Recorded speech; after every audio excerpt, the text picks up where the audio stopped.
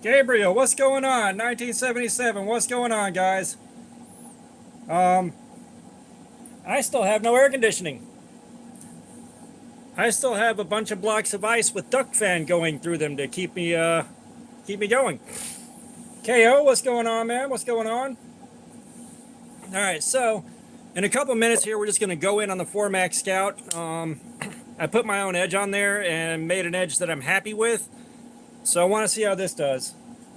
Well, our AC died. It's been over 2 weeks now. KO, see you in a few. Um, so it's been over 2 weeks now. The motor in the big unit outside just gave out. It was dying for a couple of years and it finally went. And Travis, what's up, man? But it finally went, and it's a special order part. So it was supposed to be here like Friday at the latest. So we are at the 2 week mark. Um, we've been lucky that the weather's been just cool enough to keep the fan in the window running, which has been helpful up until it hit like 90 some odd degrees today, and then you can feel hot air being pushed into the room. But I mean, it's all we can do. Um, I've got the little portable AC I built right here, making an area the size and shape of my torso at least tolerable.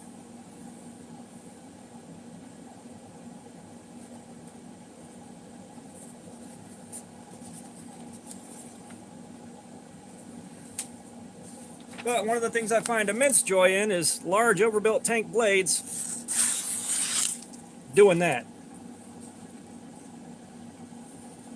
Um, that doesn't quite help, KO. The air in the house is still incredibly hot and stifling, and all that does is pull that air from the rest of the house into the room. Like, I had to have that discussion with the wife because she didn't quite understand what I was saying when I said all we're doing is pulling hot air into the bedroom. Because we got the outside window open, and then the one in the bedroom door got turned around to blow the hot air out into the rest of the house where we're not. It didn't quite click, which I completely understand it not clicking right away. But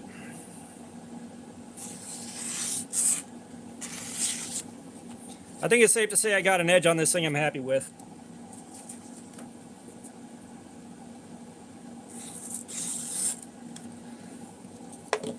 And I still don't really know if I wrecked the 220 stone on the precision adjust yet. I'm going to have to go in on something a little bit tougher and sharpen that and see how that does. But yeah, let's go ahead and get ready to get going with this.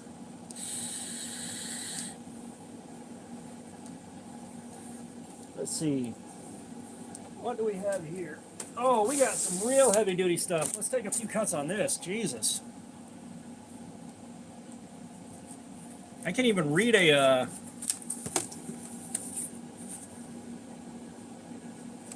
hang on. 61 pound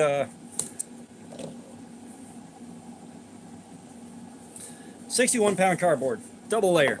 Well, I mean, and the thing that scares me, it's a special order part. All right, the technician's like, I got bad news for you. The motor's gone in the fan out there, and I've got this motor in the van, and I got this motor in the van, but yours is a special order part, and it's going to be 3 to 5 business days. And that was like 2 Fridays ago now. And the AC was out like I think Tuesday or Wednesday afternoon. So it was like Wednesday, Thursday, Friday, Saturday, Sunday, Monday, Tuesday, Wednesday, Thursday, Friday. Let's see. Wednesday, Thursday, Friday, Saturday, Sunday, Monday, Tuesday, Wednesday, Thursday, Friday, Saturday, Sunday, Monday, Tuesday, Wednesday, Thursday. Like, it's been a long time. Oh, this is like cutting butter, guys.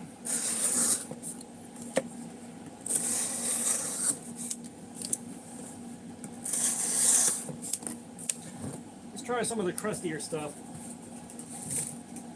We got the known difficulty right here. Yeah, no, it's outside of the blade being a bit of a wedge, These are some easy cuts.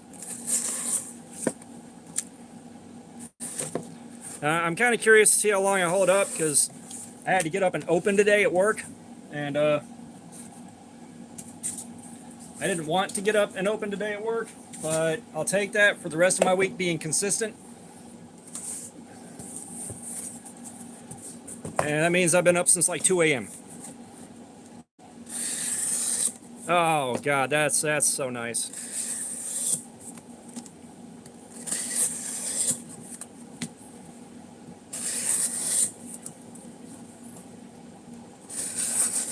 All right, KO, you know what you got to spam in the chat, buddy.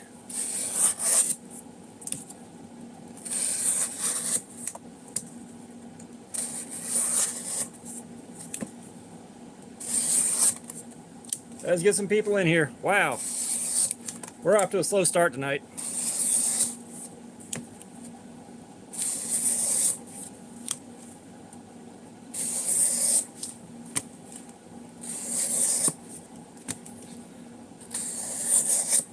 And predictably, this thing is cutting way better than it did on the factory edge.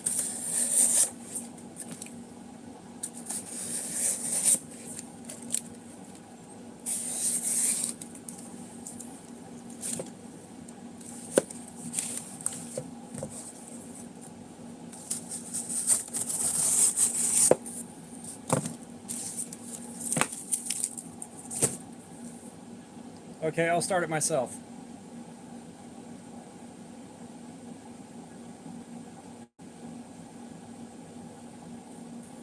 Okay, we're at 7 now. Let's see what that does.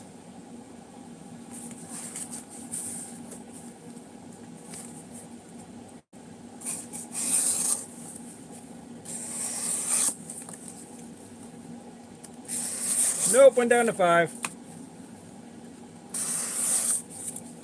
We're not going there in 1977. We're leaving that mess out of this.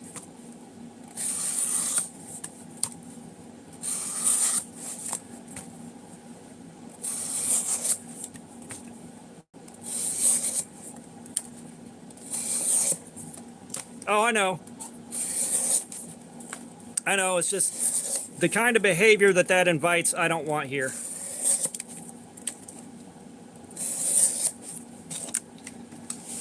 Wow, we're down to 3. Jesus, man, this is a slow start tonight. Is somebody else doing a live stream that I don't know about?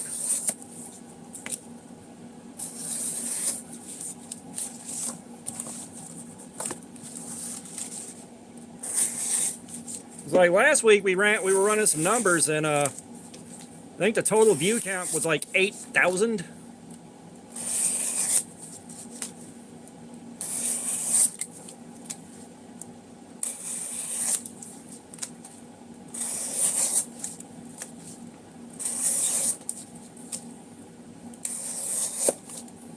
Which I am hoping I can run for a long time tonight.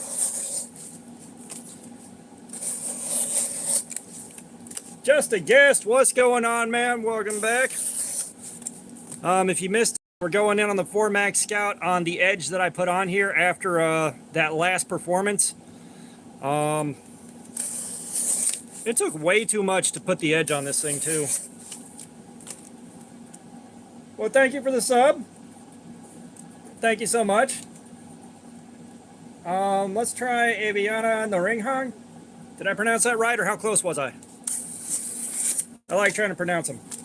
Yeah, no, 1977, you're right. It was only a few seconds per person, but 8,000 views is 8,000 views. That's 8,000 sets of eyes that showed up here. You know, that is phenomenal. Like, that is well above and beyond expectations.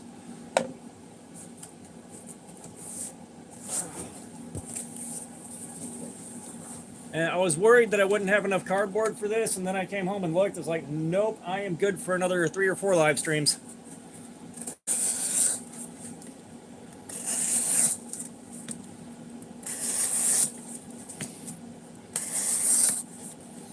Which, if y'all didn't catch the video earlier, I got...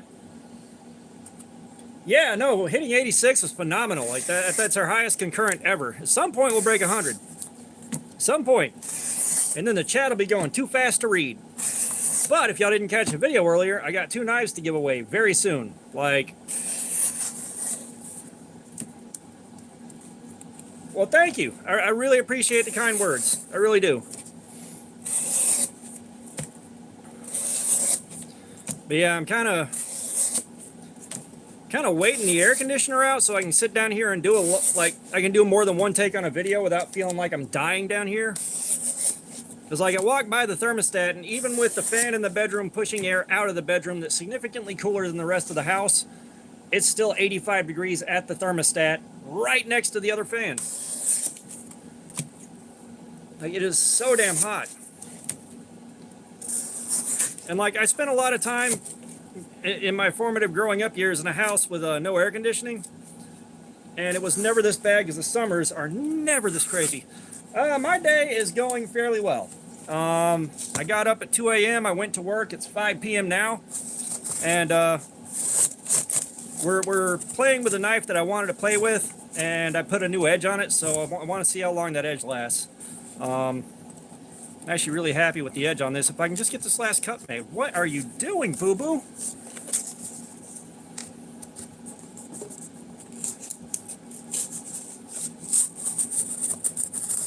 Okay, there we go.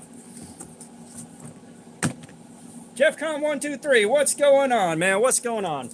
Yeah, if you missed the last live stream, this thing did terrible. It lasted about an hour before the edge crapped out. Yeah, Bianca, thank you. But I went to sharpen it back up, and one edge bevel was like 20, 21 degrees, and the other one was like 17. It was god-awful. And I could not get it to cooperate with the precision adjust, so I took it over to the 2x72 and hogged off all the material I wanted. And then did a slack belt on the tin onion grinder. And got a nice mirrored convex edge. Yeah, this one is OS 10A. But yeah, so I got the edge on it that I wanted. But dear God, I had to do so much. I'm willing to say happy birthday, homie. That's not too it's not too far out there.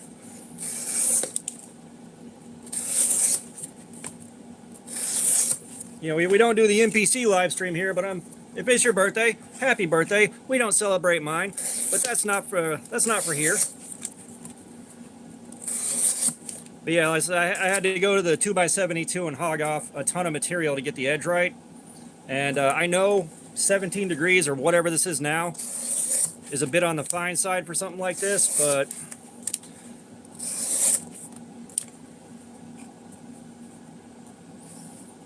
gotcha. Okay, it's your homie's birthday. Me with knives. What's going on? But yeah, happy birthday to your homie, for sure.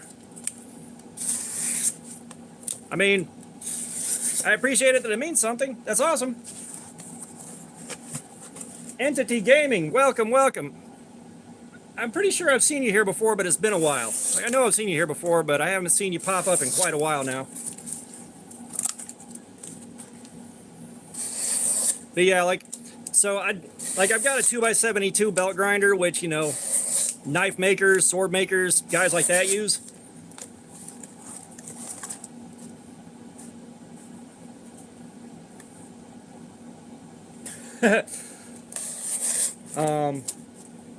But no, the hardness test, that would be interesting too. I wish I had a proper HRC tester. However, that's money I don't got. And currently, no, Aviana, I don't sell these. As a matter of fact, almost everything that you see on this channel was bought with my own money. But the super chats are going towards a best edge sharpness tester, so that we can really watch the edge deteriorate in real time instead of having to guess whether or not it's worn out on copy paper. We're getting there, slowly but surely. We're getting there. I am looking forward to having that thing to play with. Oh no, you're good. You're good. No, I don't have anything for sale on this channel right now. At some point, if you know, we get enough subscribers to actually make it worth the time and energy, I'll probably start looking at selling shirts or something. You know, go through Teespring like everybody else does. But until then, it's just gonna sit and wait.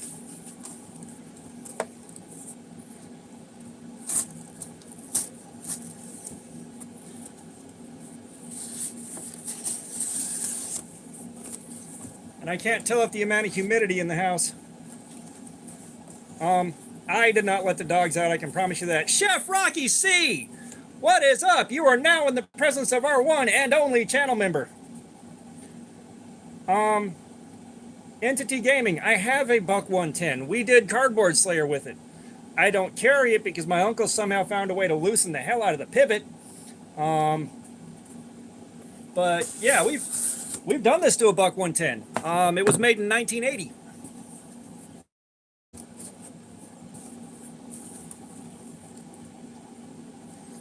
Oh wow,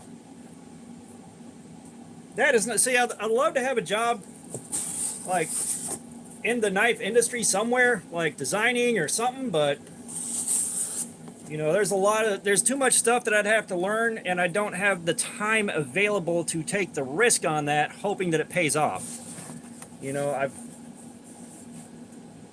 and know me with knives, I'm not going to sell insurance. No burps yet.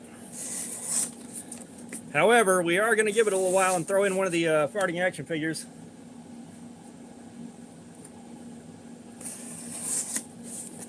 Using them count. I'm not sure what you're getting at.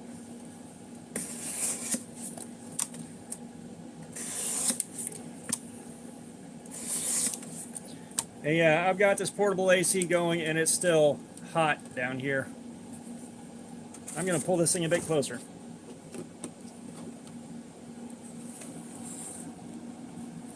There we are, that's better.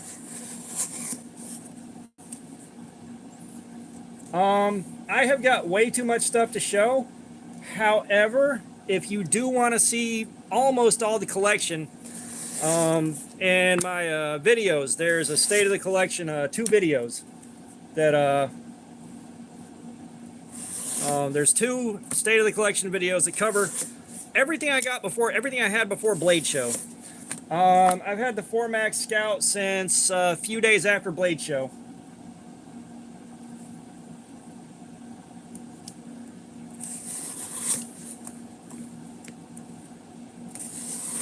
Yeah, I mean, I think there was about 160 in that, 165, somewhere around there.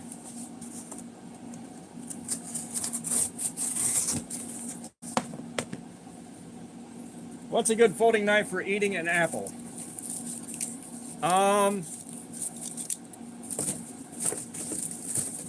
Honestly, you could get by with just a case knife or a Swiss Army knife.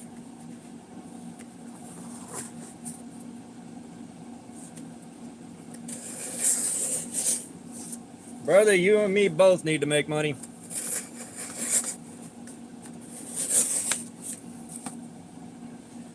Yeah, and Opie now,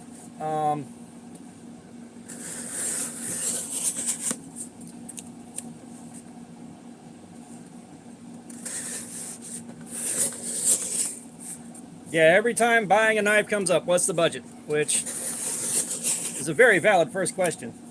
Oh, everybody sees my feet. Actually, can we get a vase of floppy disk in here? Can we?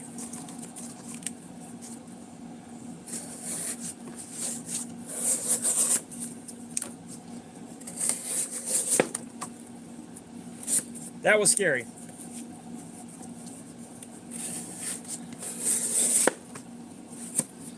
Why doesn't this thing want to cut nicely?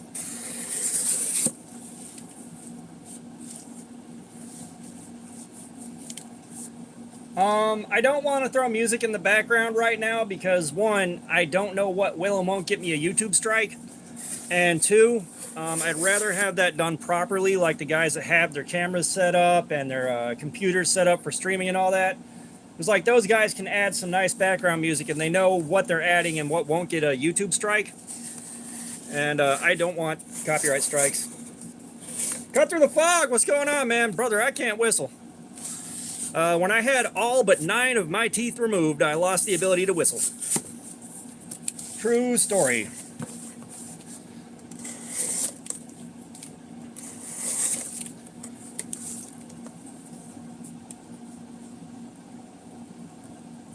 Do I know a Nika 30?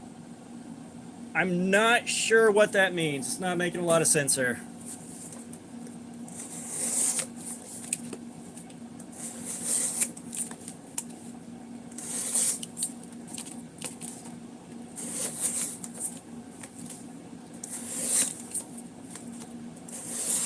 Let's put it this way, cut through the fog. I almost never sing because I'm not in the mood to hurt my own feelings.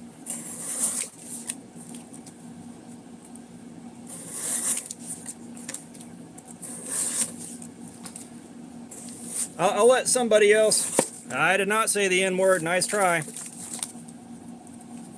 Nice try, but that letter K was properly pronounced. However, if you want to pull shit like that, get gone.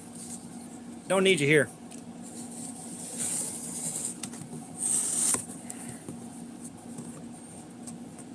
That's your only warning.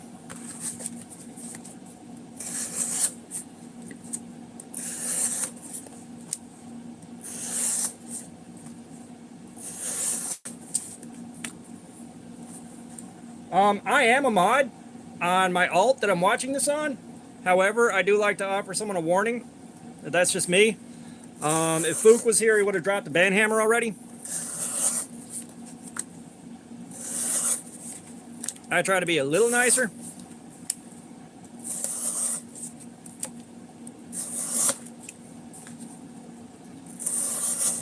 I'm sure you'll think up something else.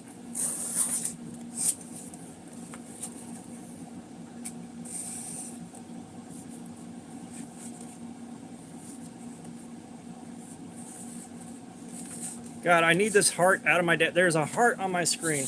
I'm not sure what I could do with blades that aren't heat treating. That aren't heat treated. Like, the best I can do with a heat treatment is just drop it in the forge, get it past critical temperature, and then dunk it in a preheated canola oil. That's good for stuff like 5160, 1095, 01 tool steel, stuff like that. But I have no idea how I'd go about doing stainless worth of crap.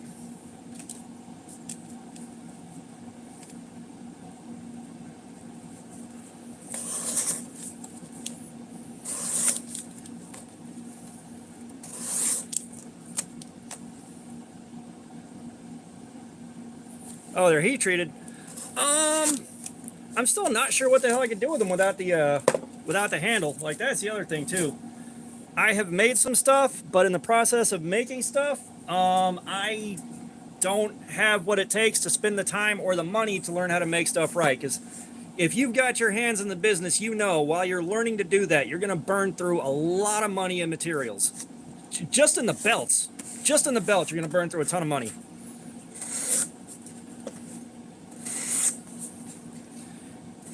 You know, that's part of what, like, I tried knife making briefly.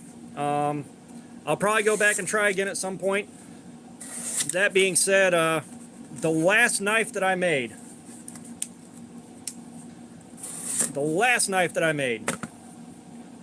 was this one right here with the raindrop Damascus, and I spent probably about 10 hours working on making that billet, and massive delamination right down the center. Can't grind past it.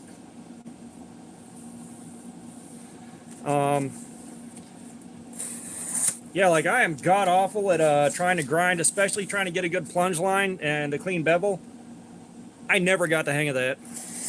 Like, I know I started too big.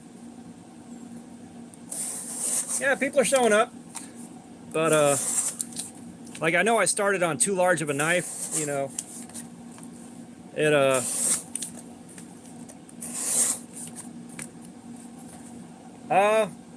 In this case, tried did means failed. I failed at getting good at making knives. Like, I don't have the patience or the money.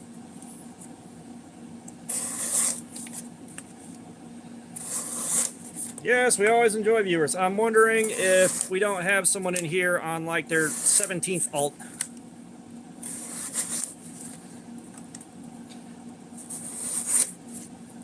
Pocket Theory, what's going on? Welcome. So if y'all are just getting here, we're going back in on the Formax Scout after I reprofiled the edge. This went to the 2x72 belt grinder, and then it went to the Kin Onion Work Sharp. And you can see where it touched the roller wheel while I was doing the slack belt, because I was doing what I didn't want to have to do, and I was trying to get a good convex.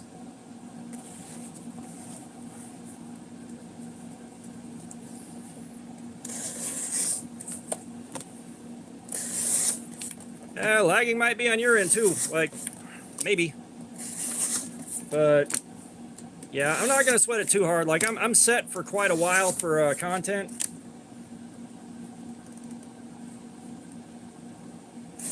But, Fook, what is up? What's going on, man? Yeah, so I've got 3 forges. I've got a very, very nice Peter Wright anvil. I have got another homemade anvil, just a block of a. It used to be a dock scale calibration weight. If you understand that, if you believe that those exist, it is a 50-pound weight for calibrating the scales on docks. And I took a 3x36 or 4x36 belt sander and flattened the top out, which it turns out that is a great tool for doing that. And I use that for my secondary anvil when I need like a hard, crisp, clean corner on something. That has it. My Peter Wright anvil, someone rounded both the edges off and didn't leave like a sharp corner anywhere. So I don't have that option, and I'm not about to mill the entire working surface off to get to a sharp corner. Yeah, it's cutting good. Oh, brother, architectural work and ornamental work, that's where money is, as long as you make the right connections. But yeah, like I've got a nice but small. I've got a small swage block. It's a nice swage block, but it's not big. I've got a striking anvil, and the welds holding it together are of the most questionable quality. I have yet to test that out. You know, I've got 1x30 grinders. All right, folks, see you in a minute. But you know, I've got all the equipment to make knives, and I've got all the equipment to make knives well. It's just it started costing too much money, and I was not quite getting the gist of it. Like, this is probably the most controlled thing I've done. It's got like I was working on getting a nice bevel, a nice plunge line. I made some nice Damascus for it, and that was hammered out by hand. But that D-lam in the middle, that D-lam hurts to look at every time.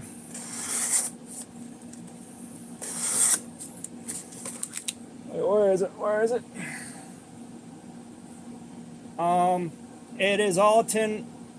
It should be 1095 and 15 and 20. I'm pretty sure that's what it is. It was like the first piece of Damascus I made is right here.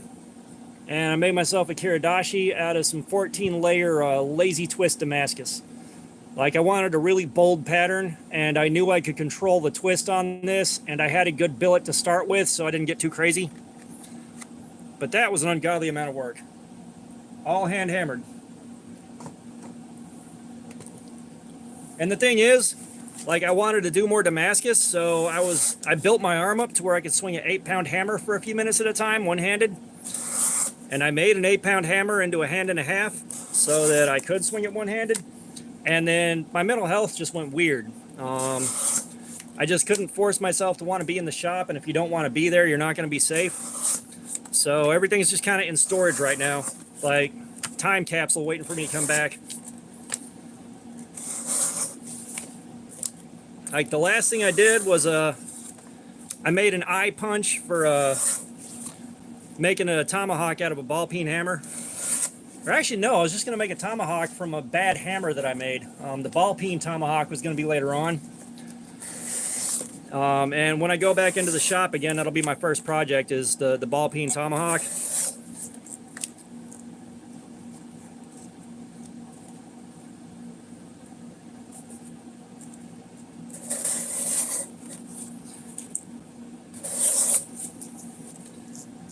Oh yeah, no, lower patterns when doing it by hand is definitely the easiest way to get it right. And I know what I did with the 93-layer raindrop. Yes, using propane, so not the ideal environment. I live in a subdivision, so I can't have a coal forge. But if I would have let the billet cook more through to the center and gotten the center as hot as the outside was, I don't think I would have gotten that delamination.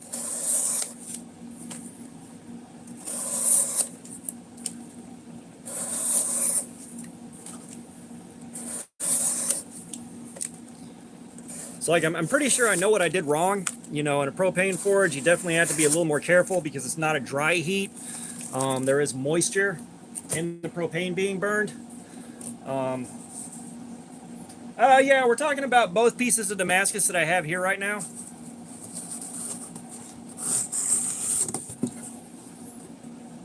You know, and I very much enjoy making cable Damascus. I find cable Damascus to be a lot of fun to make.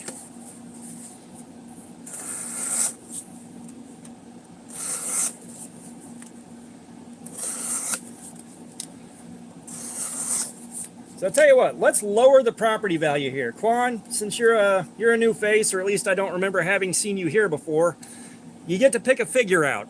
All right, pick out Robot, Grim Reaper, Ninja, Frankenstein, Knight, Mummy, Alien, or Scuba Guy. You get to pick a figure out, and we're going to lower the property value.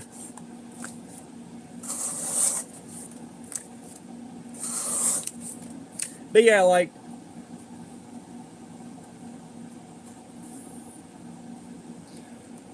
brother, I absolutely do not have the option of running an oxygen line in. Like, the Knight. Okay.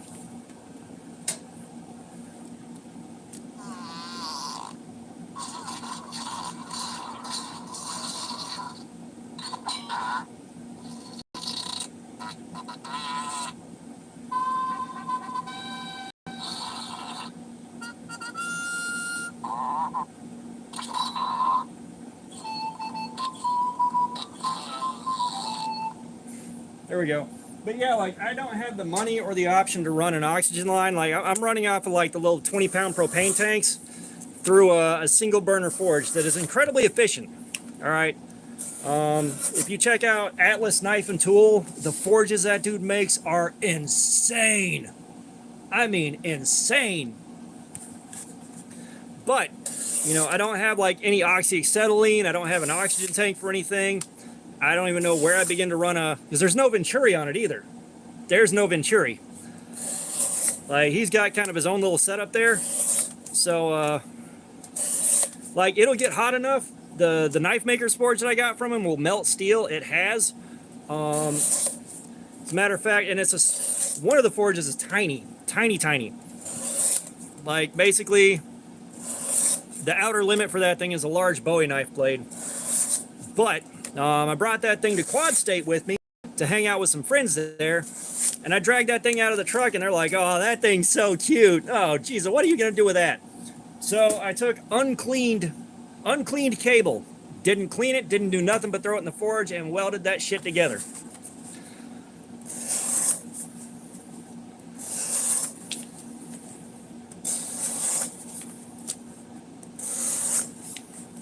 And like, I've got the old version of the forge without the fan on it or anything. Like, the newer versions are nicer than mine, but you know, that's the story of my life. Go to the Work Shark Table at Blade Show and everything's nicer than the one I got.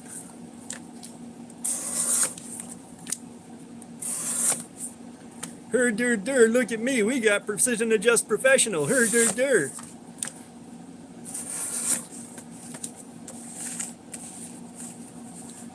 Foog, what do you blame me for, sir? It's your fault Mom drinks. I haven't gotten to play around with a ribbon burner. Let me guess, you bought the prototype Rat 2 out from under me, didn't you?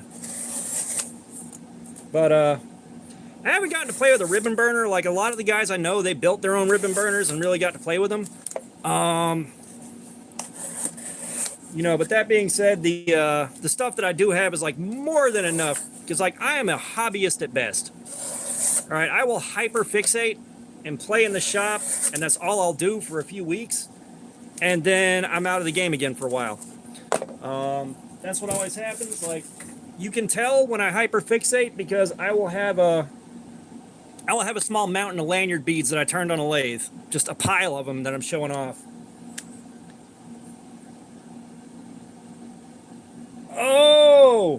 Oh, I would have gotten the Bull Mastiff over the Mastodon, but you still can't go wrong there. I hope you like that gearhead. It's hard to carry, but it looks great. And of course, the XL Luzon. You cannot argue with the XL Luzon.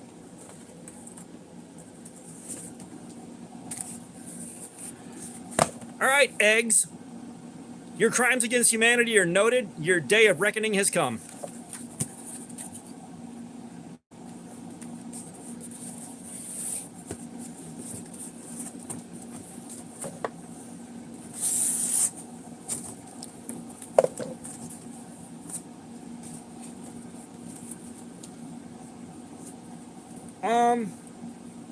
So Swiss Army knives, I don't have a good Swiss Army knife anymore.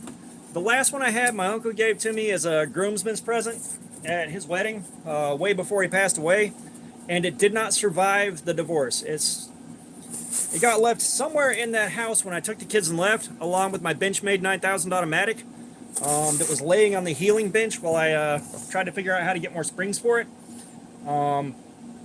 So I don't have one. However, I think they are great tools to have. Personally, I don't have a good way to use them in my day-to-day life. Like, I really don't. You know, all I do is go to work at a grocery store and go home. But they are great tools. But yeah, no. If you need to throw me under the bus for your sake with your much better half, by all means. Throw me all the way under the bus. I will tell you whether or not it needs an oil change. Fook Doozle's wife, I made him buy it. Shoot me instead. No, wait, don't. I have things to live for. Fook, you're on your own, buddy.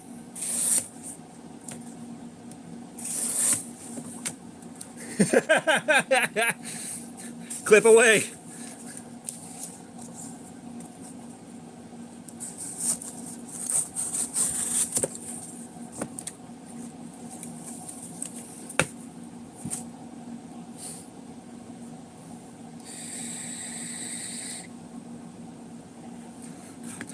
But I'm going to say right now, cutting with this thing is an absolute pleasure. For such a big chunk, cutting this nicely, hell yeah.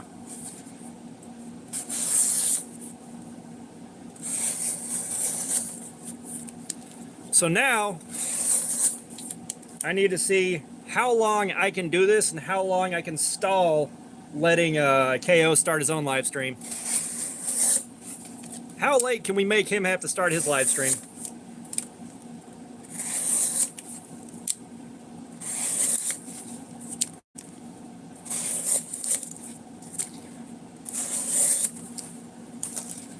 Now, this is just cutting through this stuff like it's not there hardly.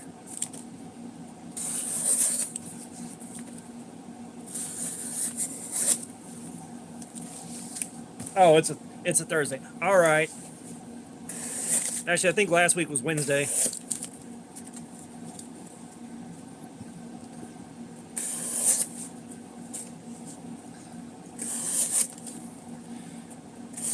Yeah, the last time I played poker was a bad situation. I was trying my hardest to turn that into a fight. Like, I really wanted to beat the living shit out of the guy sitting across the table from me. I was trying so hard to make it happen. Like, I fell down to my last chip. I threw that in and stood up, won that hand, proceeded to take every single chip off the table. I was shit talking him the whole time. He would not budge. I don't think he wanted to smoke because he knew bad things were going to happen to him.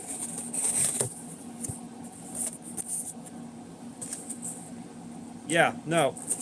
So I won that one pot, and then I took every single chip off that table. He was down to his last chip, and I was still talking shit, and he just would not move. But if you're having an affair with another dude's wife, I guess you will be kind of scared.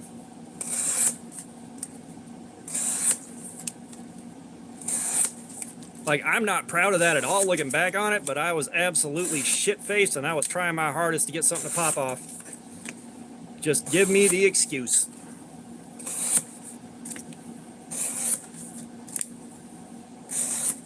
Yeah. Oh, no. Like I said, it was not a good situation that I had somehow put myself in. But at that point, with that whole situation, like, I was pretending to be his friend so I could find out, you know, like, you got guns? No. What's in the woods behind your house? Okay. What's your work schedule? Gotcha. That kind of thing. So I was already put myself in, like, just the wrong situation for a human being to be in.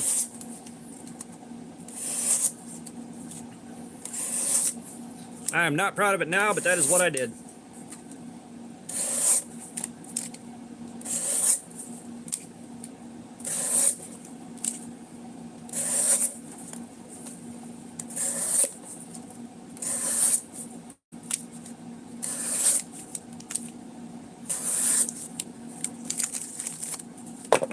But, you know, at this point in my life, if she wants to cheat with you, you can have her. We're done.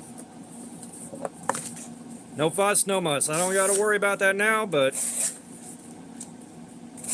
life advice from someone who's been stupid.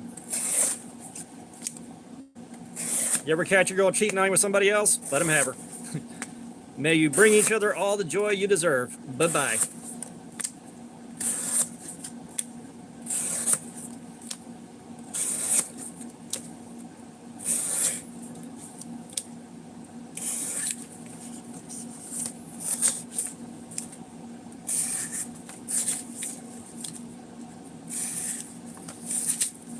But what's everybody else been getting into today? I said, yes, exactly.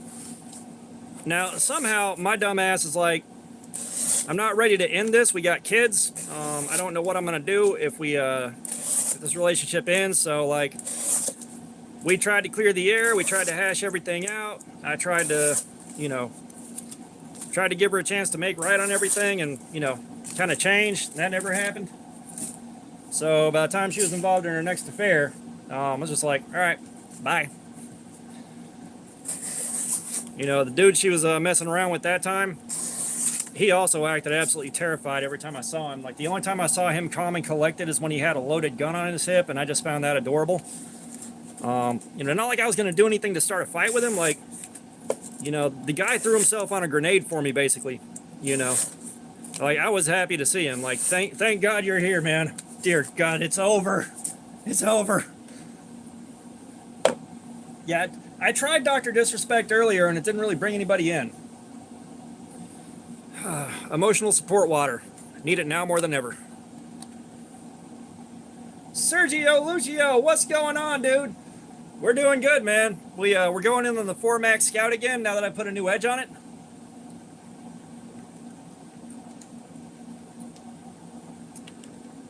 And I still have no air conditioning. Hooray!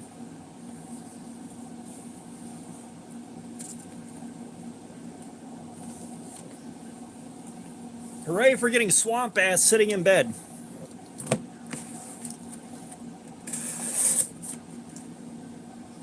Still no AC.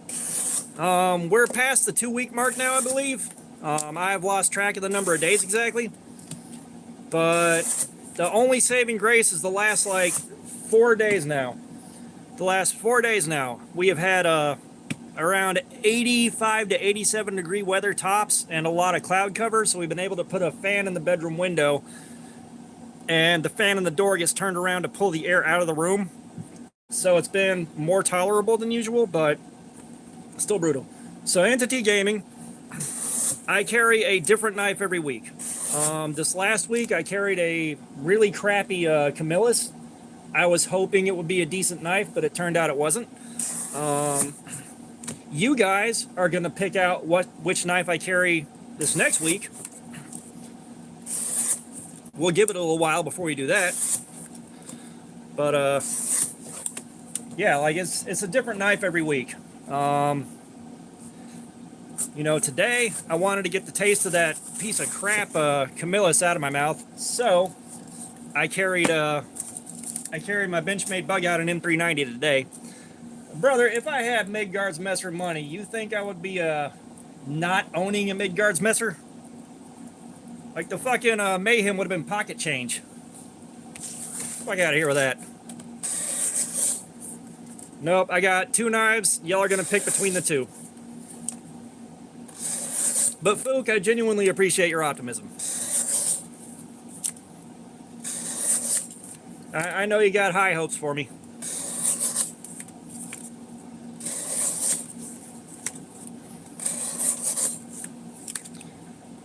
Yeah, this thing is still cutting like a laser.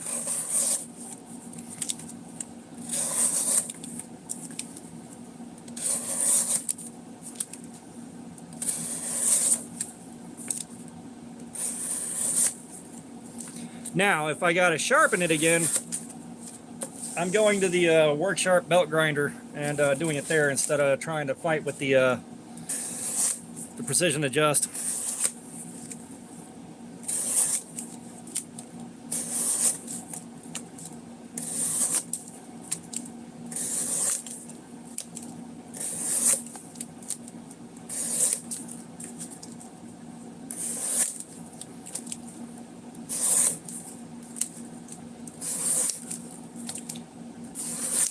43 minutes in. It only feels like we've been here for like 10 minutes.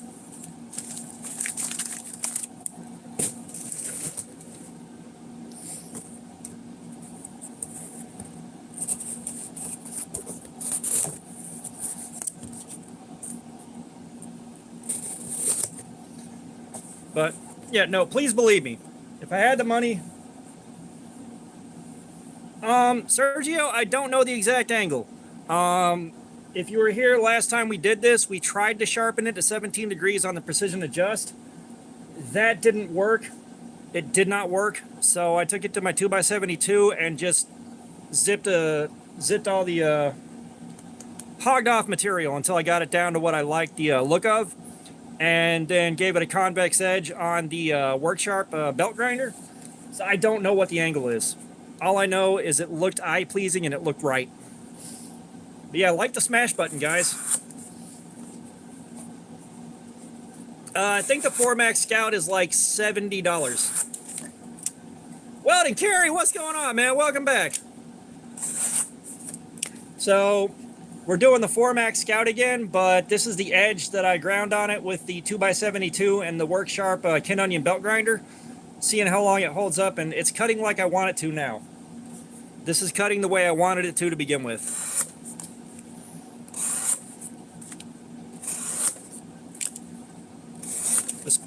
And like, if you weren't here for that, one bevel was at like 21, 22 degrees, and the other bevel was like 17. Like, it was terrible.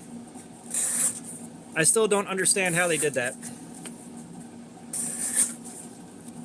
Oh, dude, that first 100 feels good, man. Like, every one counts, and every single sub feels good, but especially going through that first few hundred, holy crap. Thank you, Weldon Carey. This is indeed a nice knife. I will say, if you're going to buy one, you got one modification you need to make, and you want to put a new edge on, but under the dingus end of the pocket clip, you need to take this off and get a Dremel tool or something and sand a flat spot under this clip. The surface on this is like skateboard grip tape. It is exactly as rough as it looks.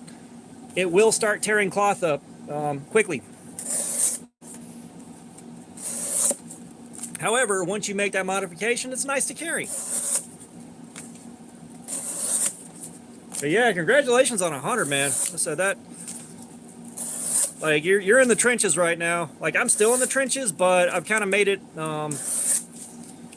I've made the first big milestone, you know? Like, I've made that first 1,000. And now that first 1,000 has passed and I was able to turn on, like, super chats and stuff like that, people seem to be coming in faster. I think I'm just getting promoted a little bit harder. So, like, you know, me doing live streams and regular videos and feeding the growth on that is helping out too. You know, that daily 15-second pocket check may not seem like a whole lot, but those have made a huge difference in the growth of my channel. You know, if I have one take off and do 1,000 views, that's 3 or 4 subscribers right there. You know, even if it doesn't do a ton of views. Oh, thanks, man. Yeah, that 1,000 took some work. Yeah, if y'all haven't, go give Weldon Carey a sub. Let's see if we can get him to 120 tonight. But yeah, like that little 15-second pocket check. That's maybe a minute and a half of work every day, and if it does decent numbers, that's an extra 3, 4, 5 subscribers. Which evasive floppy disk, what's going on, man? Welcome back. We showed feet and you missed it, but you bought a membership too, dude. Fuck yeah. Look at that, we got our second channel member. Sorry, I didn't know what I was seeing. Yeah. No, you wanted feet. You wanted the feet. You were here for the feet.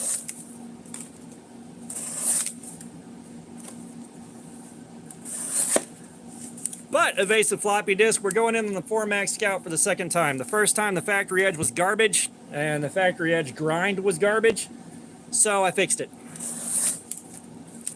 Gabriel, man, thank you so much.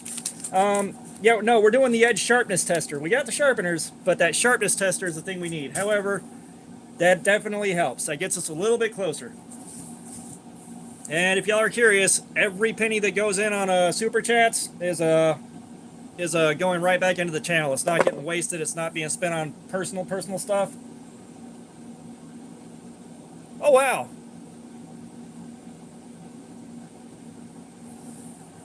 Yeah, for once.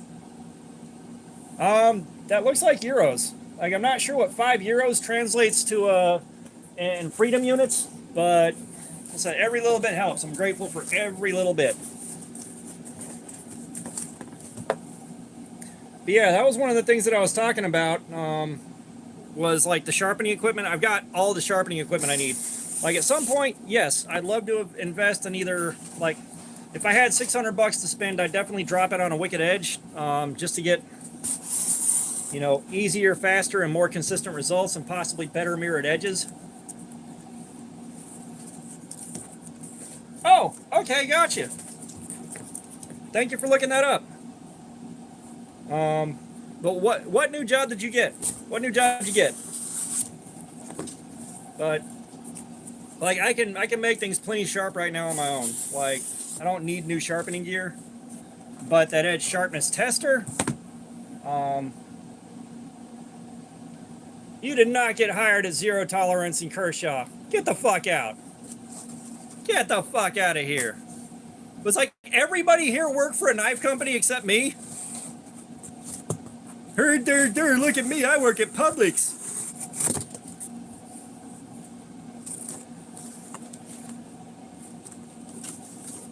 Yeah, that's not too shabby, man. That's a foot in the door. Nah, we'll be here. Don't worry. We'll see you in a little bit.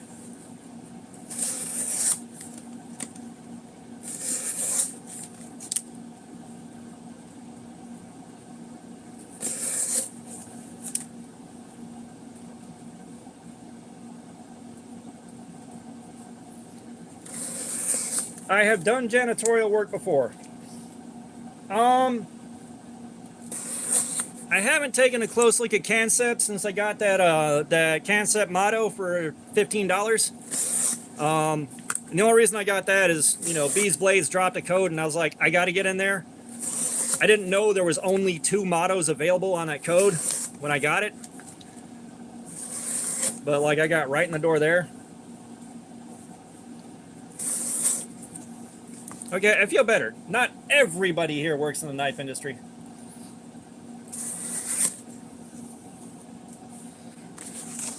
But I lost track of what I was just saying, guys.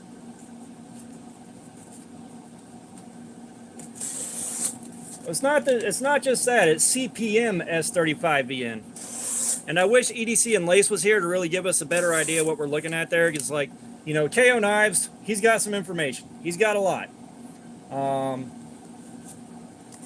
You know, KO Knives knows a ton of stuff. But if we had him and EDC and Lace in here, we'd know everything within about 30 seconds. Literally everything there is to know between the two of them. So we're looking at, like, say, the edge retention on CPM S35VN versus regular S35VN, and how that would stack up against, like, D2 or OS8 or something like that. You know, like, what am I buckling up for when I run that tomato, on Cardboard Slayer with that CPM S35VN? I'm not certain on the, all right, folks, see you in a little bit, but, like, the Mato, whatever, we're going to call it the Mato from now on. But the Mato, I got it in hand. It feels pretty good. It feels fairly premium. That being said, the thumb hole is small and kind of hard to get your finger into. And the front flipper, it's basically might as well be locked up solid. Like, so it's got some shortcomings.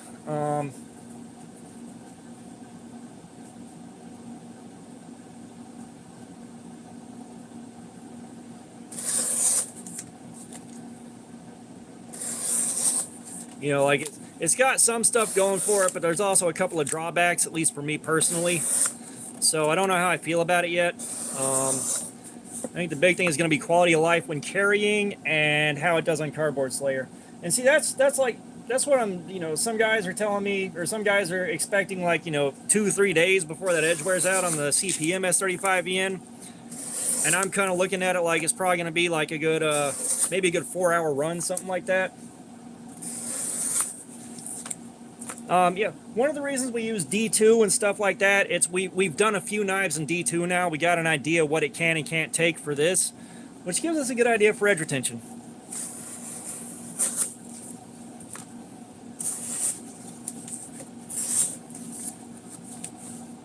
Please tell me I'm not giving myself carpal tunnel right now.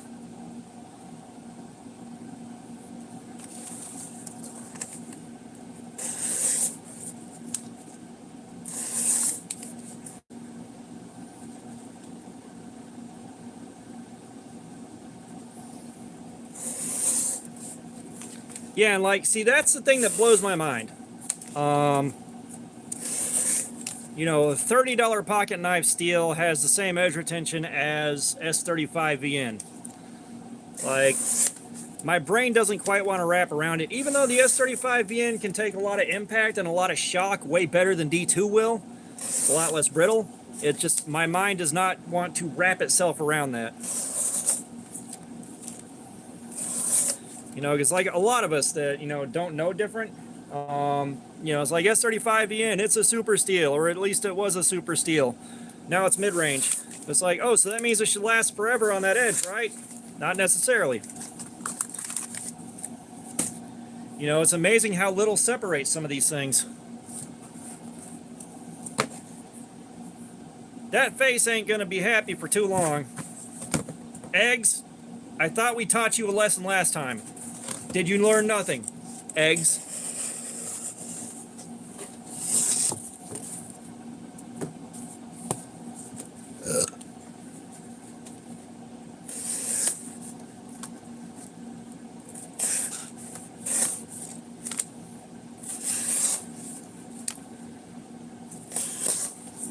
Wow, we are already just shy of the 1 hour mark. That is crazy.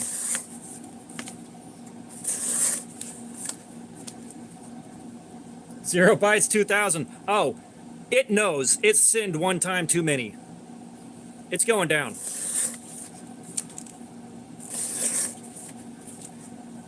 You know that egg box is a heathen. I know that egg box is a heathen. Penance must come.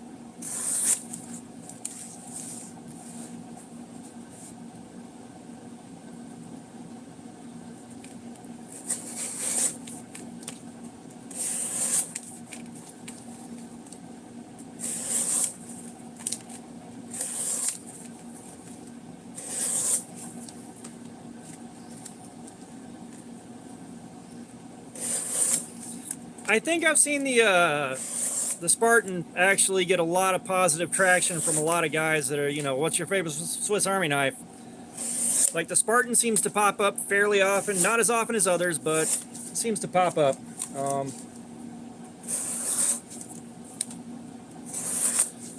But yeah, no, I mean, and the thing that's confusing, especially with the Mado, is what does a knife that small and slim need toughness out of the blade for more so than edge retention? That's, unless they're just like, we can get the CPM S35VN a lot cheaper than M390, we'll make it a selling point.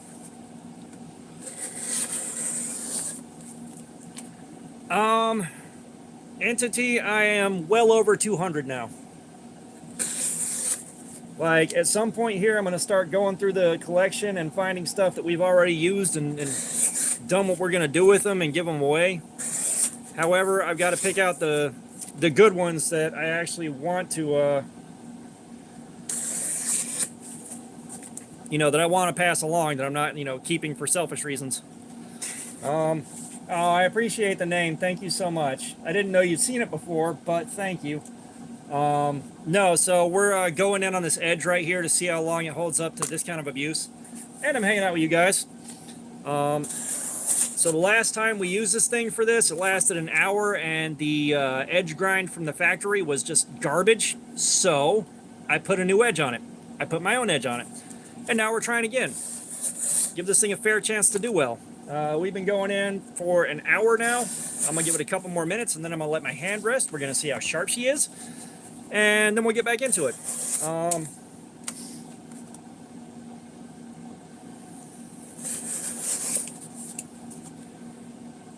0 bites. You get to pick a figure this time. We have got the Ninja, the Grim Reaper, Frankenstein, the Robot, the Mummy, the Alien, and the Scuba Guy to pick from. We're about at that time. We need to lower the property value.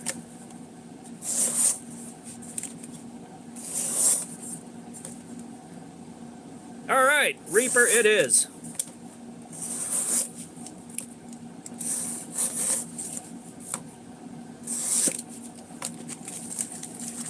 This thing still feels like it's really, really sharp.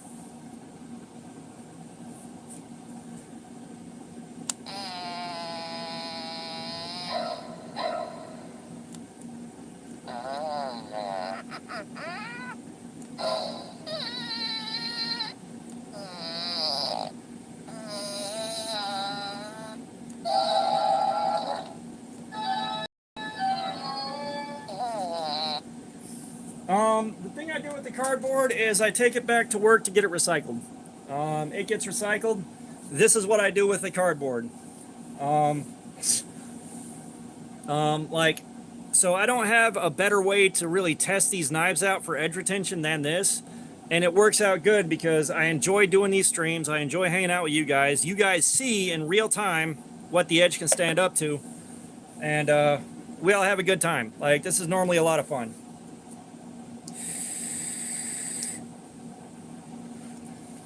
And we're at the 1 hour mark, so I'm going to give my hand a rest for a second, however. Let's see if it's still as sharp as I think it is.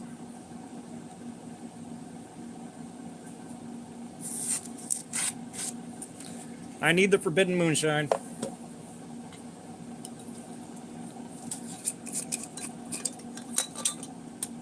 Aww. Can't have nothing nice around here.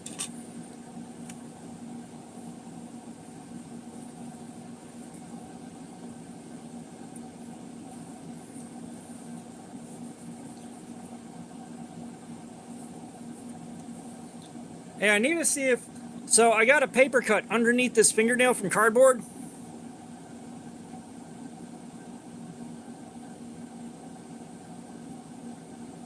That doesn't bother it. Weird. I thought that would hurt a lot.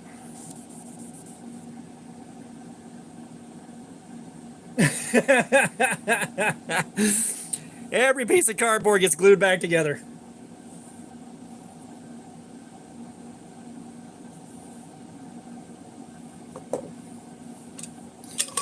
Actually, I glue this back together with the saliva and tears of children that were just told there's no Santa.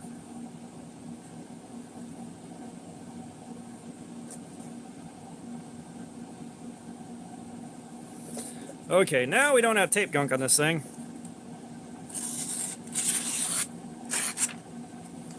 We're still doing pretty good on this edge. I'm not doing good making this cut.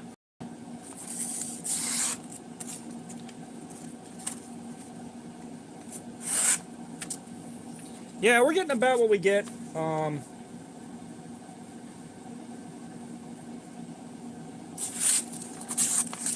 not sure how long the edge will hold up, to be honest with you. All I know is we're doing 1,000,000% better than last time. The sharpening I did definitely helped the edge retention out a little bit for this particular task. Drawings and stuff. What's up? Welcome back. Right? We could also... I'm good, man. I'm doing a live stream. We're playing with a knife that I like. I'm having a good time. But we're an hour in, and the edge is still fairly keen.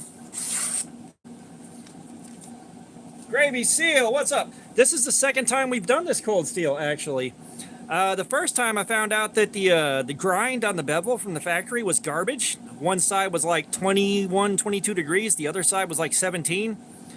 So I hogged all the material off I wanted on a 2x72 and then refined the edge on the Work Sharp Kin Onion belt grinder.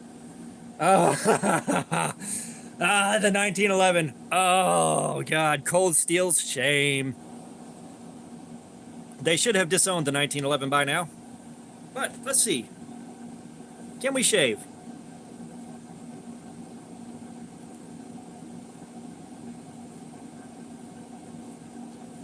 Well, this thing ain't shaving no more. At all. So yeah, I mean, if you're interested in a Formax Scout, like I mentioned earlier, you need to take the pocket clip off and sand a flat spot, a nice smooth spot underneath this clip. The wider the better. And you'll probably want to grind a new edge on.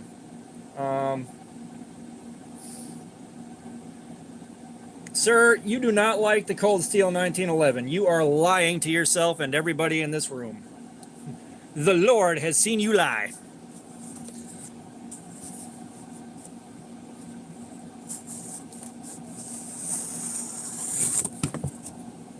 Now, what the hell was the steel that they used on that one? It was some god-awful garbage steel that didn't hold an edge worth a shit. Like, the knife itself was put together okay. The design was alright. Not the best, but it was alright. But then, God, that steel is garbage.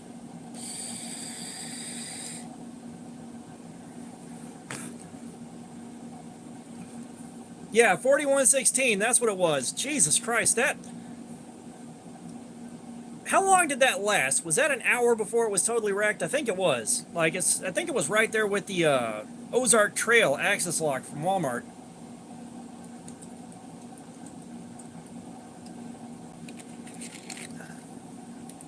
Yeah, it looks alright. Alright. If they would have used a decent steel that held an edge well, I'd be all about it. But they ruined a pretty decent design with just garbage steel.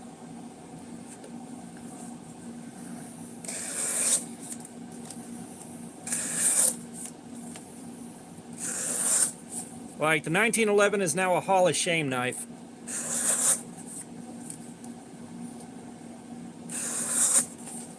Well, here's the thing. Like, I forget what I paid for the Cold Steel 1911, but I'll look it up real quick. Like, for $10, for 10 American dollars, you can get the Harbor Freight Gordon GK23. That is the badass grandma of all beater knives. You get a phenomenal piece of kit for $10, and I think you're paying around 26 or 27 bucks for the 1911.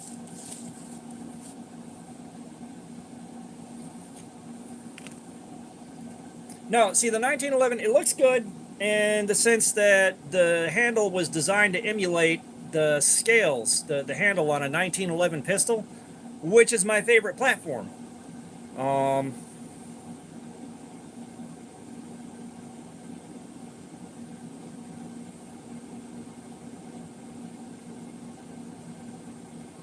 Yeah, 2356.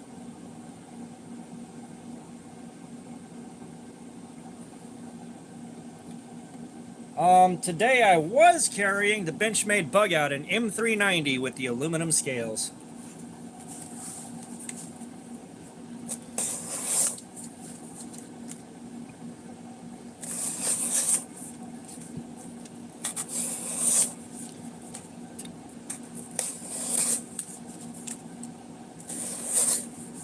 You know, I woke up, I felt like hell because, you know, I closed all week and then I had to go in and open today, so there was like no sleep. I was like waking up every hour on the hour. And so I grabbed the Benchmade Bug Out and the M390. I can't remember the model name. Somebody here knows it. Just to make myself feel a little bit better today. And then I take a paper cut from the edge of some cardboard underneath this fingernail and it starts bleeding. Then I pick up a box of stuff and the bottom falls out right in the middle of an aisle. Then a large can falls off a shelf and hits 3 of my toes in one go on the edge.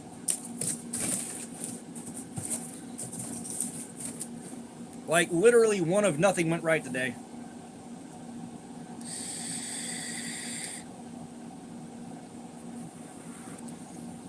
Ooh, fancy.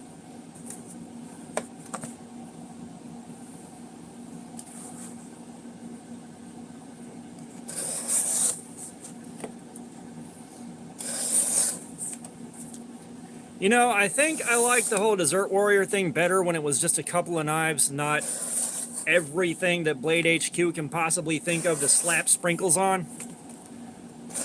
Don't get me wrong, I'm all for doing goofy stuff. All for it. But I liked it better when it wasn't like basically Blade HQ's entire personality.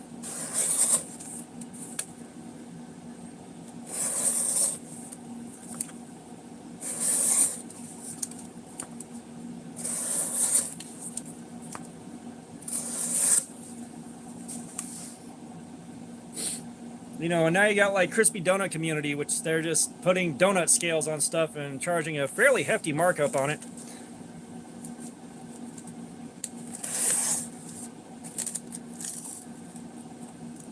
Oh, dude, nice.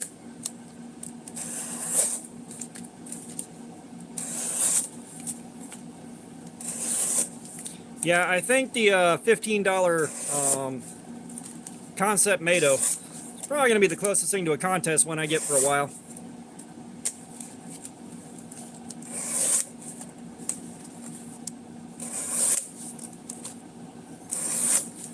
By the way, guys, if y'all weren't here earlier, Welding Carrier just hit 100 subscribers, so we're going to see if tonight we can push him to 120.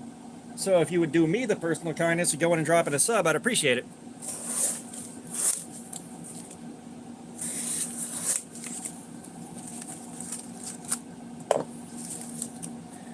Yeah, that's the thing, is like, it's trendy, and the markup on that is just completely unnecessary. You know, when it was just a Kalashnikov and it was just released like once a year, you know, that's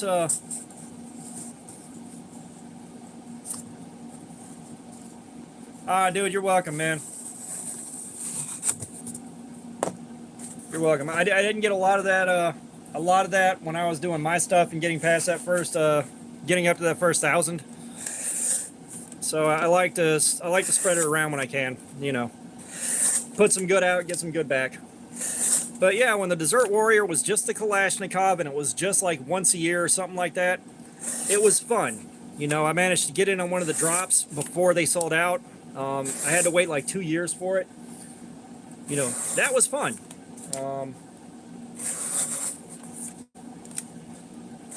Yeah, we're going to keep trying as the night wears on, see just how many subs we can push his way.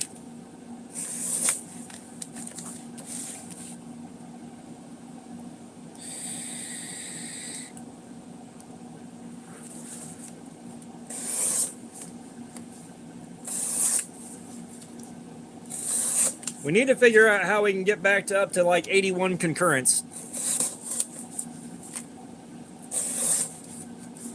I don't think tonight's the night we're going to break 1,000 or break 100. Bill, what's going on, man? We're going in on the Formax Scout again, but with my edge on it and not the factory edge.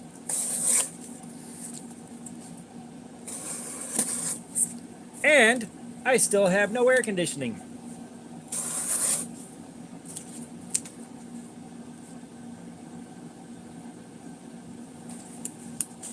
Arkansas EDC, what's going on, man? Welcome. Yeah, no, I had guys that were buying those Desert Warriors, like they were getting in the second they dropped and buying 2 or 3 and then turning around and flipping them like immediately. Double the price. Yeah, just because my fan motor has to be special ordered. It was supposed to be 3 to 5 business days, which last Friday was 5 business days. It is now Thursday. Y'all give me a second.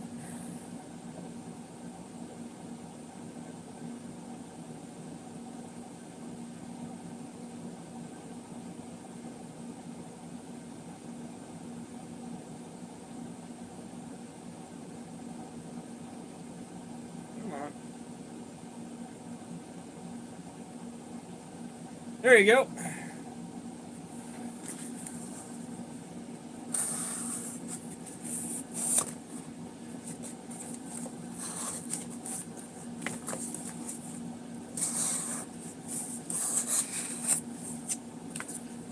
Well, you know, I have my ways.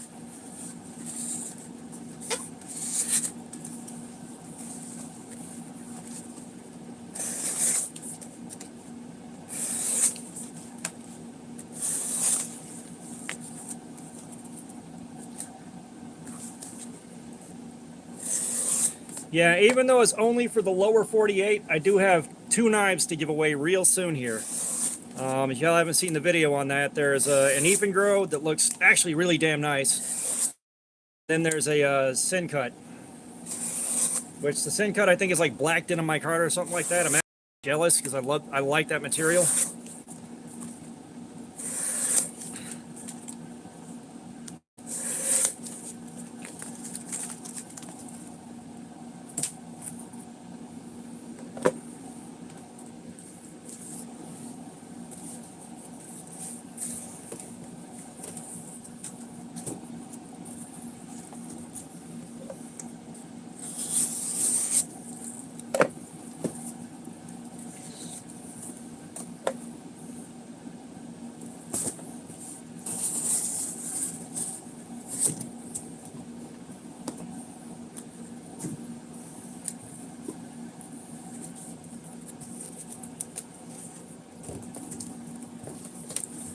Well, as long as you're in the lower 48 continental United States,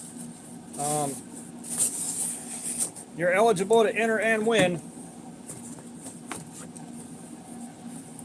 You know, the usual running a contest spiel. Eggs, have you learned nothing? Have you not learned your lesson?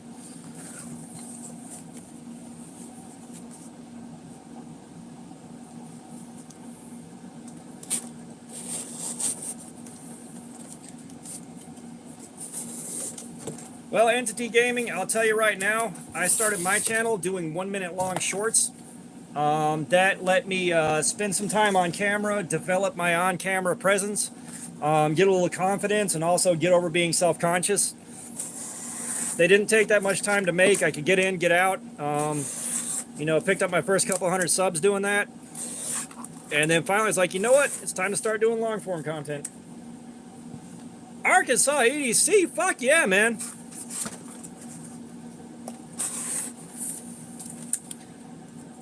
So we're hitting the point now, you just hit 1K, so you should blow past my channel in about 2 weeks here.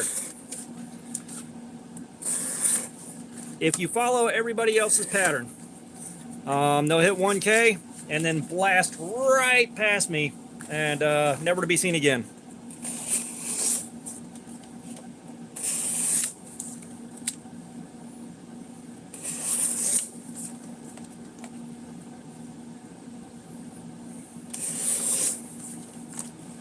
Well, my voice is on camera. My thoughts and prayers are on camera.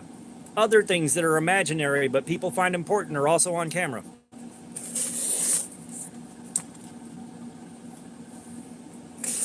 Yeah, see, it took me over a year to hit 1K.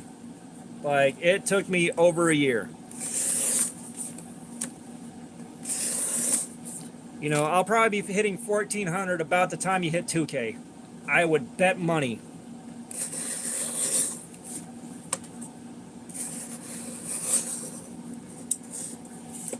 Mad Yakko, what's up?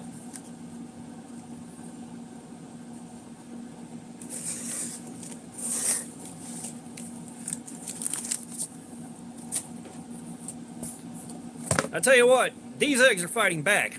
They don't like going down.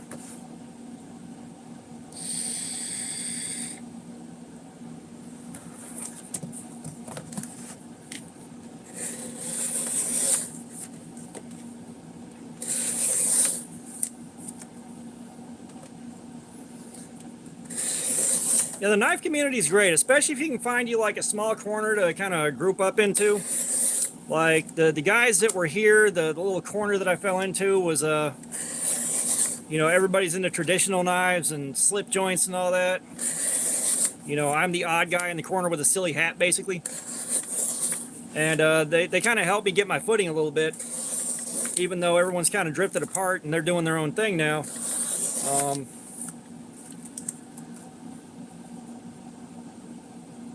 Did you break your Vision FG? How did you break your Vision FG?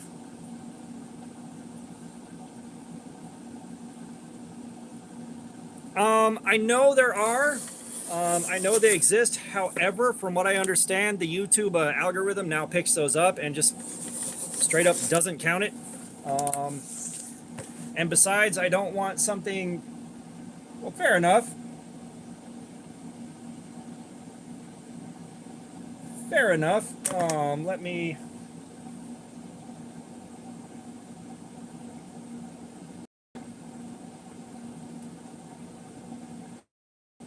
Give me a second here. I'm doing a thing.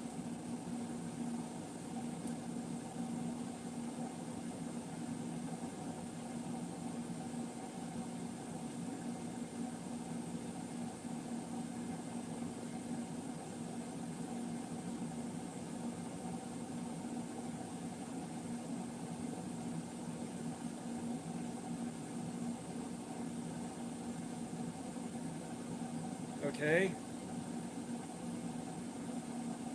Give me a second. I'm trying to do something. I'll be with you.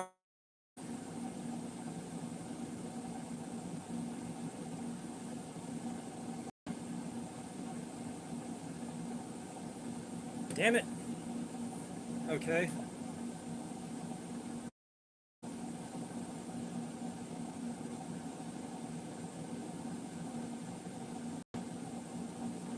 Brother, I cannot get to your channel on the one I watch all my knife stuff on. What the hell?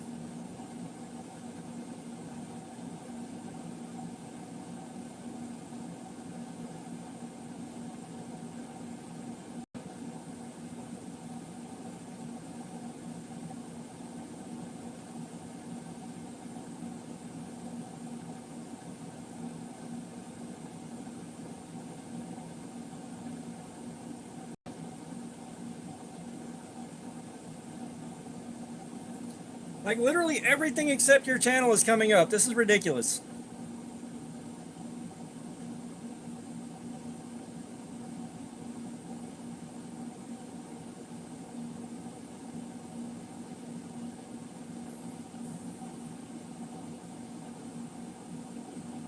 Okay, let me try one more time.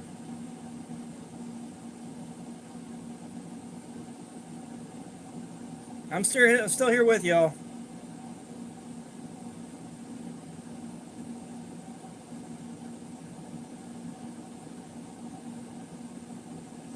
There we are. Okay.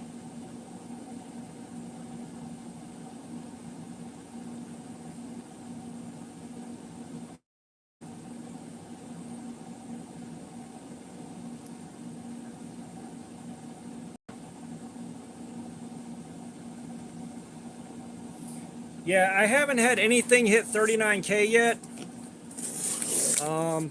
Whatever you're doing is working, man. Yeah, I just found Mad Yako finally. Like it took so much work to get to that channel on knives, I guess, instead of my alt. Like I've got one channel I kind of keep the community together in, and it's its own separate page. And then the other one is for the rest of my watching. Wow. Dude, whatever you're doing right, man.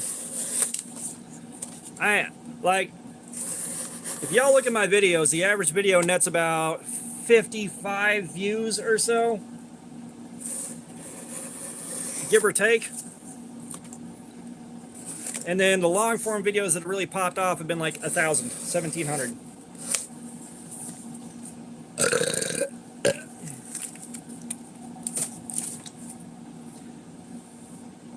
We'll save the rest of this box for later. This thing's fighting way too hard to stay alive.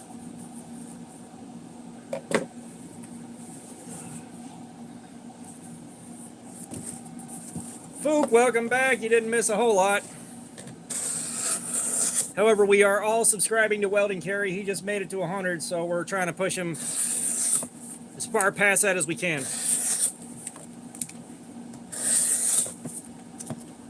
And Mad Yako has got a video coming up about how he broke his Vision FG, which I guess we're going to have to watch that now.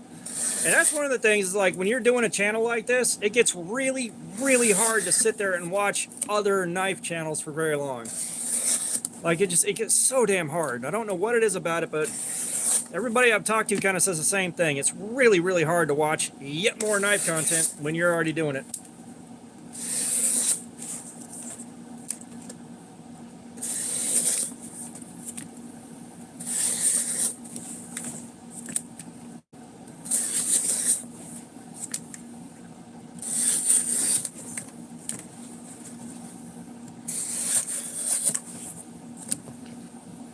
KO, we need to get that,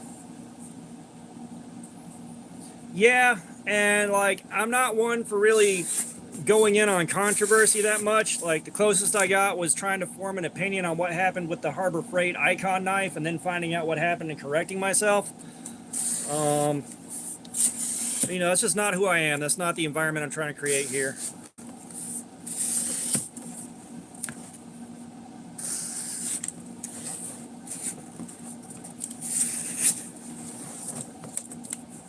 You know, the other thing you got to do is constantly give knives away nonstop. And like, I had asked Bees Blades about it, because, you know, he pulled in a lot of super chats. And it's like, you know, if you're not offended by the question, what do you end up doing with all that? And he's like, pays for the channel. I spend a couple $1,000 a year in sending out giveaway prizes. It's like, bro, fucking shit, man.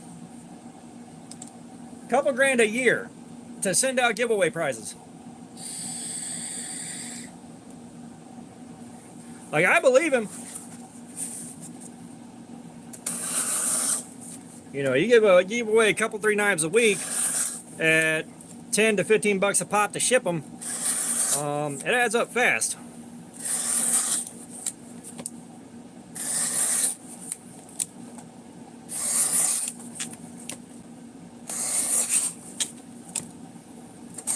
You know, that's part of why for a knife channel, my growth has been really slow. I've only done 1 real giveaway so far, and that's when I hit 1K. You know, we got the stuff that, what was it? Gareth HB. We got the stuff that Gareth HB sent to kind of help the channel out, and that's going to be a giveaway very immediately. I'd just like to have air conditioning so I can sit in the war room, write everything down that I need to say, get the specs down, all that, before I go into the video and actually spend some time on it. Like, you know, one thing that I've been doing is I'll sit down and I'll just rip the video, no script, no nothing, just rattling shit off the top of my head. I'm at the point now where I need to start writing down talking points. I need to do at least a little bit of scripting, a little bit of something. You know, just to...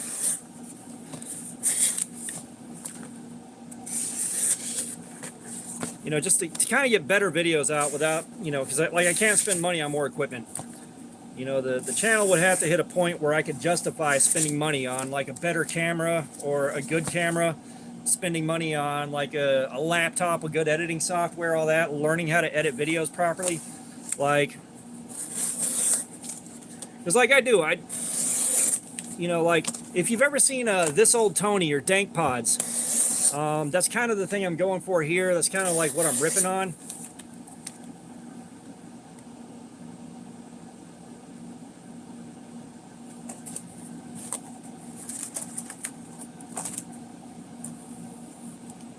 Now, I am going to try to pronounce this. Please forgive me if I butcher it. Zint Casca. Tell me if I got that right.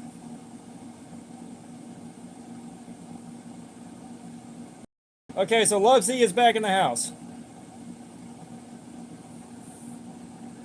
We got the Cold Steel Formax again.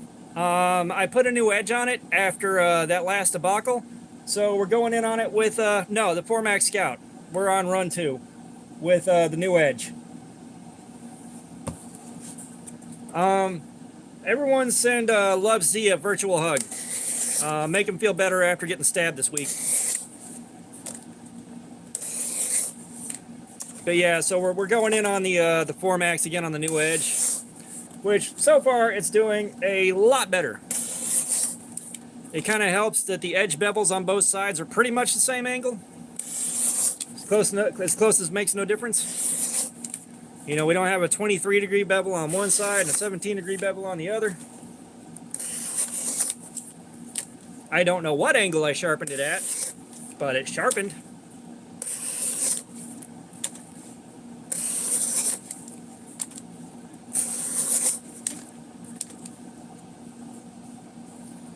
What was I going to say? Yeah, so far we're getting about the same thing we get out of the first hour with anything we've done so far. You know, the finest part of the apex is worn off. So now we just see how long it keeps cutting smoothly, and honestly, it's still cutting a lot better than other stuff we've had after an hour and a half. And that box is already full.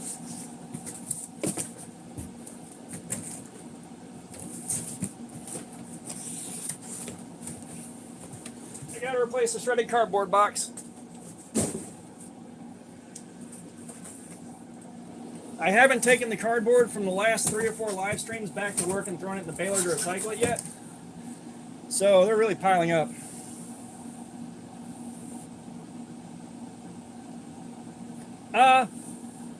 Wilderness bushcraft. I still have no air conditioning. I don't think the special ordered part has come in for the guy to actually come out and install for us. I think he is stuck waiting the same as we are. But no, Mad Yako, normally I go with the Work Sharp Precision Adjust so I can get a fixed angle on here and I know what angle I'm sharpening at. But this thing, because it just wasn't working with the Precision Adjust, I took it out to the garage and hit it with the 2x72 and hogged off all the material I needed. And then refined it on the Work Sharp, the Work Sharp Kin Onion belt grinder. What the hell is the name of that thing? I don't know.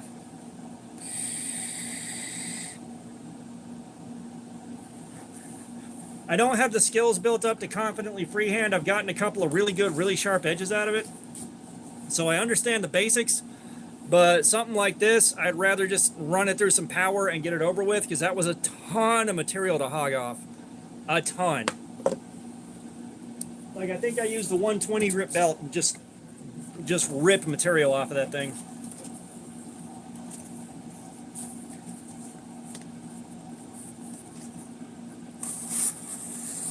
I'm trying to remember what the hell the base model's called.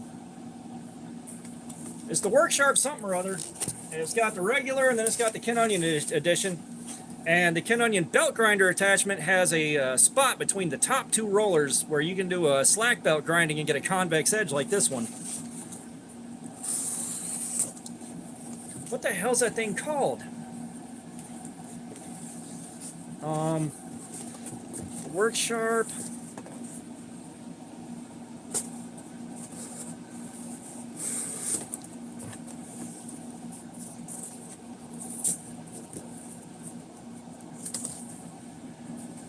Stonewash finishing, while it's not my favorite as far as appearances go, I will say stonewashing doesn't show damage. Like, the blade doesn't look nearly as scratched up with a stonewash finish. Like with this, alright, we'll do 8CR13, and you will see hairline scratches all over the damn knife with a satin finish. Other stuff we've run with stonewash finish doesn't show any of that at all. If that gives you an idea. You know, personally, I like a nice satin finish. You know, like, this is kind of a good happy medium. It is stonewash, but it's not that dark gray color. I mean, it looks nice enough, just kind of, probably because I've just gotten so used to seeing satin finishes.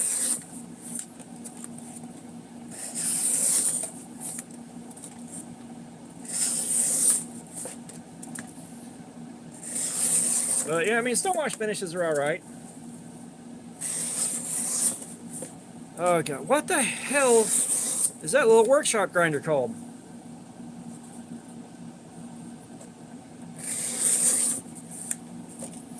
Well, so far, 2 cardboard slayer sessions in, and there's nothing showing outside of right here where I accidentally touched the roller. I was doing this with it, getting the convex edge, and the roller touched the underside of this. That's the only thing that's showing on this finish.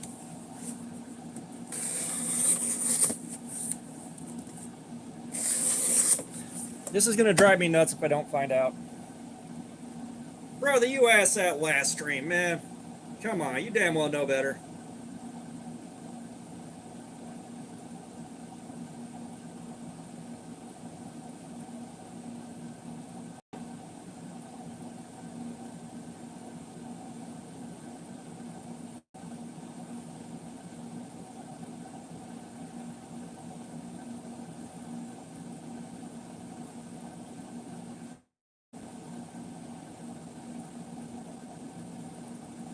Hang on, I'm trying to find a damn name for this.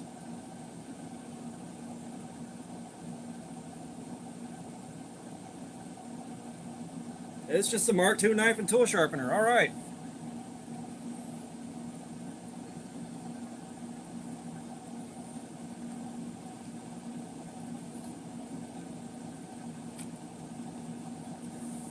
Like, I know you're going to come in here with the same questions you had the last 3 streams. We know that, but still, like you asked last time.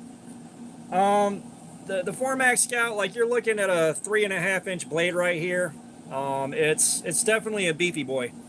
I was fine carrying it, stuffing it in the pocket. It took up a lot of real estate, but tucked in the waistband, not a problem.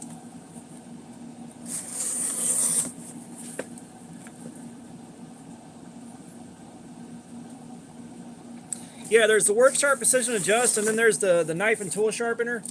It's the little belt grinder with the kin onion attachment on it. Which I might just bring that in here for... it's already open. But I may just bring that in here now that I've got extra electrical outlets. I actually bought a 6-outlet surge protector so that I could actually do this with the portable air conditioner running and the ring light and everything else. So y'all could actually see how that thing sharpens. No, it's not that hard to open, Love Z. By the way, how many, just humor me, how many alt accounts do you have? Like, I'm curious. Like, don't get me wrong, I appreciate you being here. I appreciate your time. I appreciate the fact that you jump in between so many accounts, but I'm just curious, how many are there?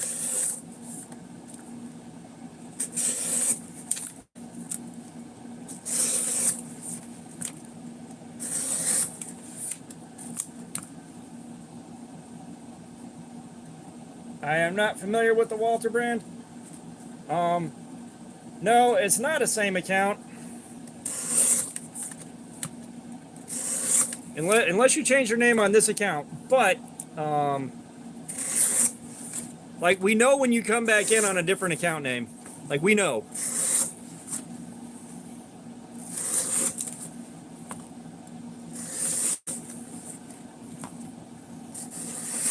I think we've counted about 5 so far that we know of.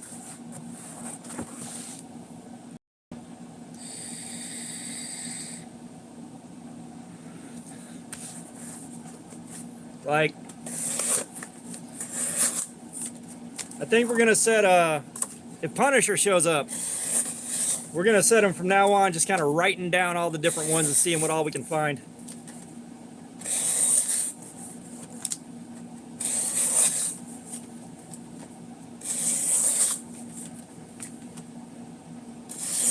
Oh no, like, I understand. All right, you just changed this account name. However, you also have a few other ones that you pop in on because you come in with the same questions and the same spelling on them. It's obvious. Like I said, I'm not mad. I'm not mad at you. I am just curious.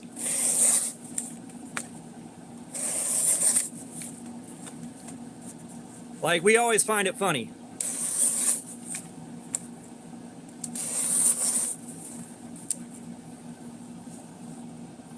Yeah, I haven't seen any Walther pocket knives. So welding carry right now, we're still within normal range. You know, we're only an hour and a half in. Most knives that we have kind of... Oh, come on now. That's not just one account. Unless you're changing your name every hour. Frank Park, what's going on? Fixed blades are for men that can carry them in places. I'm not one of those men. I work in the wrong environment. But, yeah, normally most blades we have last about 4 hours. well, not most. So 8CR13 will go 2.5 hours before it's totally crapped out on most factory edges. On a 17-degree edge, it'll take about 3 to 3.5 hours. So like we're still in normal range. Like once we hit the 4-hour mark, that's when we're going to start seeing whether or not it really performs.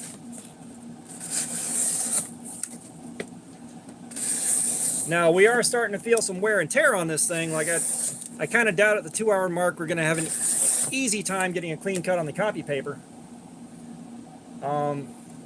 Yeah, I don't think I've ever seen a Walther pocket knife.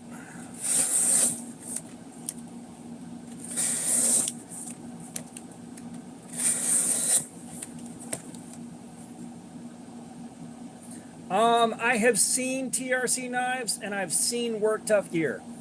I like what I've seen them being capable of standing up to, but I work at a grocery store as my full-time job, so I don't. I'm not able to carry fixed blades and really use them to see what they're like day to day, unfortunately. So we do folding knives here. My favorite steel. That's an interesting question. I think so far, 154 cm from Kaiser is my favorite so far. We have some Nitro V from Kaiser to test out. Me with knives, what's up? Nah, I've never seen SciTech either. But yeah, the 154 cm on the Sheepdog XL took 8 hours of doing this before the edge finally cracked out.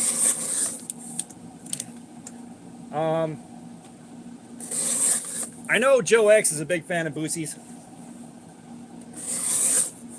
Yeah, like if I could carry fixed blades at work, believe me, I would. Please believe, I would be carrying some fixed blades.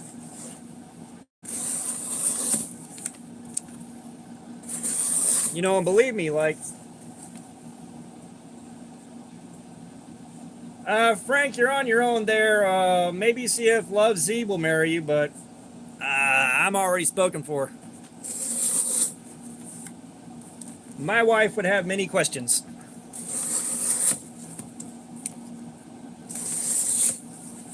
Hey, does anyone here want to marry Frank?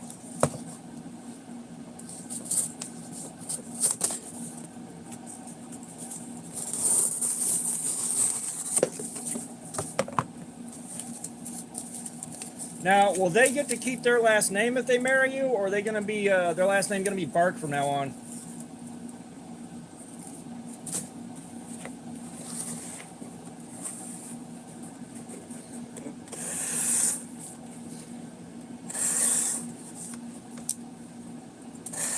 Hey, look, we're helping you out. By the way, Weldon Carry, if you've just gotten here,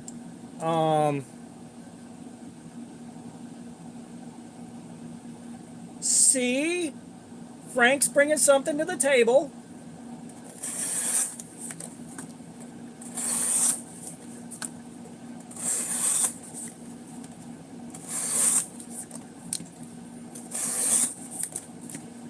But yeah, Weldon Carry.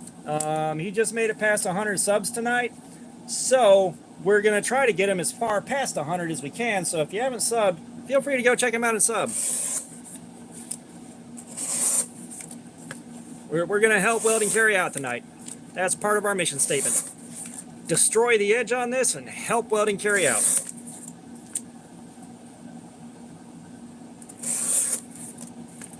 Well, what happened to all those Microtechs you bought? You bought, what, like 8 of them?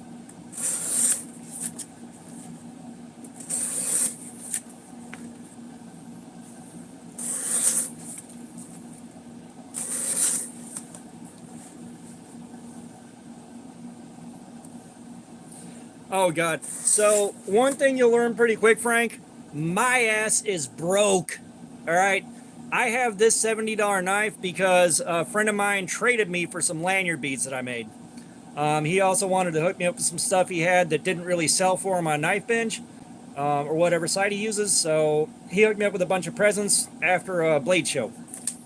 I don't have anything in MagnaCut. The nicest thing I have is an M390, and I'm not beating that one to death. That was a gift from a friend, and that knife is like, it's so nice that I'm scared to carry it. I'm a little bit of a pansy with that one. Like, I got a few of them that I'm scared of carrying because I don't want that first drop. Once I get that first drop and that first big ding out of the way, sure. But I don't want to go through that first one.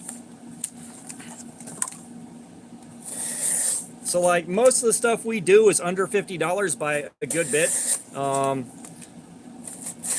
The nicest thing that we've gotten here in a long time is going to be that Concept Mado. And that was only because I got 90% off on it. Yeah, and I'd like to get something in M390 steel that I can carry and whale on. And I want to do cardboard slayer with it and see how long it lasts. We will do that at some point when I find the right knife at the right price. But so far, out of all the knife steels we've done this to, 154 CM from Kaiser did the best.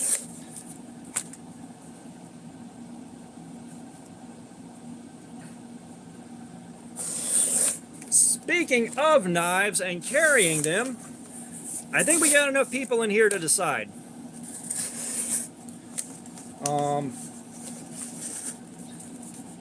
So I am picking for this next week to carry and review. We are picking between the Kaiser Drop Bear, the clear one, the cool one, and then I've got the Kaiser Nice Guy. So we're picking between two Kaisers. Which one do I carry for the next week? The Nice Guy or the Drop Bear?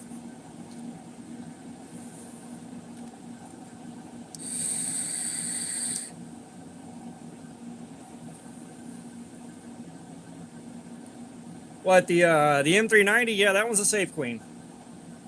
Okay, so we got a Drop Bear, and I'm not carrying this in the pocket with keys. The O knife is coming up. That's going to be like in the next week or two here. All right, so we got Drop Bear, Drop Bear, Drop Bear. Now, the Nice Guy, after I carry it, we are doing a live stream to see how long the Nitro V holds up. So I guess we're doing the Drop Bear this week. Next week, we'll do the O knife. We'll do the O knife Sentry for the next week. Which, if you guys haven't seen this thing,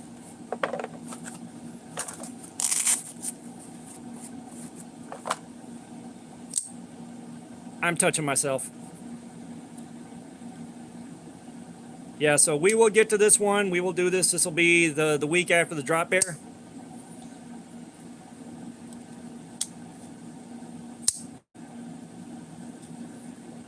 Bro, I love my pocket cleavers, and this is definitely up there with them.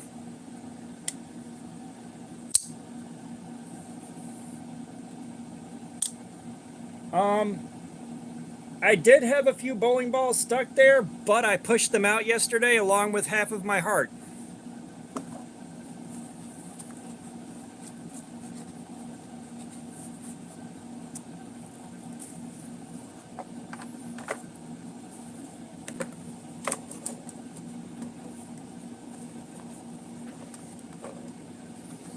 Yeah, we've decided on the Drop Bear.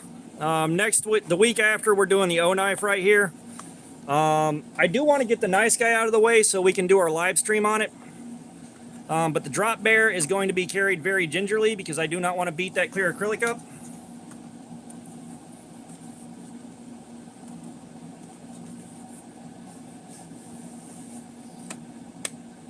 No, a drop point's going to be your best for general EDC unless you have a specific job. Like if you got something you specifically need a Tanto for, sure. But honestly, a drop point's going to do everything you need it to. Like that. That's a nice drop point.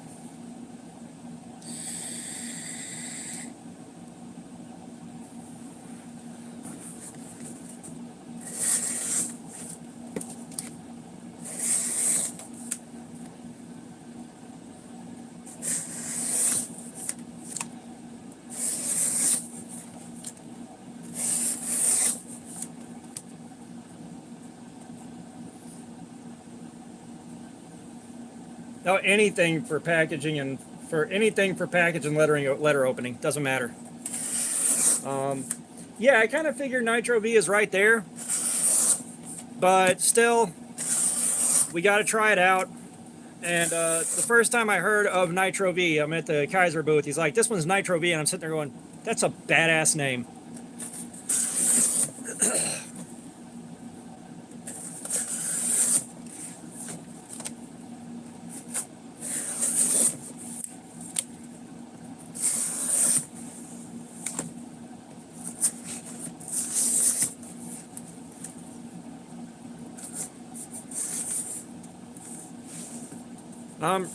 Brother, I haven't really owned a Leatherman.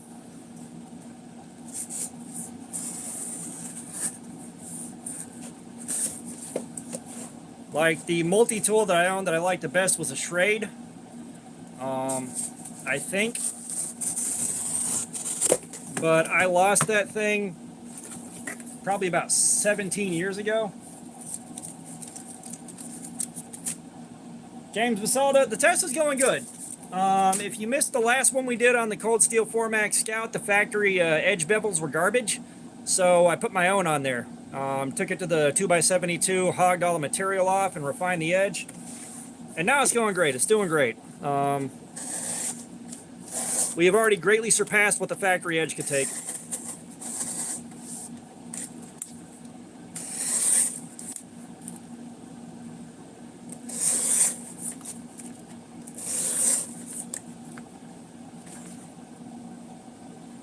I'm trying to think of where the hell I put the last multi-tool I carried. Where the hell did I put it? I know it's over here somewhere.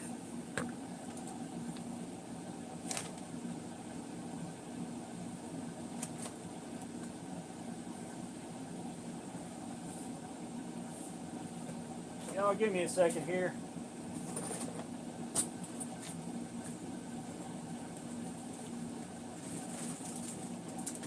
I've gone off on a tangent.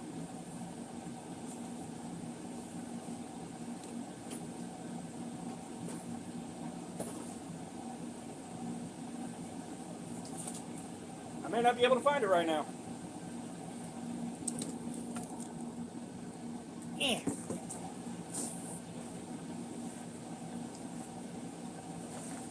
I swear I'll be back in just a second, guys.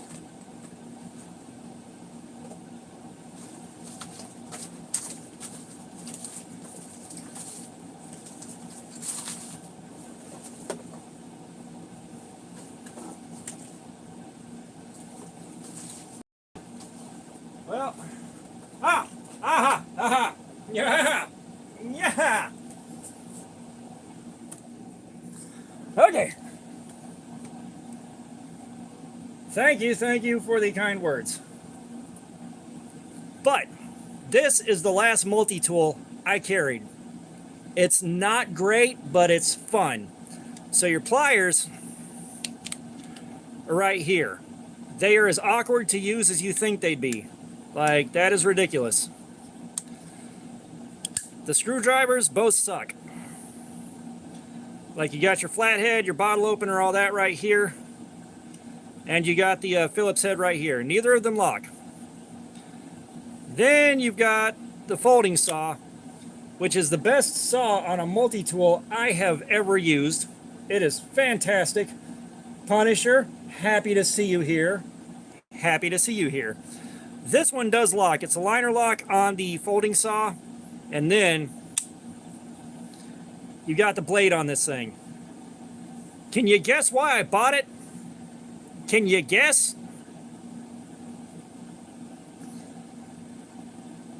Like, it's barely usable as a multi-tool, but boom, pocket sword. I love it so much.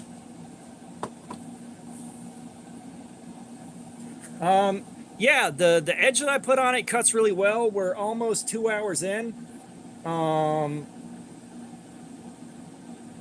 Punisher, you probably drink more than I do. I guarantee you do. But the edge is doing really good. The last time we did this, and you guys that were here may remember better than I do, but I believe it took an hour before the cuts were turning into crap. Now we're almost 2 hours in, and it's still going through the cardboard pretty damn clean. Like, it's not shaving anymore. The finest part of the apex is gone, but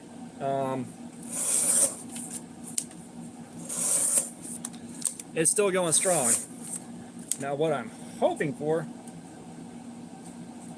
Oh, cool. Yeah, I've got the Flash AT. I like that one.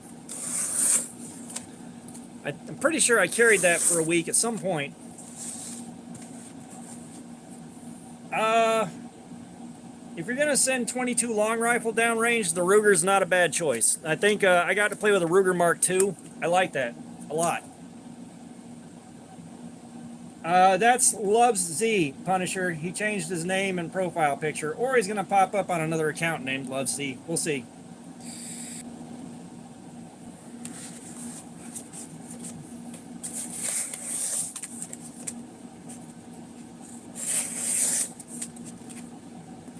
And by the way, Punisher, we are trying to help Welding Carry out.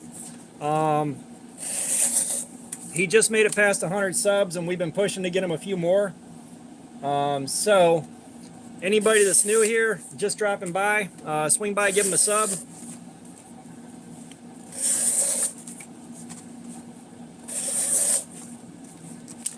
I think I've still got the link for the channel saved.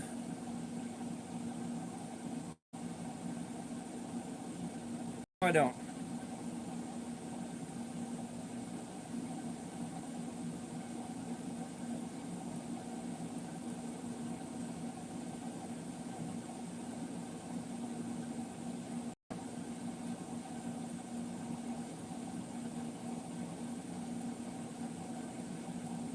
There we are.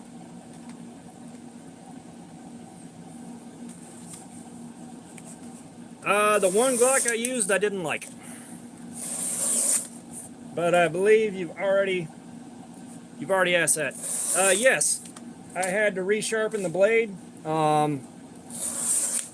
The factory edge from this thing was all fucked up and didn't work worth the crap. So I had to go to a 2x72 with a 120 grip belt and hog a ton of material off, and then clean the edge up on the work sharp.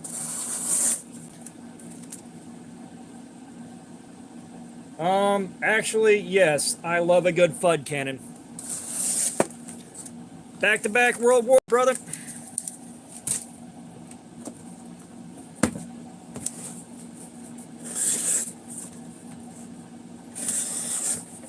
But yeah, this thing also has a convex edge on it, which is probably helping it out a lot here.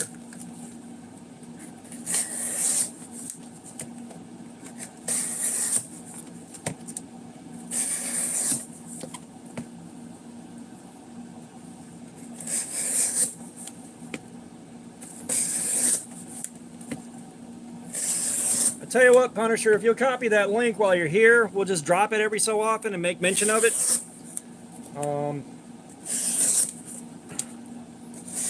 Just once in a while, and see what we can do to help. I'd love to see him at 150 by the time the stream's over.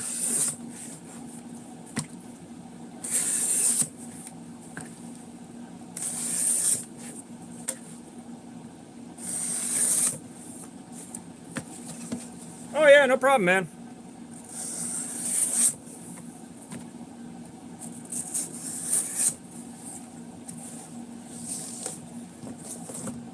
Thank you, James.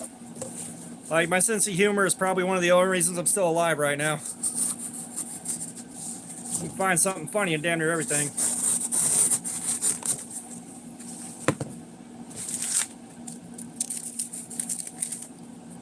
You only got 400. Dude, you bought like 17 microtechs. Come on now.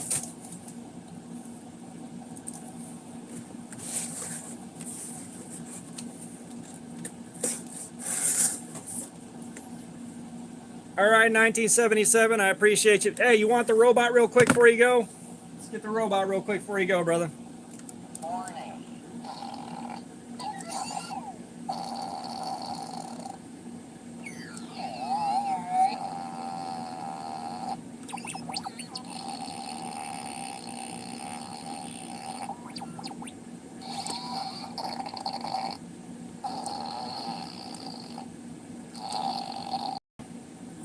There you go.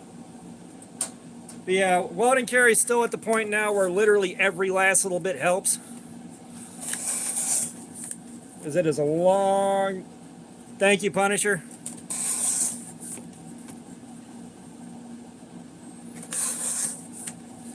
Well, like 1977 Alive and Kicking usually requests the robot when he comes in. And I almost forgot about that, but since he's got to go to bed, we had to do that special for him.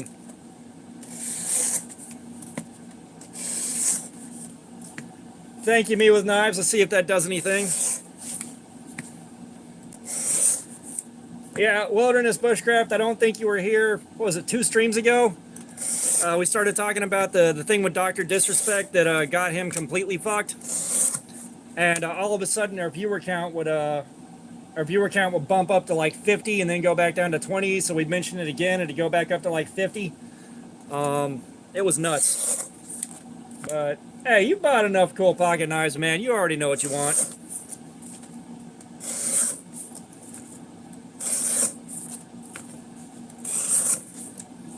Go ahead and buy a Kaiser Drop Bear. That thing's good.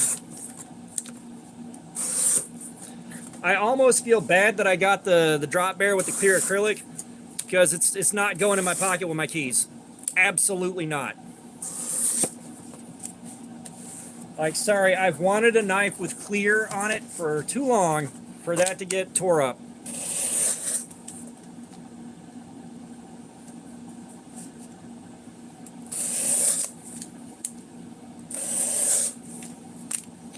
Yeah, but you also said you bought the Sativian ST-155.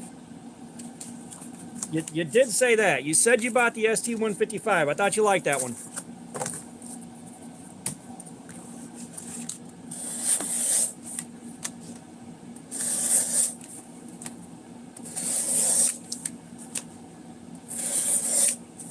Oh yeah, the Drop Bear is good.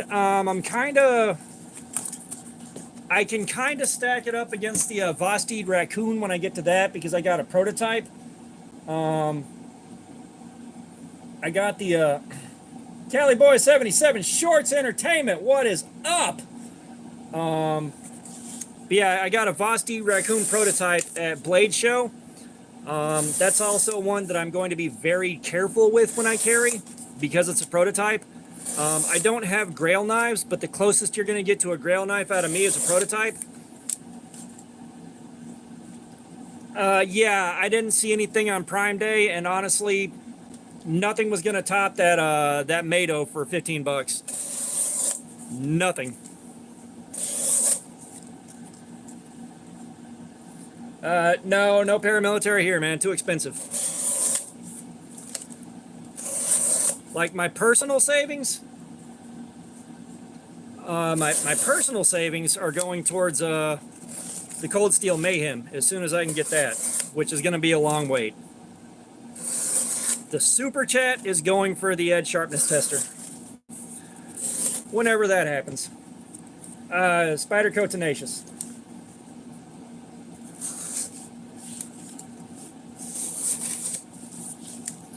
Which the Tenacious is okay, but it's a budget knife, and it's made with ACR 13, so do with that information what you will.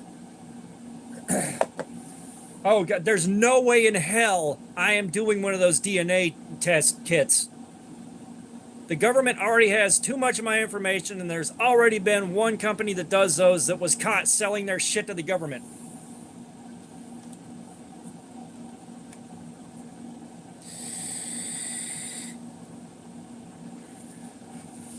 Now, what y'all don't know is Wilderness Bushcraft is like the closest man to me that I will try to link up with if the whole system goes down and we hit like a fucking catastrophic emergency. Between the two of us, we can fix whatever the fuck's wrong with our gear and keep ourselves safe.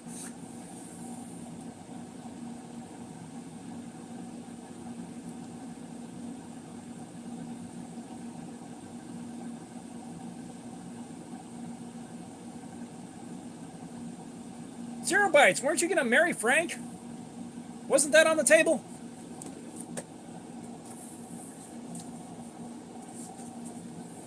I thought that's where we were going with that. Well, it's not that I'm worried so much about the serial killer end of it. It's just one of those things where I've lost all my confidence. So one of those DNA testing companies got caught selling all their information to the government. Like, I forget who. It's been a few years, but they got busted. Punisher already knows who it was. He'll chime in a second with it.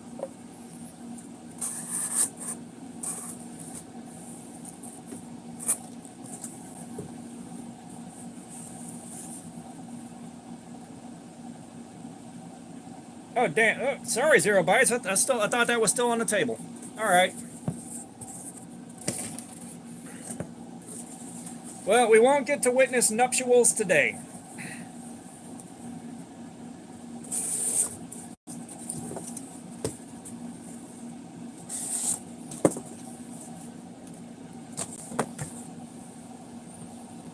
You know, I figured maybe y'all would get married, and one of the wedding presents you'd send me is a very nice-looking white cardboard box to cut up in honor of your new holy matrimony. But I guess that's just not happening now.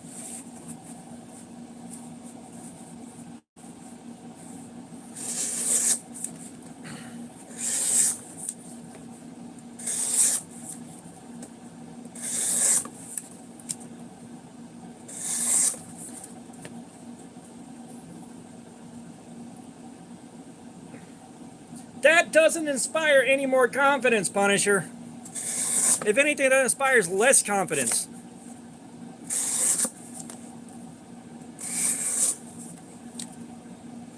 Like, everything about that's god awful. Welding Kara, you have no idea the size of the pile of boxes I have and the sheer. Like, there's probably about a 15 to 20 foot tall stack of boxes that are full of shredded cardboard I need to take to work to recycle. And I still have enough here for at least one more live stream. At least.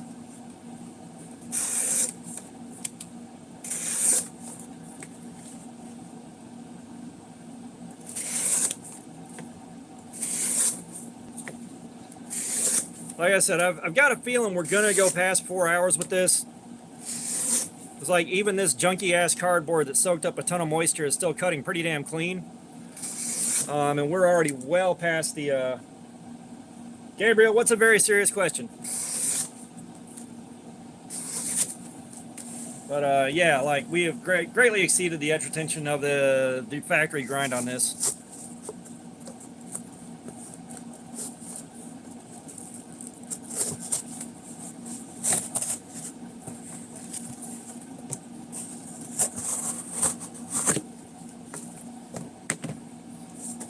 Favorite snack?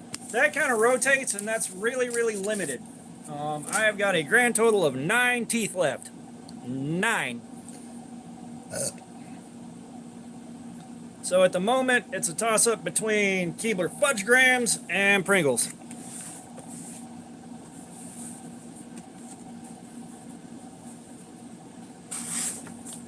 And horror movies have never done a whole lot for me, but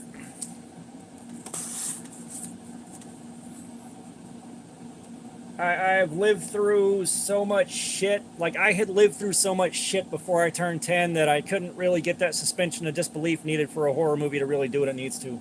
And Cali Boy, are you talking about that movie 9, the animated 3D movie 9? Is that the one you're talking about?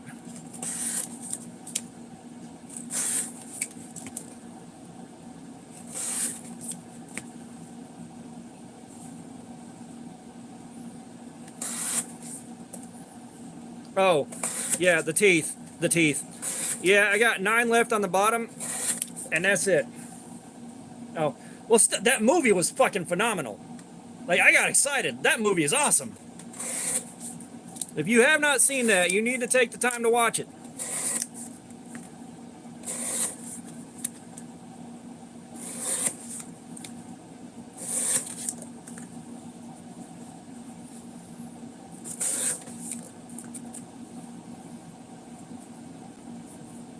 Bussin' on God, no cap. With that skibbity toilet riz. That's cool, right?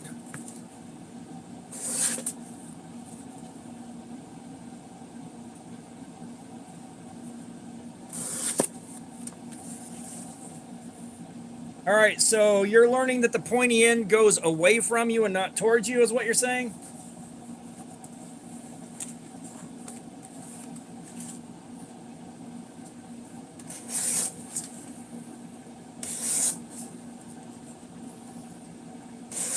But no, if you haven't seen 9, you really need to.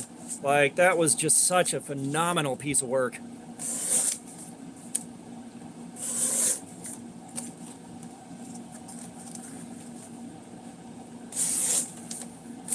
Yeah, karambits look like fun, but the problem is, again, they don't serve my purposes as a daily driver. So I don't have a fair way to carry and review it. And if I'm going to spend money on a knife, it's going on the channel. So that kind of puts me at no use for it.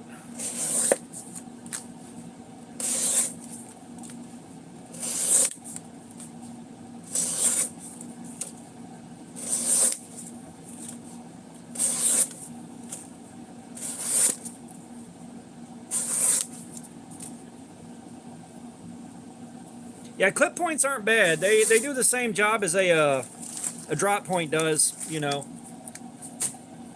And they look cool.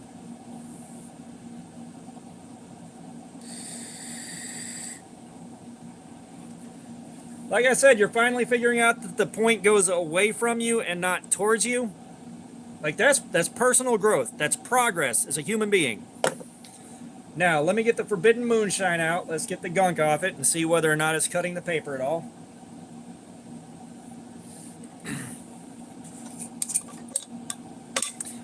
Yeah, the hawk bill is where you're like, you know what, screw it, belt grinder.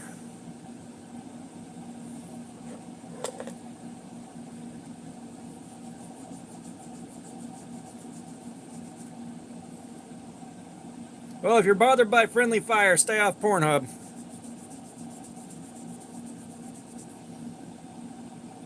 Like Bill's watching with his wife and kids and had to shut the screen off real quick.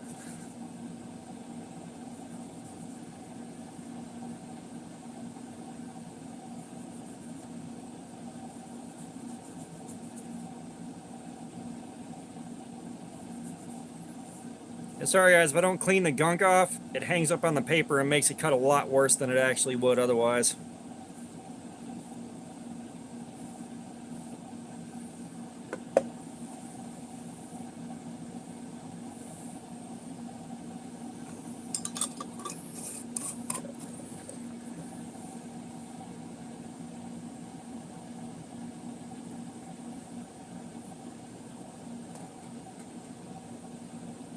And remember, nobody wins a broccoli eating contest.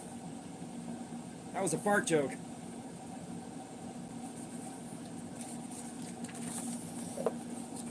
All right.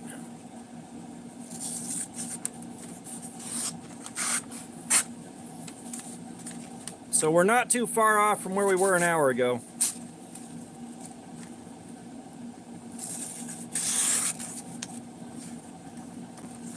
See if we can get this thing a little bit happier.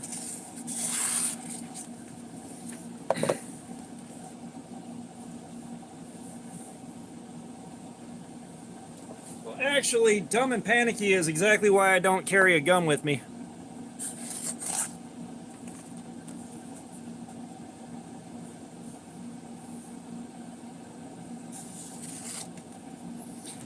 Yeah, we're seeing pretty typical wear for this far into a stream on this, but on the cardboard it's still cutting nice and clean. So yeah, we're still in good shape. You know, minor edge wear.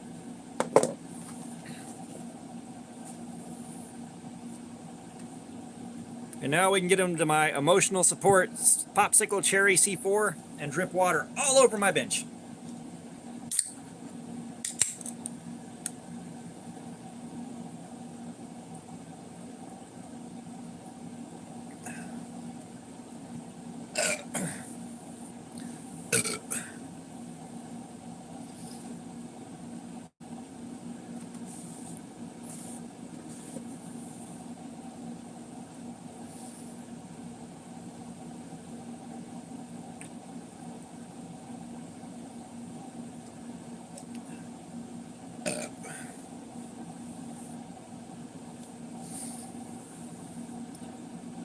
And I will tell you now, like, let's see if I can do this without it being too crappy. But that right there, that cooler, has a duct fan right here in the back where my hand is, and it's full of frozen gallons of water, just slam full.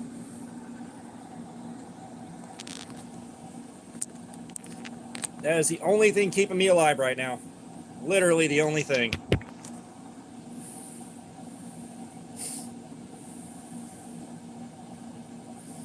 Uh, it is kind of sweet, which is weird for a zero sugar, but um, I'm trying to adjust to less sugar and, you know, trying to see if I can make some slightly healthier changes in my life.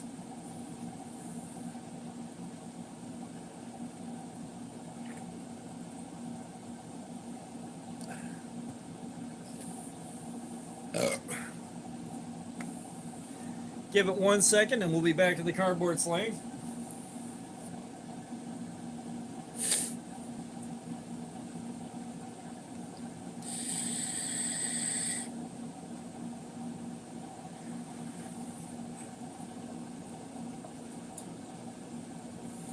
And I am going to pick my ninja out this time.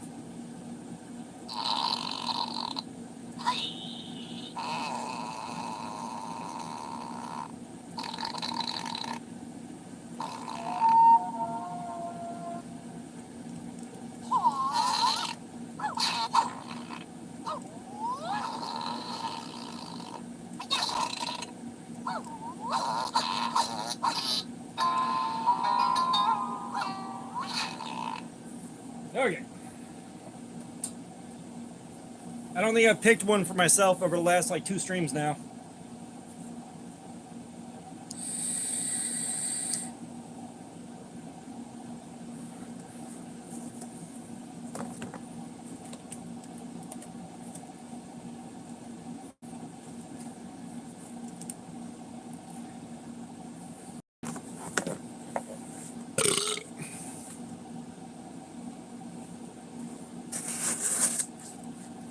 Yeah, the goal I've got 2 goals I'm aiming for. The best edge sharpness tester and the cold steel mayhem. Those are my 2 immediate goals.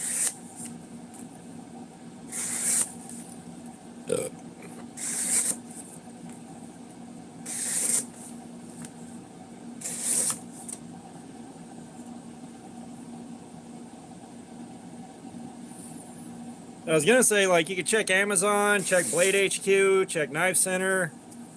Like, there's a lot of options there. I almost went to Walmart to look in the clearance section for stuff today, but I was just too damn tired. You know, I got no sleep last night, and I had to get ready for work at like 2 a.m.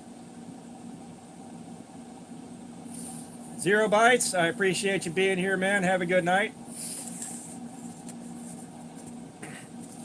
But yeah, no. I think learning how to sharpen on a stone is a very valuable skill.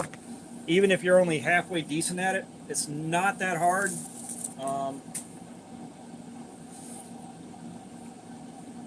You know, it's kind of like a lot of things. I went to YouTube University.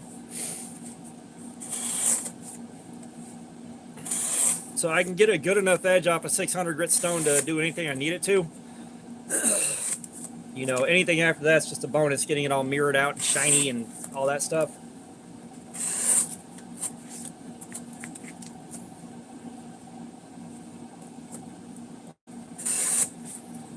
I think, and one of you guys may remember better than I do, but I think somebody said the Devo Knives Stassa 23 Fireball is going to be an S90V.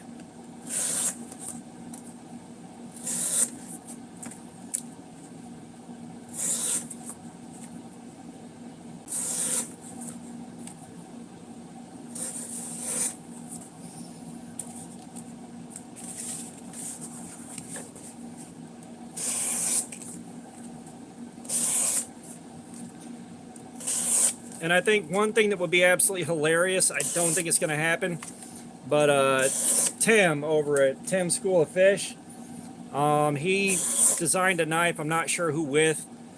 I know he's posted a few videos about it, but again, when you're doing this kind of content, it's hard to watch yet more knife content.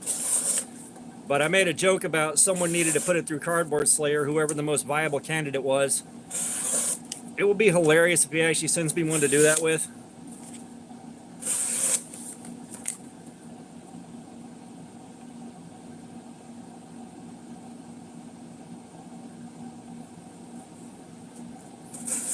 Oh yeah, you've been on that Hogue Deca trip for a while. Like I have two, but there was a Bushcraft Outdoors. If you're still here, not the Deca, but the other Hogue that we were looking at with the really cool ripple pattern on the scales. What the hell was that one? That's the one I want. That bitch was expensive. Oh my god.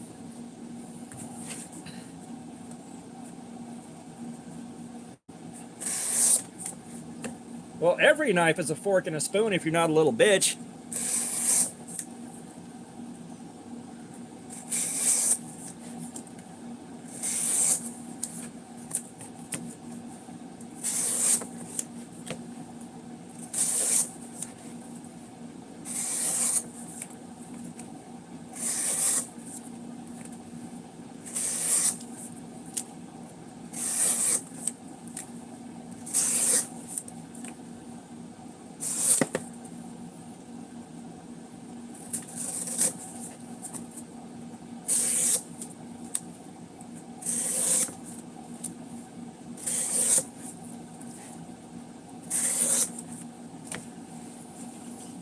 Yeah, heavy duty is a good way to put it.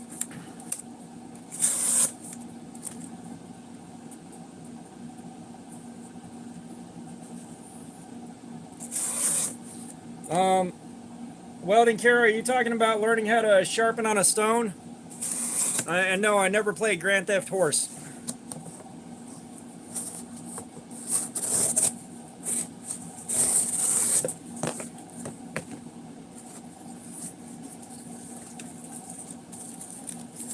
The Misto, was that it? Let me take a look.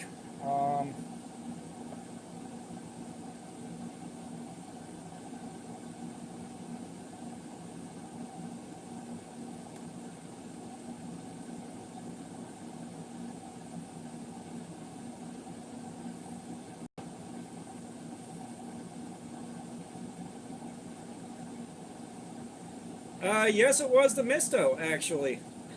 You were dead on about that.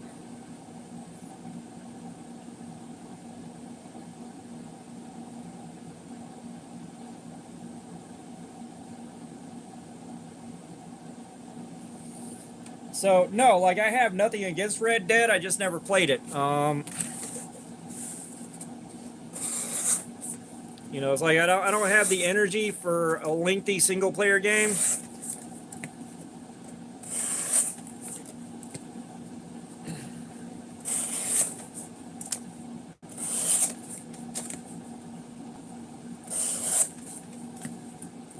Oh, speaking of hats, how many of you guys here have watched Red Dwarf?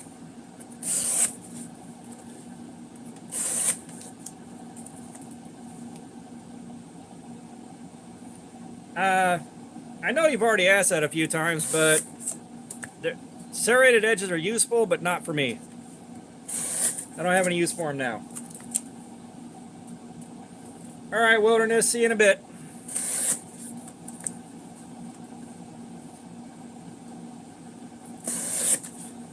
No, it's not too hard to learn how to sharpen on a stone. I mean, I got it after like 2 tries, but start off on knives you don't give a shit about.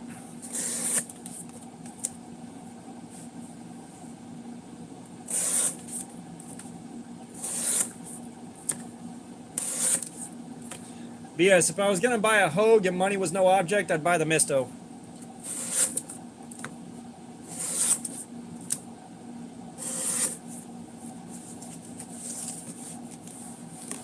But yeah, Punisher, I know you have, but anybody here ever watch Red Dwarf?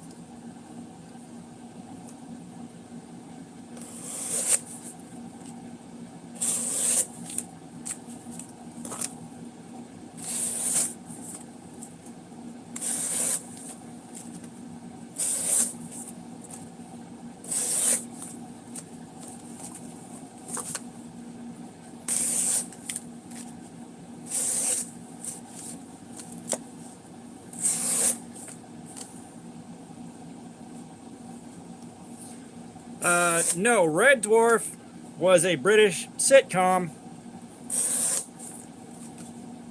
way back in what, the early 1990s, I think. But I want Lister's hat.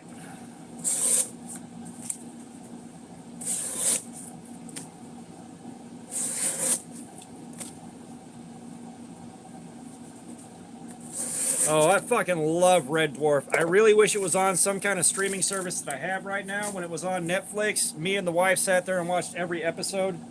Let me see if I can look up a picture of this.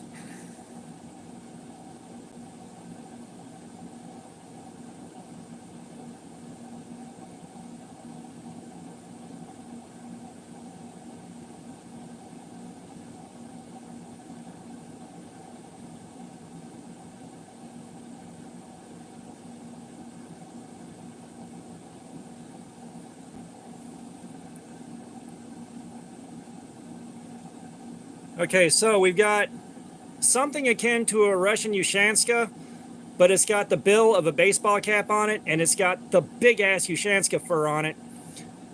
And the earlier episodes had a much larger, more hilarious-looking one. But that thing with the star on it and everything, like, I really, really want one of those.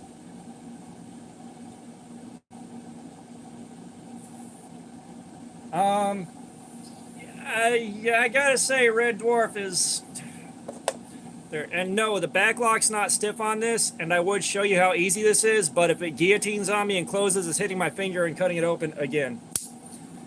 So, yeah, that's the thing. Alright, is I can find a Ushanska with a brim, but they're all tiny. The fur on them is tiny. It's not a match for the vibe that I want there. It drives me nuts. I've got a good few of them. The Ushanska is fantastic when it's like 12 degrees outside. I got used to wearing those when I was working outdoors and getting my ass beat by the weather all day, every day. But yeah, that one hat, it's magical. Haven't found anything that really matches it.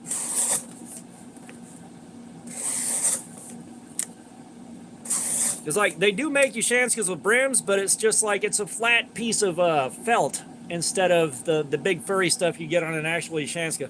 Like, it might be a custom job, or it might be something they just stopped making a long time ago.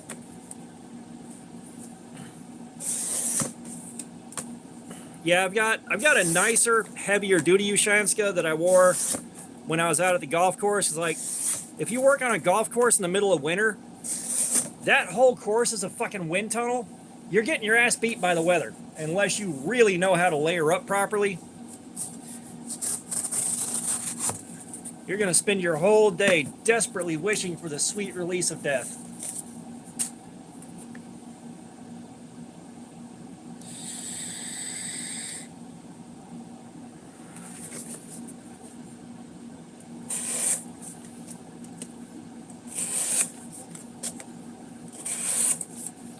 Yeah, we just could not get our viewer count up that high. Bummer. I was kind of excited after seeing 8,000 on the last one.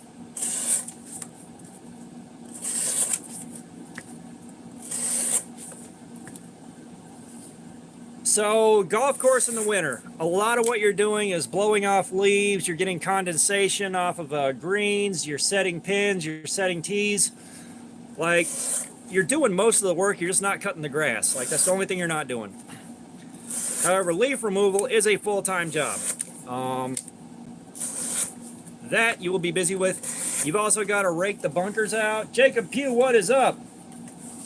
You know, you got to rake the bunkers. You got to do maintenance on them. It's a good time to get in there and dig all the sand back up out of the clay and get it back up in the bunker where it belongs. You got stuff like that. Like, it's a full-time job, even in the middle of winter. Tom Cruise, summon Dr. Disrespect. And maybe Taylor Swift while you're at it. I don't think that's working anymore, I'll be honest. I'm not sure what made it work that one time. However, we're going to keep trying in the hopes that, yeah, but the thing is, the deer stalkers that you can buy, they do not have the giant fur on them. They just got like a little flat piece of felt. That's what I'm talking about. Like, I can find the deer hunters, no, or the deer stalkers no problem. But it's not the same. Like, it doesn't have the Ushanska fur on it. It's like a piece of wool blanket just stuck to the side. Like they're crap.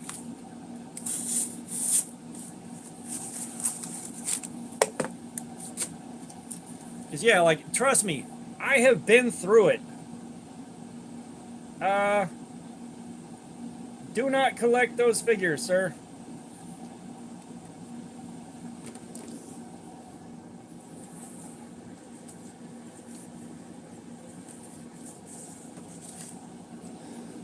Alright, we got some 44-pound cardboard. Let's see how she do. If I had the skills to make one myself, I would have done did it, but there's a... Like, I'd have to invest a lot of time and energy in learning how to do that before I did it, and no.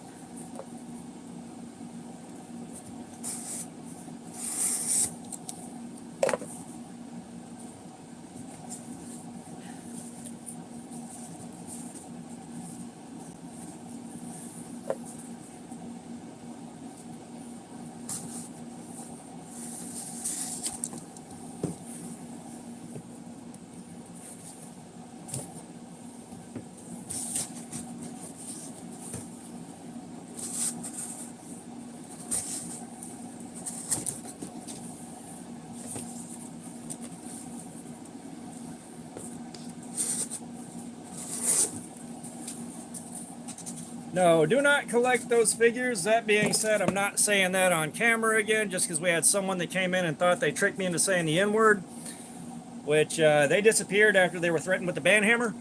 I'm not doing that again tonight.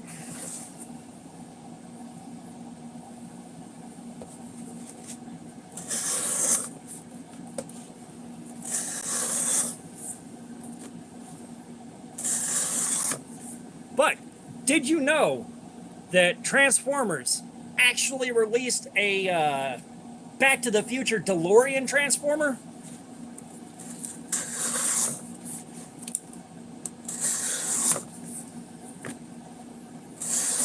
I've had blowguns. They're a hoot and a half.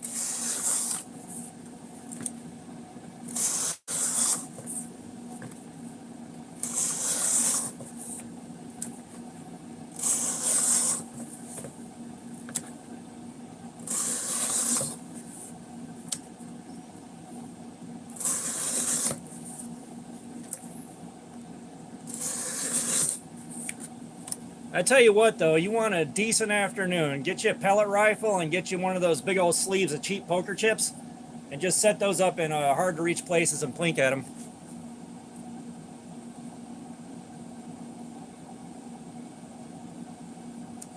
Nice. Yeah, I had about the best I had at one point was one of the original series shredders from Teenage Mutant Ninja Turtles. You know, the ones that still had the hard plastic heads instead of the ones that squish when you squeeze them. And turns out you can pose that guy perfectly to hold a joint up like he's smoking it. So that guy had his own tiny legitimate joint rolled, and he was just standing there holding it for years.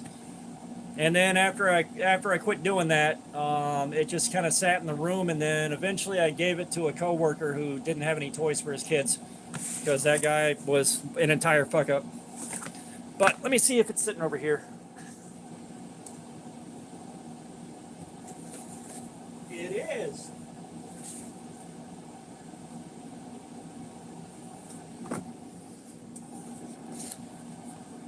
Take a look at that, gentlemen.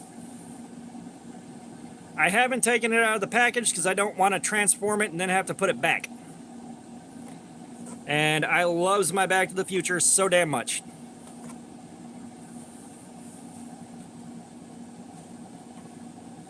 Somewhere in the house there still is a Teenage Mutant Ninja Turtles van that was my children's favorite toy for years growing up. Which this one is not a complete piece, but we had a complete one when I was a lot younger, and when I saw that one, someone was throwing it out, and I'm like, no, you are not throwing that out. Fuck you and your family. I'm taking it home. Yeah, if you guys are just getting here and you haven't seen it yet, Welding Carry, we are pushing subscribers his way. He hit 100, so we're trying to push him as far past that as we can before the end of the night, whenever the night ends.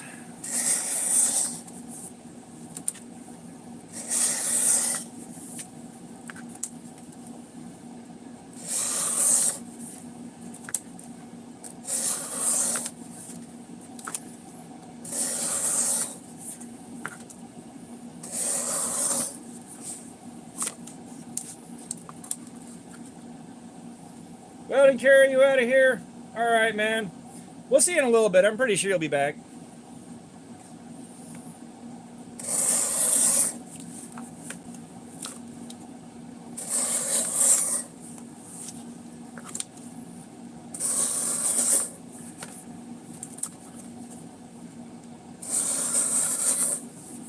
Tell you what, this 44-pound cardboard is putting up one hell of a fight. I hate when it does that. It scares the hell out of me every time. Oh no. We're still a while away from this thing hitting failure. The only thing that we got here is this is 44-pound cardboard instead of the normal 32. So it takes some effort to push through it with a knife that's this thick. If we had a very thin slicey blade, yeah. And the steel is getting fairly warm. Oh, nice. Yeah, kind of a dark story, but I don't really have much of anything left from when I was a kid. We're not going into that here. This ain't the place for it, but yeah, I don't have a lot left.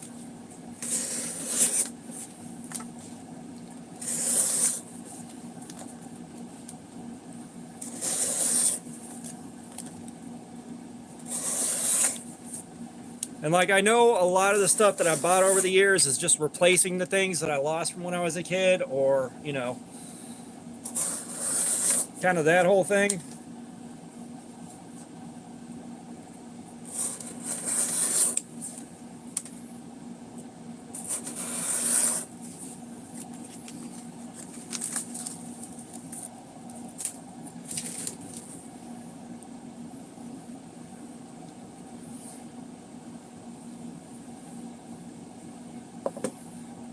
Oh yeah, that 1/6 scale stuff looks really damn weird when all you've seen is the smaller ones.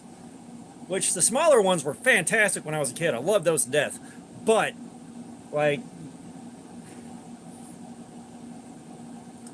me with knives? No. Like I said, just domestic issues as a child. We'll just put it that way.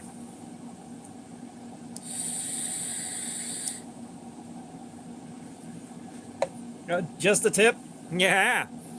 The tip got rounded ever so slightly on the belt grinder, but it does what I need it to, and I'm not cutting more of that 44-pound right now. It's taking way too much effort.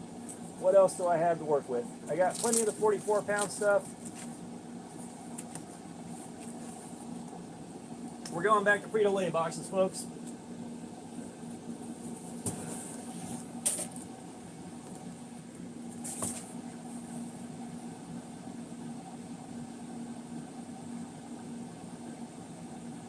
Oh no, I know it was a movie reference. However, once you get me started on that, it gets real weird real fast. And then I can't shut up. So I'll keep that conversation going about 20 minutes past awkward.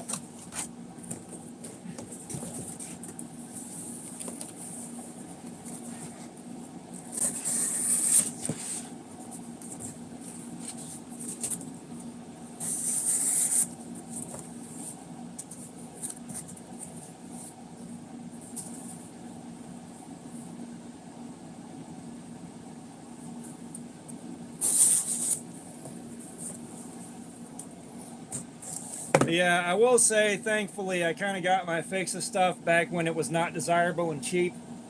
And of course, a lot of the stuff I have now is just kind of small trinkets from things that I like now, which I couldn't have bought when I was a kid, or couldn't have, you know.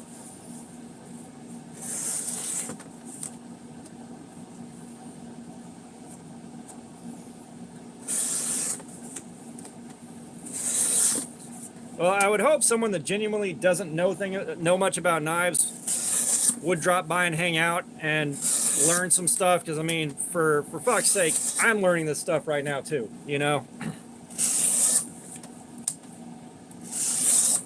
You know, I started the channel off only thinking I knew some stuff about knives, and yeah, that could not be further from the truth. Like, there's so much I don't know, and so much I still have yet to learn. So much.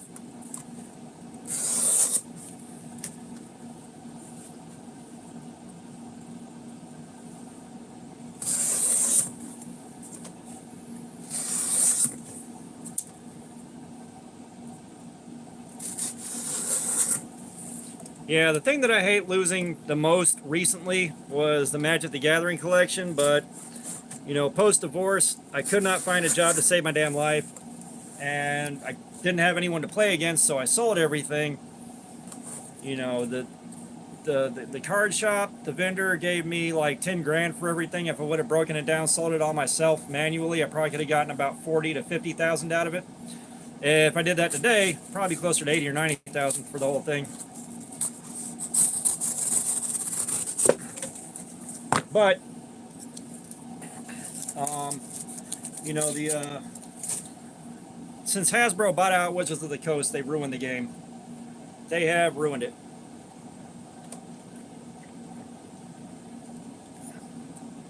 It's been ruined.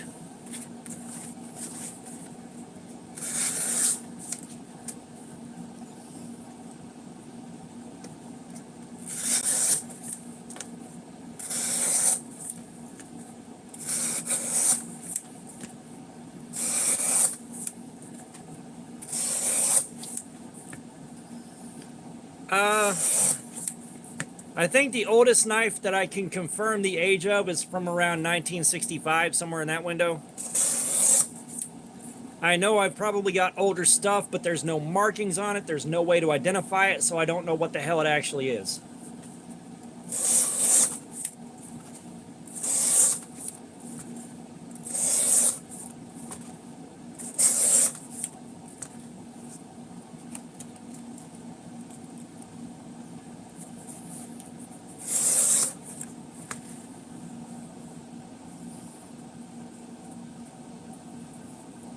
It's been ruined.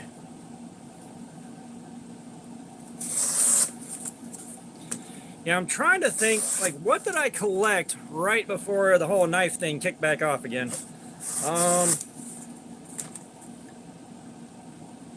I collected blacksmithing tools, basically.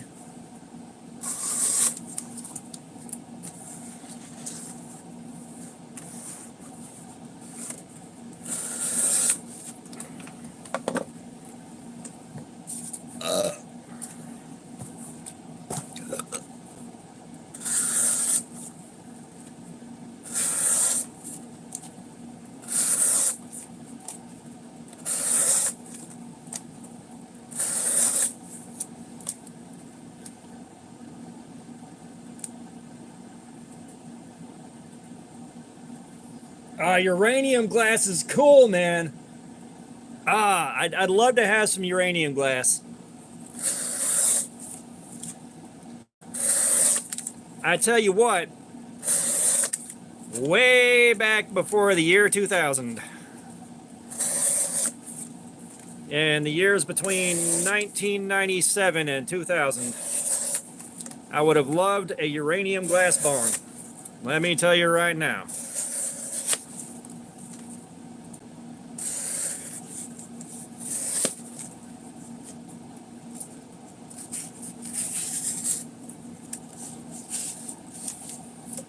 Now, I've also collected a lot of retro gaming stuff, retro game consoles, you know, things like that. And it's funny, like, I had one job that, and these guys are all kind of take themselves too seriously, guys, and this is way back around 2003, 2004. And, well, let's get to know everybody, like, who are you? What are you interested in? At that point, I was still collecting old systems, even though it was not at all popular to have them. Like, you had to be running the new hotness or you were lame as shit. They're like, yeah, so I do this, and I collect vintage game systems, and everyone starts laughing, and it's like, looking at the shit now, it's like, who's laughing now, motherfucker? B for Baron, what is going on, man? We are going back in on the Formax Scout now that I put my own edge on it. And we are approaching the 3-hour mark, and we're still getting some nice, clean cuts on this cardboard.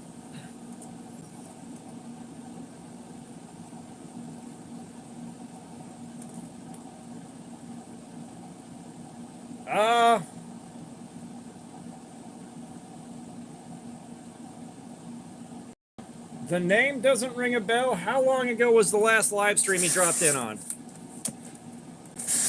Because it may have been a while and my memory sucks. Maybe? Either way, welcome. I love me a good cold steel. That being said, the factory edge grind on this was garbage. Like one bevel was over 20 degrees and one bevel was like 17. It sucked so bad. Yeah, either way, if you also may have been there when we had a shitload of people in here and the chat was going by too fast to read. That may have been it. I kind of miss that. I wish we had that many people again. I think we peaked somewhere around 21 this week.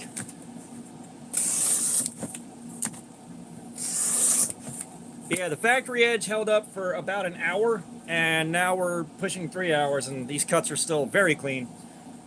All right, Cali boy. See you in a bit then.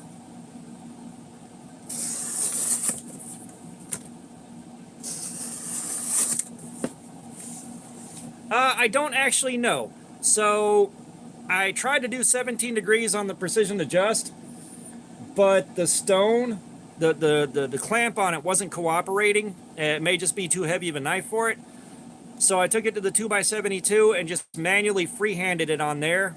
And I tapped the thumb stud once or twice, and then went to the work sharp belt grinder and put a convex edge on it and mirrored it out.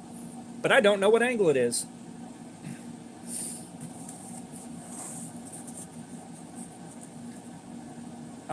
I think we peaked at like 81. I think.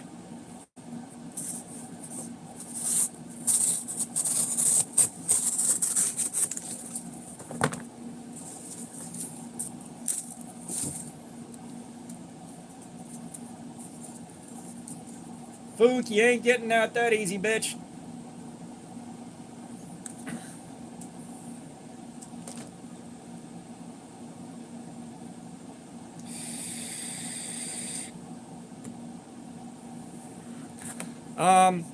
Yeah, this edge is working great. You know, but it's real easy to get a nice solid working convex edge off of that work sharp. There's a slack spot about that wide between the top two rollers, and you can do a great convex edge on that.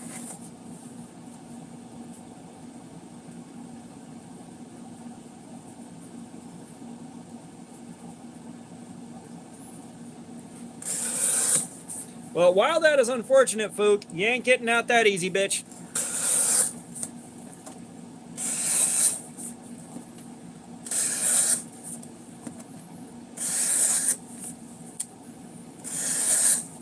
Like, I almost want to go back in on the Kaiser Sheepdog XL with that 154 CM, since I put my own 17-degree edge on there with the mirrored bevel and all that like I like. But part of me is deeply afraid that'll be a 10-hour long stream, and I don't want to sit here for 10 hours unless it's for a good cause. Or if it's going to put back a bunch of Sammy Nordyke, what's going on? Yeah, welcome back. But if I'm going to do this for like 10 hours, that better be like paying for the edge sharpness tester or raising some money for charity or something like that. Like,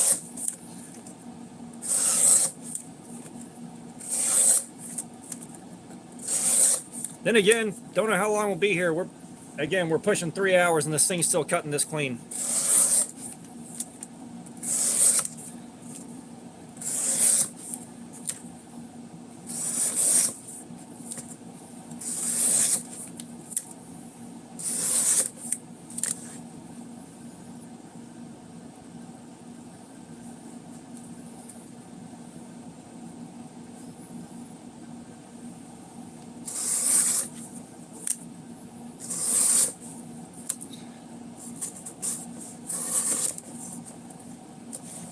Yeah, we're on the Formax Scout again. It's just after that last showing it had with the garbage factory edge, had to do it again with my own edge on it.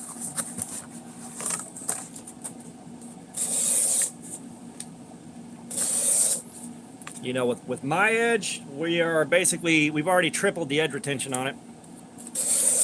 At least as far as quality of cuts on cardboard goes.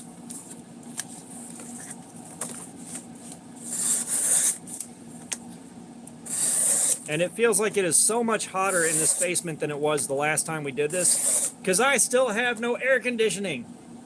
Yeah, OS 10A.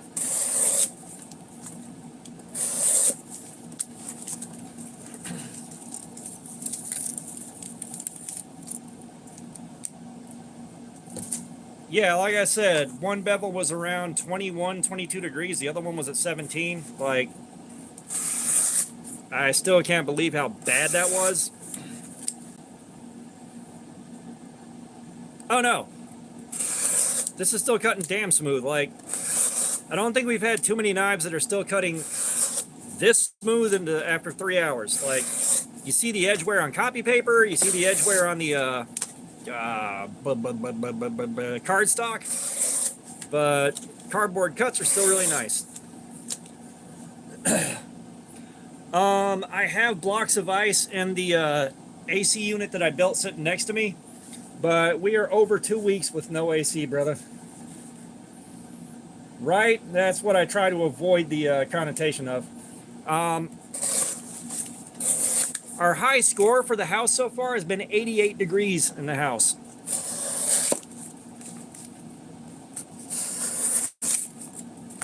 You know, even with a fan in the bedroom window pushing cooler air through the room and another fan pulling air out of the room, the thermostat next to it still says 85 degrees.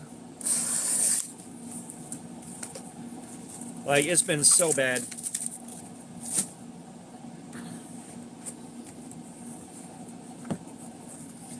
No ETA, no. You know, last Friday was supposed to be the latest. That was supposed to be the end of the 3 to 5 business days. No. So then it didn't show up Friday, so I'm like, it's gotta be Monday. Like, that's an extra business day. No. It's like, it's gotta be Tuesday. So then I figured with my luck, the guy would show up while I was at work today. No. Yeah, I'm thinking maybe in early October. That'll do it. That'll do just fine.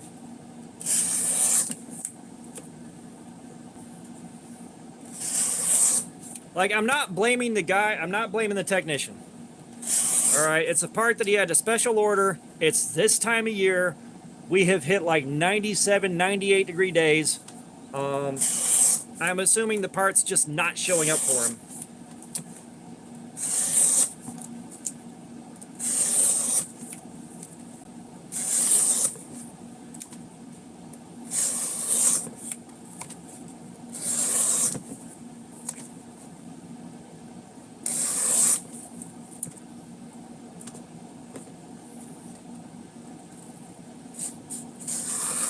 Mid-February and you got yourself a deal.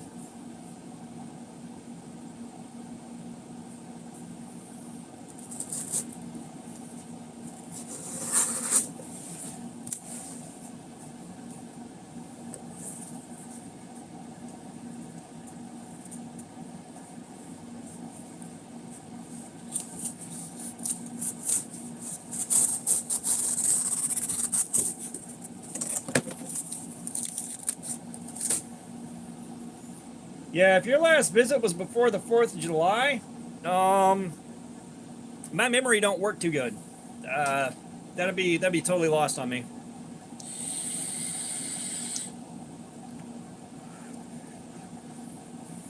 Well, that's the thing, all right? Under normal circumstances, the war room, while I'm doing these live streams, is so fucking cold that I have to have a space heater on behind me. All right, that's what I'm used to.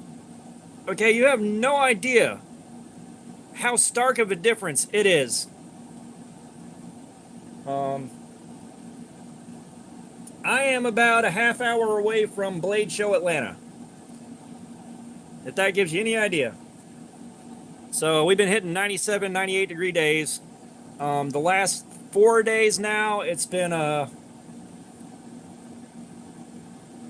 live looks like basically this on my side of the screen, just in 3D. But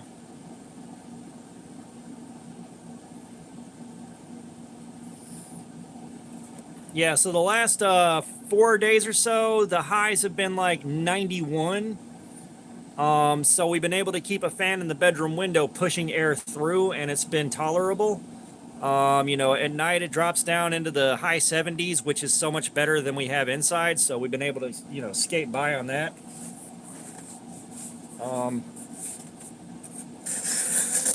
You know, so we've at least gotten a break. And yeah,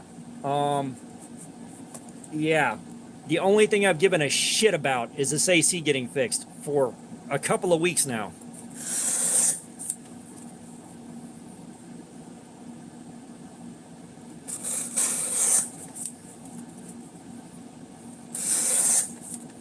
Well, that depends on who's doing the scissoring. Hey-oh, giggity.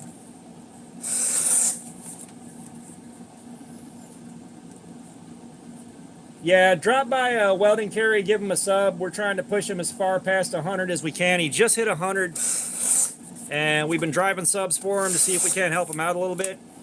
Because when you're just hitting your first 100 subs, every last little bit of help you can get goes a long way. When you hit my age, you no longer have a favorite color. You're just like, oh, that looks cool in that color. All right. You know, when people, I don't know, we got like the portable AC I built, we got a big ass shop fan, and we got 3 other fans going at the same time. So the electrical bill might be a little bit better, but not that much. But no, about the time people stop asking what your favorite dinosaur is, your favorite color kind of falls off. Doesn't really matter anymore.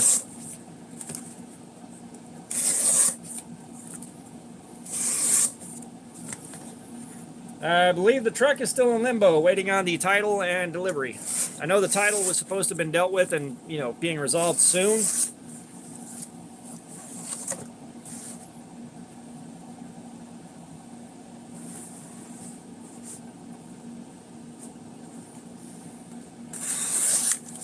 No, and I mean, that's the thing is, I've lived in houses without central heating and air. And now that I have it, I don't ever want to go without it again. And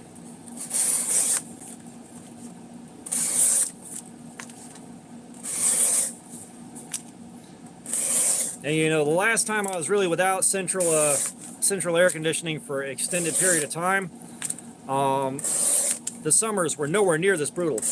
They just weren't. Like, summers used to be so much easier to live through.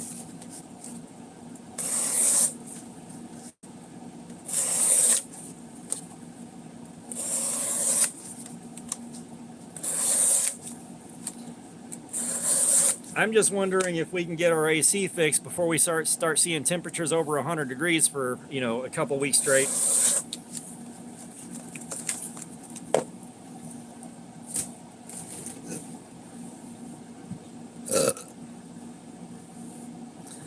And this thing is still going strong on this edge.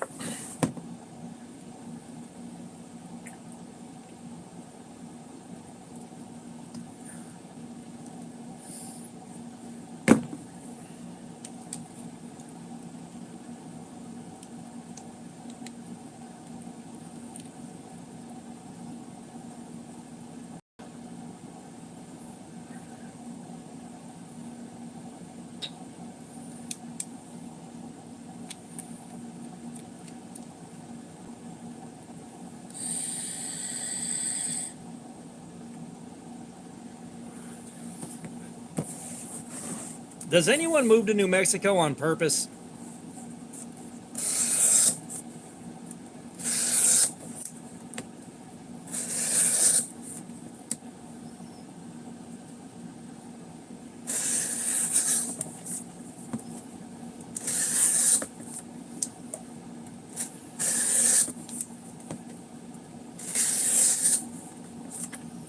Like, seriously, you get out of the car in New Mexico, it's like 114 degrees, and all you can think about is this place is a testament to man's arrogance.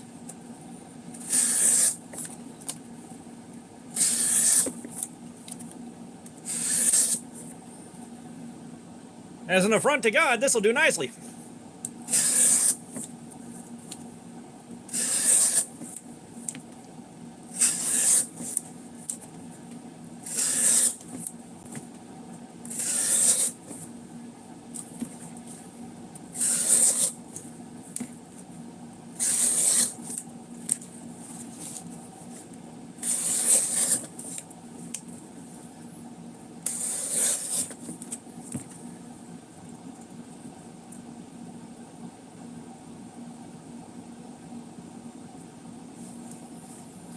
I have not seen Joe X try to take out the Formax Scout.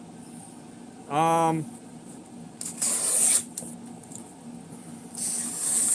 I may have to go back through his stuff and see. And we might be seeing the first small signs of trouble.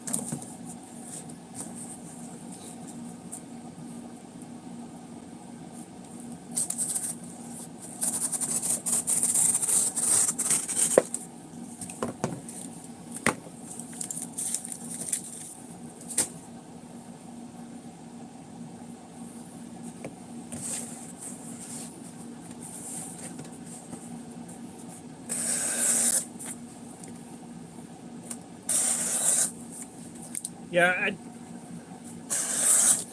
I don't know if I could maintain that kind of energy. However, if my whole thing was just destroying blades and wailing on something I had no mechanical sympathy for like that, I'd be having a blast.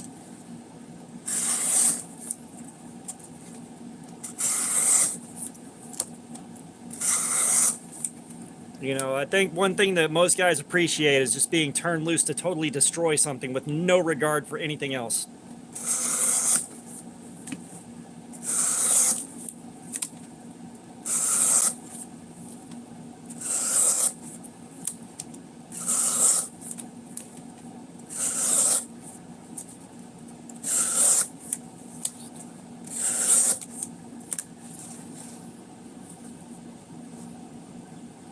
Let me show you its features. Yeah, it's fucking great. Yeah, it's fucking fine. Fucking awesome, yeah?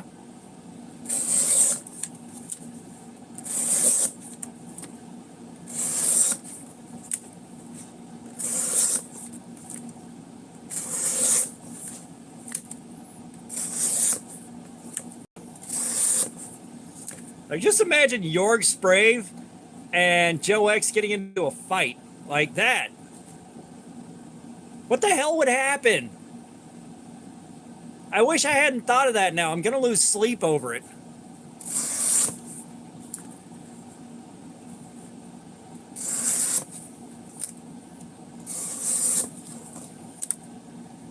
Like, why did you make me think of that?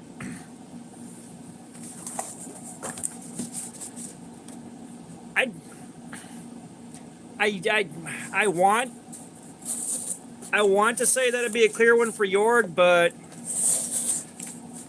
I mean, you got to think it ain't the size of the guy that makes the fight, you know.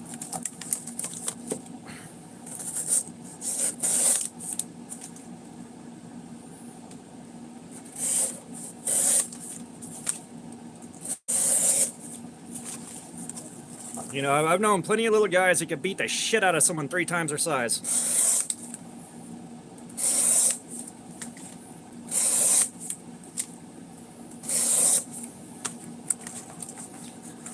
Like, I kind of want to put that on Joe X, just...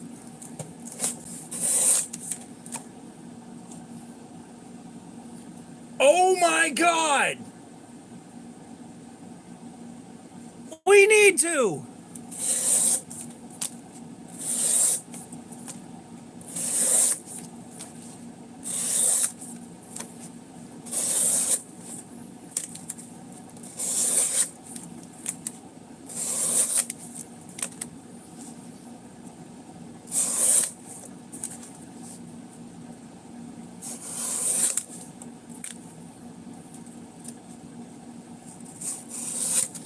Oh.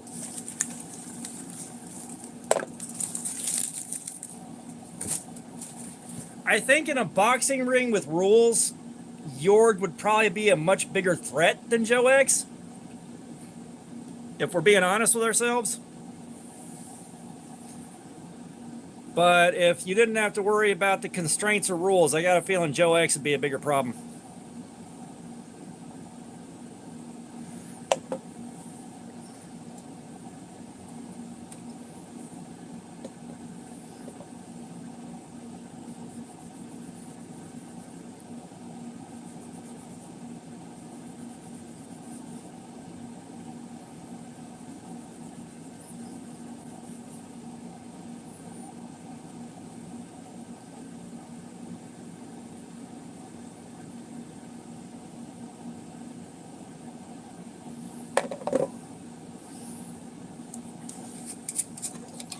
You know, but this is also disregarding, like, if York Sprave is a trained fighter and he's gone through some training, then yeah,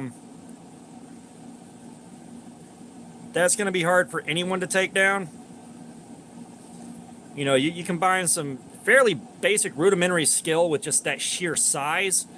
That is going to be just a threat all the way around, no matter who you are. But we also don't know if Joe X is actually trained for fighting. You know, he's done any kind of training. I would imagine he has, for no other reason than the sheer thrill of it, or because it's fun. I have not seen that, but that had to be good. That had to be a treat for the eyes and the ears. Alright. How are we holding up on copy paper?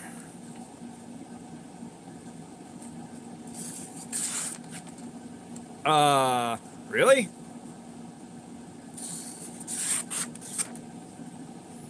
I don't think this has changed in the last hour.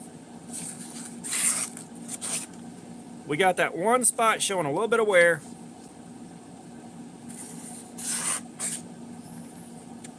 And even then, it's not that bad.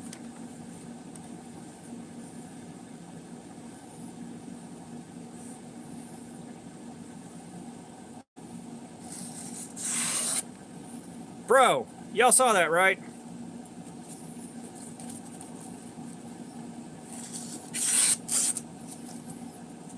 Okay.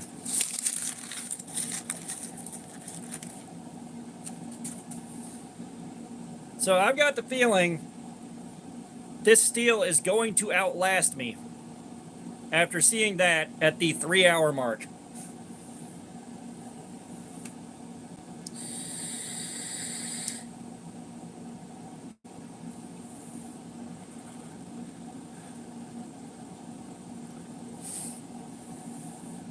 I have no idea which pun you're referring to, but I'm glad something was hilarious.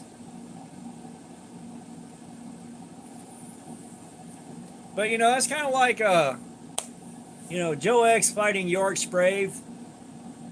That is now right up there with my innate burning desire to hear Mike Rowe and Patrick Warburton just yell at each other.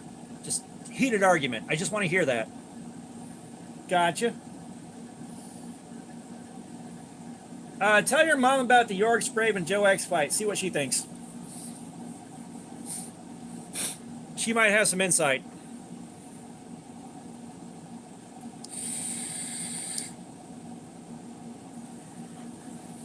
Well, Punisher, I believe it's time for you to pick a figure out. Look. That's fair.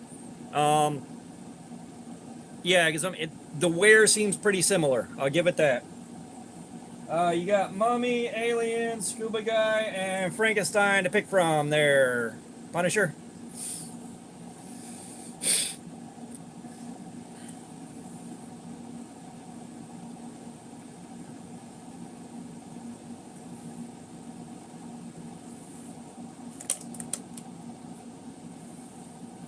Alright, Frankie. We don't get a song out of him, so it doesn't matter which direction we go. Well, and Carrie, welcome back.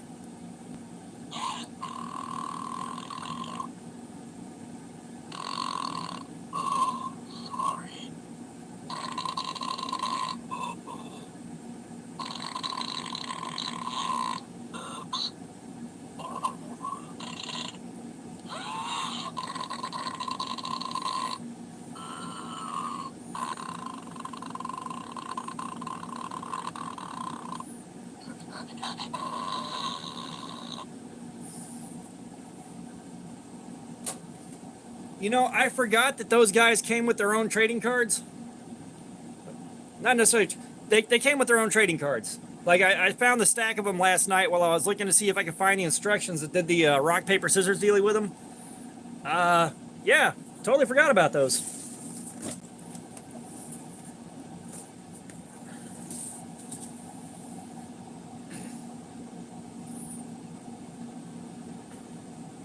Yeah, apparently I'm like the only person in human history that doesn't really have an issue processing Taco Bell for some weird reason. All right, I'm gonna give myself another minute or two here, let my hand rest, and then we're going back in. Yeah, welding carry, we're at the 3-hour mark, and there is still very little edge wear. Now we're hitting the point where we're seeing some serious performance out of this, and all it took was a better edge than it had.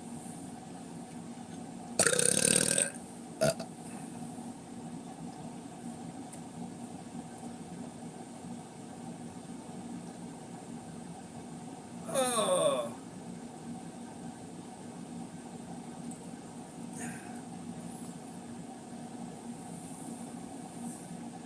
Oh.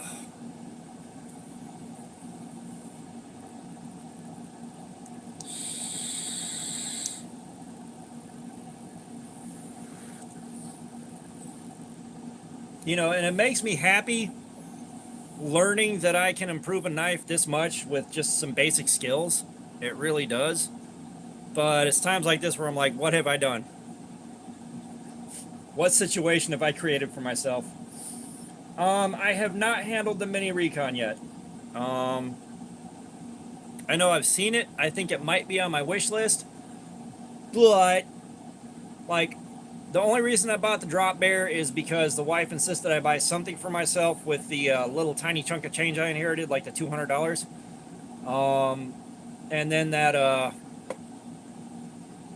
Mado was too good to pass up. 90% off. 90% off was just too good to pass up. You know, I actually haven't gone to Arby's for the same reason.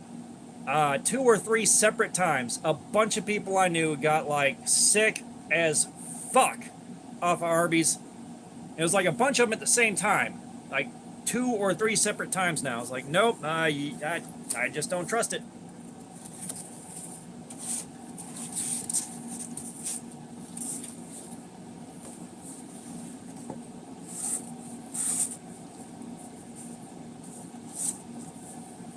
Nah, Taco Bell's about as American as takeout Chinese. This cardboard is all kinds of fucked up. It's going to be miserable to cut up, but we're going to get rid of it.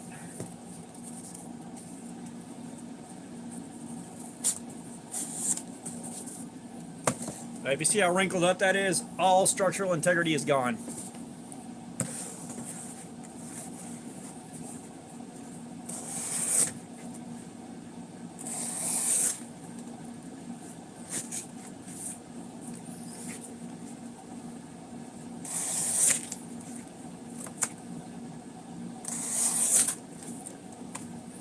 Well, like, originally Taco Bell sold, like, tacos and burgers and a bunch of other shit, and I really wish I would have been there for that. Although, we may be getting a similar experience when Jack in the Box opens up in Georgia somewhere. I kind of want that next to my house. However,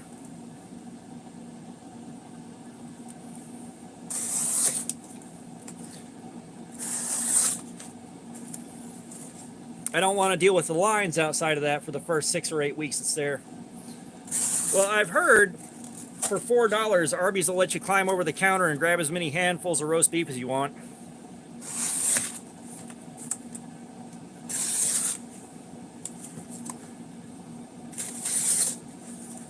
Like Arby's and Hardee's, I don't understand how they're still in business. I don't.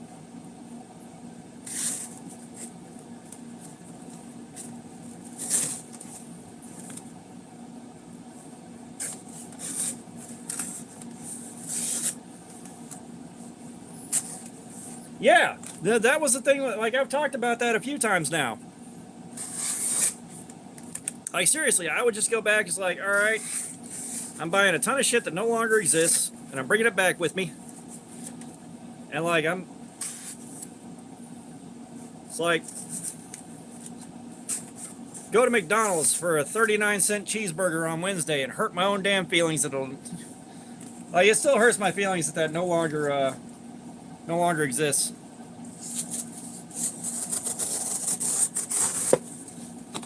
Well, if you notice, McDonald's has really pulled Ronald McDonald back out of the spotlight, like a lot. I know there's a reason for it, but I can't remember what, and it may have been that scary clown thing that was popular for about 3 days, about 10 years ago? I'm not sure, but they really pulled Ronald McDonald back a long way out of the spotlight.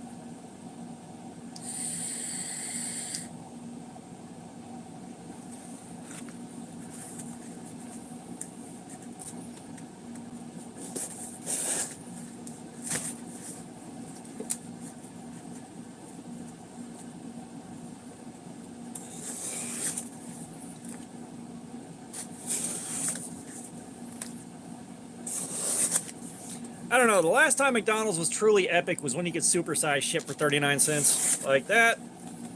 That I miss.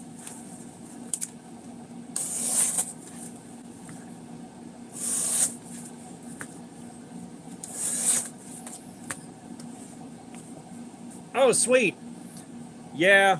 Well, see, normally, like, at least when we first started these live streams, a pizza box would be a treat for everybody in about 2 hours, but I haven't had a pizza box in ages.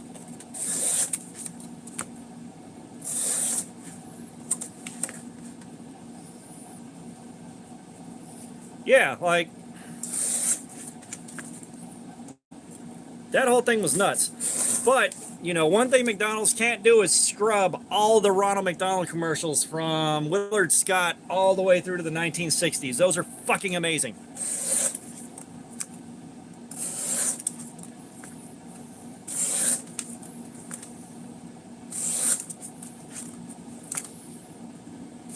And I love the message those things deliver too. It's okay to talk to an adult if he's dressed like a clown, even when your parents aren't there.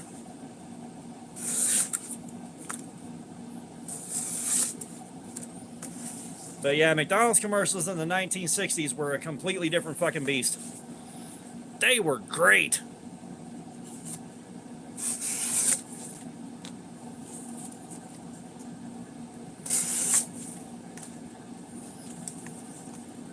He might have. I vaguely remember something about he didn't necessarily come up with the character itself, but the design for it. Of course, I could be very wrong, but I vaguely remember something like that.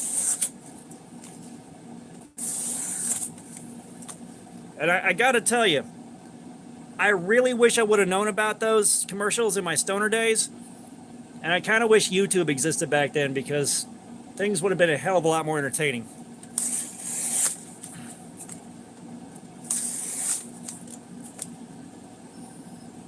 Yeah, he was the very first Ronald McDonald. He had those 2 commercials and they shifted. I think it was 2 commercials and then they shifted over to the more traditional Ronald McDonald design.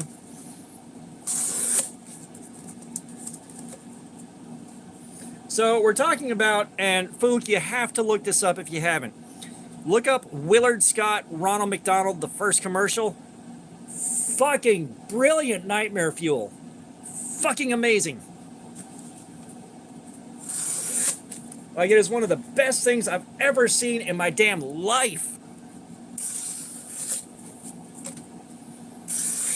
But then you transition from that. Yeah, exactly, that one. But then you transition to the 60s, and oh my God, those commercials, Jesus Christ, I picked the wrong week to quit huffing lighter fluid ass commercials.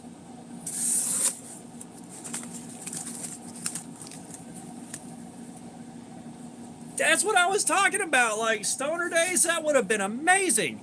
Now, if I would have found those commercials when I was huffing lighter fluid, I guarantee you I'd be in a vegetative state with permanent severe brain damage by this point. It's not even a joke.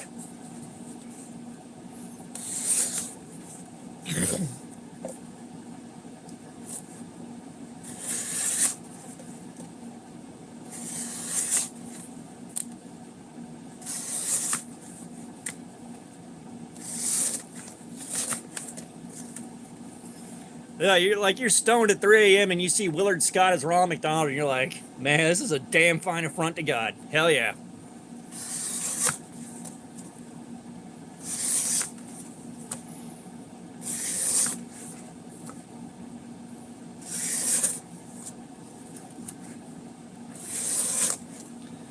Guys, I am thoroughly impressed that this thing is cutting this really weak, flimsy cardboard that's become very soft and limp.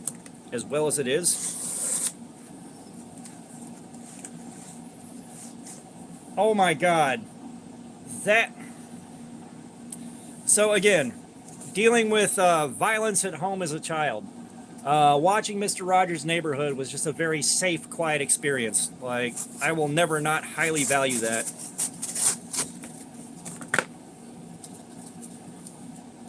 Like, honestly, if I would have thought of it, I would have absolutely loved that experience in my stoner days. Just sit back, watch Mr. Rogers' Neighborhood, jump over to Tony Hawk's Pro Skater 2, and forget the world existed. That dude was onto something.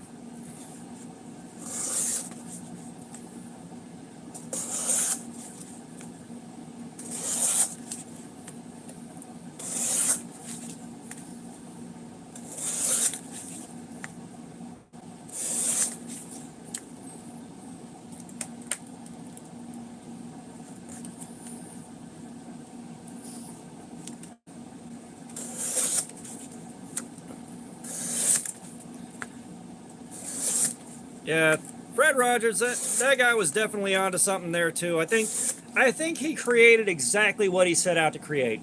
I think he created exactly what he set out to create. And what was it he was in front of Congress for? Was it for kind of a freedom of speech deal? Or no, he was protecting public broadcasting. That's what he was doing. He was in front of Congress protecting public broadcasting.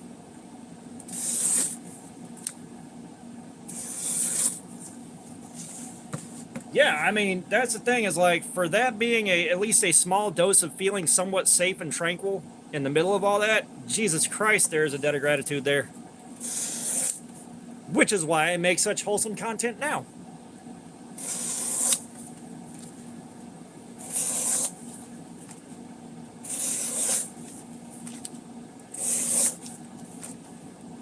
It's a beautiful day and the holy fucking shit, this thing's still cutting good.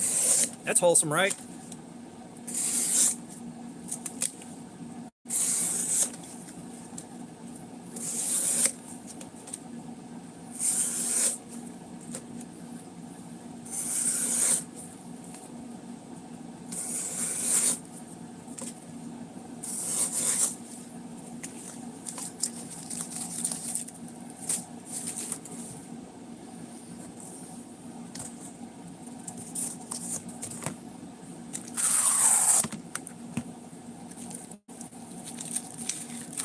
We are at 3 hours and 26 minutes now.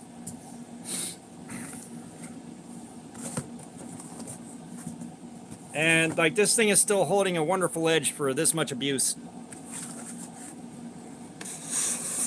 Like, this cardboard should not be cutting well. It's very weak. It has become very flaccid.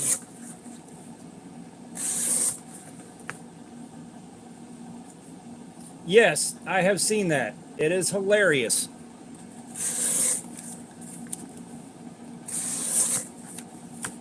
Here's how we count to 1. Fuck you.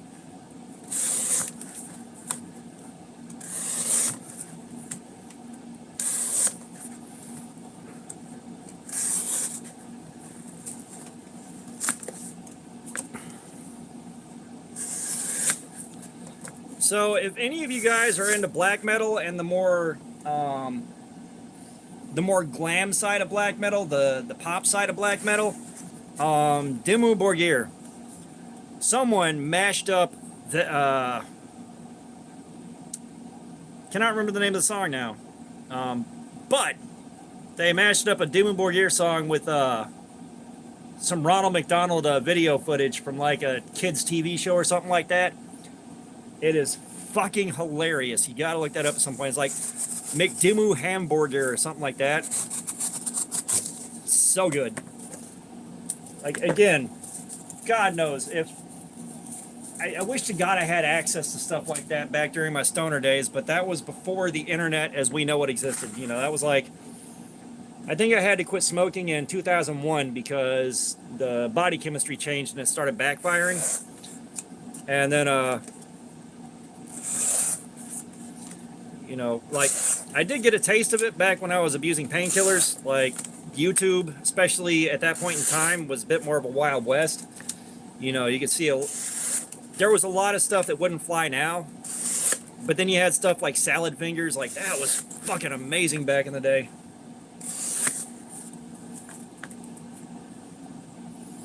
I have quite a bit saved on my phone. There's a lot of them. And like, when they had ICS Vortex doing some of their vocals, they'd give him like a short 15-second burst. But that voice is just so powerful and so perfect for that. And it's like, why did y'all not keep him permanently in the band? Like, I know the band rotates members and stuff like that. But, Jesus. And, like, I looked up his work, you know, doing his own thing, not with Dimmu Borgir.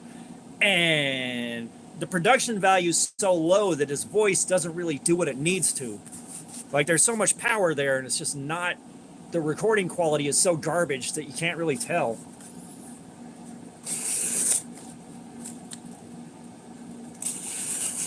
It was a Serpentine Offering. That was the song.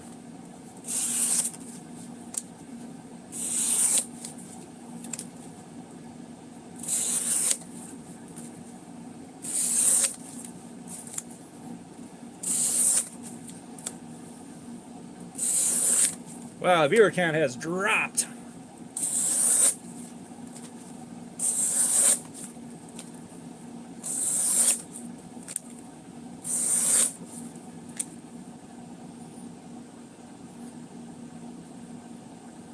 KO, can't think of any real steel questions right now. You know, right now we're just going to be going. More than anything else. Like, I know, like, our viewer count's getting lower and lower as we go. Like, the stream is kind of falling apart as far as that goes. But we're still going. We're going to see if I can last long enough to wreck this edge a real good one.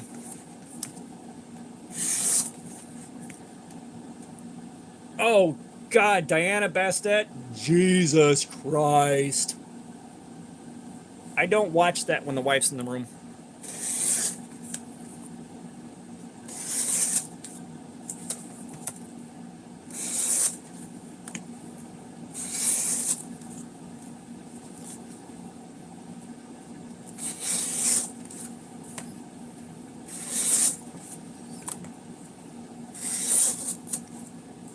Because, like, she's done some more recent stuff that's every bit as badass. But it's just like, yeah, I shouldn't be watching this right now.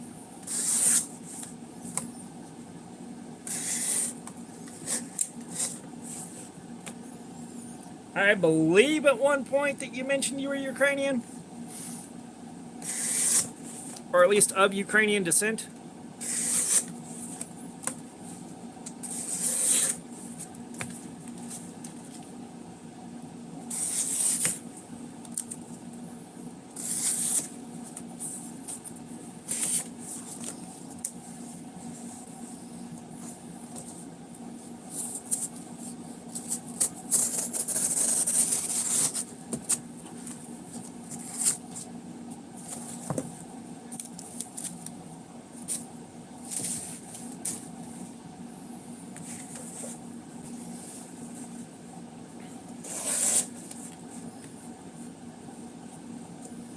Yeah, I'm sure you'll find out interesting things.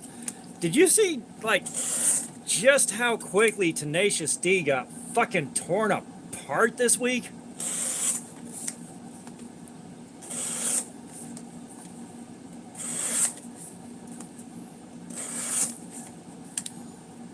And it was over a joke that should have been reasonably harmless and should have flown with no problems. Yeah, like, this is the closest to political we're going to get, but it's more of, like, that should not have been taken with that much aggressive pearl clutching. You know, you gotta think, it wasn't that long ago when a joke like that was just that. It's a joke. People laugh, you know?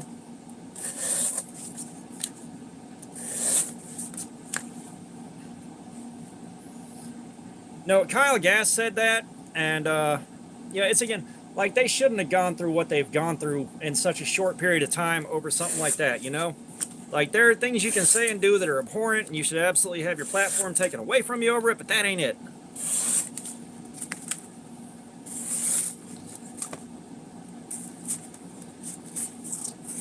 You know, that was a pretty innocuous joke. Gabriel, I appreciate you being here. Thank you so much. Thank you for the super chat again. Welding Carry, the knife hasn't doled out as much as it feels like it should have, but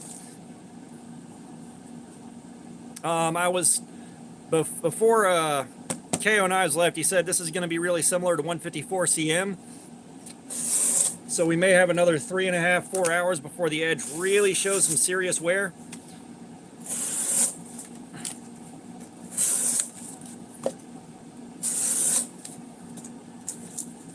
Chef Rocky was here for a few minutes and then vanished again.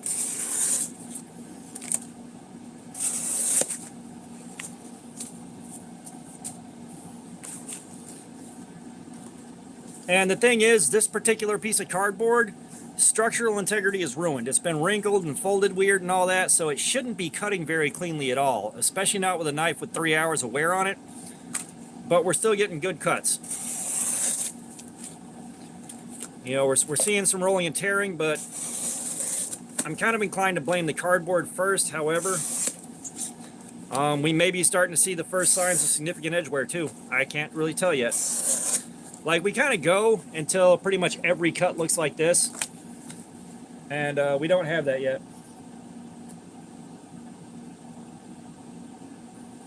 Fook, have a good night. Best of luck. I'll pay Punisher $4 to avenge your death.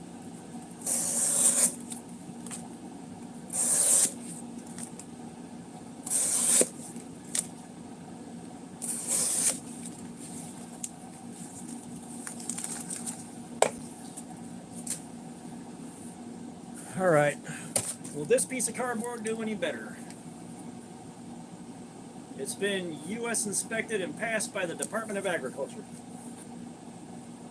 32-pound crush test should be okay. Right? See?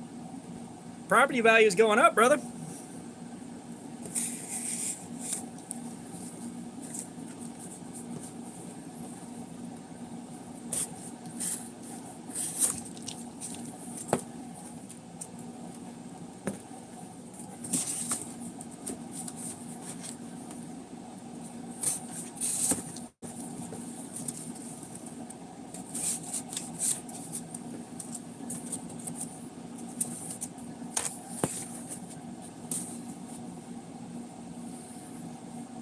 Actually, one of the few superstition-like things I carry is having a $2 bill on you at all times.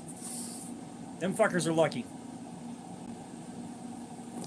But U.S. Department of Agriculture, this is what you get for telling me what I can and can't grow under the steps in my basement. Fucker.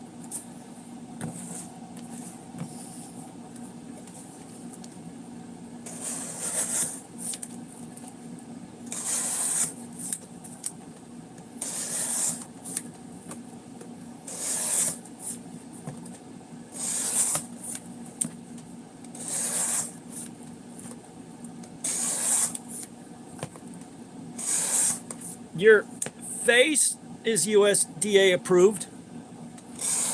That'll show them.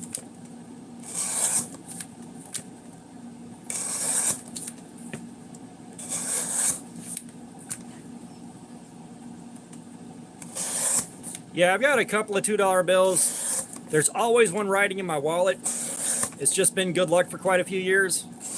That being said, that luck may be running out. We'll see.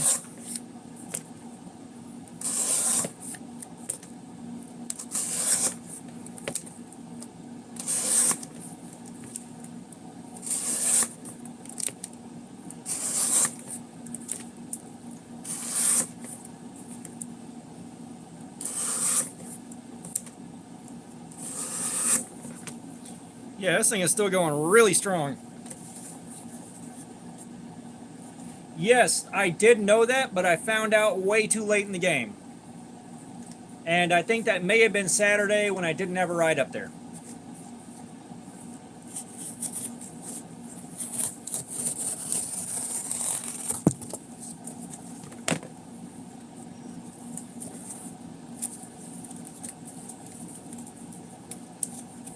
We're going to go with Jux Games. Maybe I pronounced that right. But Frank, you asked about the bowling balls earlier. I told you, I passed those and half my heart out.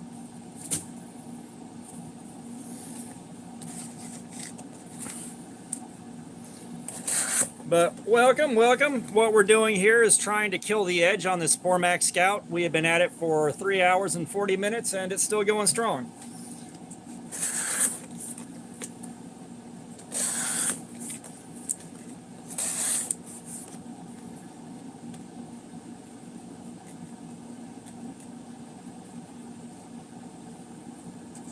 Oh, it's not because of that, Punisher? Did you type that with a straight face? Yeah, remember to ask you again. Like, we never found out if you were getting married either, did we?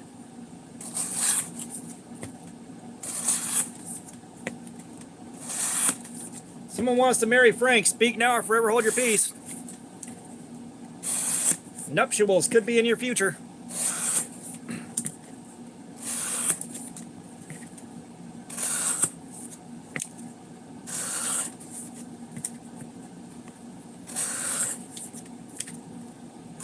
Right, Punisher, we believe you. We believe you.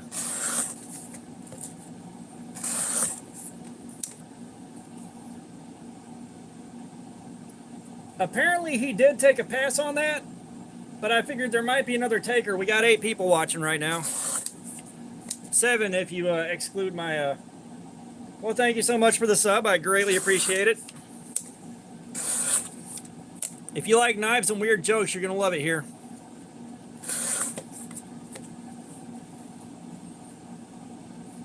Hey, I'm already spoken for. Frank here. Frank Bark. We never found out, like, if someone does marry you, do they get to keep their last name, or is their last name Bark from now on?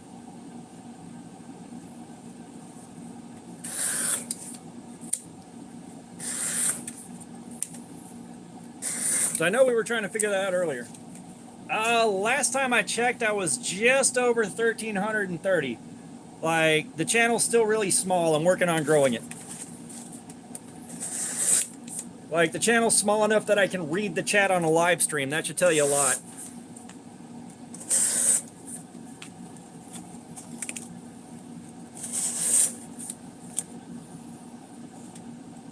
Well, at least for right now. Like, I know a guy whose last name is Cannon. Now, if my last name was Cannon, I'd legally have that changed to all capital letters. Just saying. Yeah, my last name is Cannon, all capital letters. What? No, all capital letters.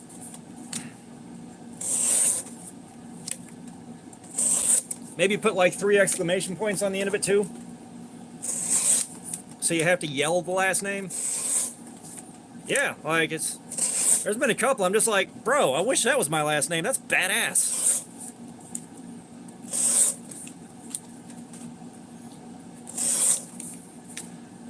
It's a good start. Like, me with knives. That's a fucking mint joke, dude. Fucking mint. Yeah, that's what you should legally change it to.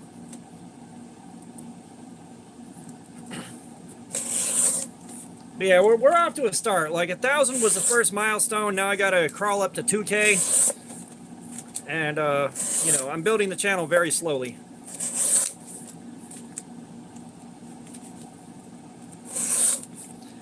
Big picture, it's not a whole lot. You know, I got other guys that I've got other guys on here that, you know, they hit 1,000 and just blew up to 3 in like 2 weeks. You know, I got guys that I watch that are like 17K, and I'm not comparing myself to them by any stretch. It's just bigger picture. Take a step back a little bit. It's still a very, very small channel.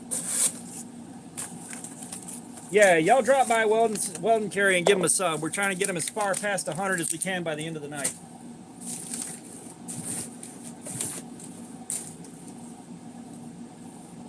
Kind of like that bowling ball, we're pushing pretty hard.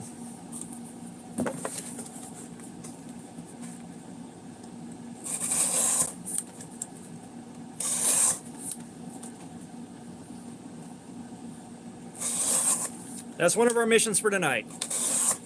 We're going to try to get Weldon Carry as close to 150 subs as we possibly can.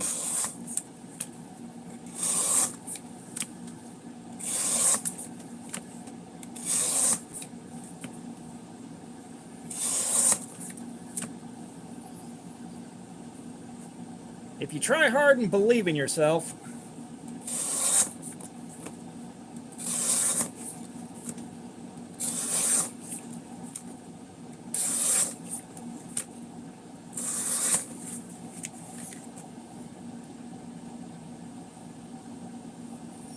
yeah, you mentioned, did I go and sub to that channel? I think I may have been like your third sub and you had 2 at one point.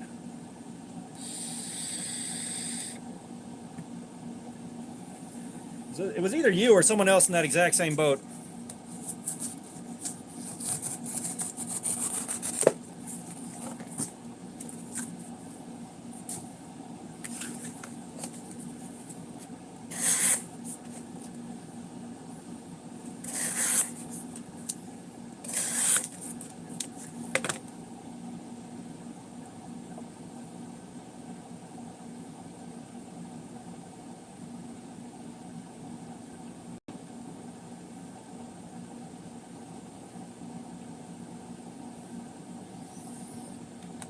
There you go, that's me with knives.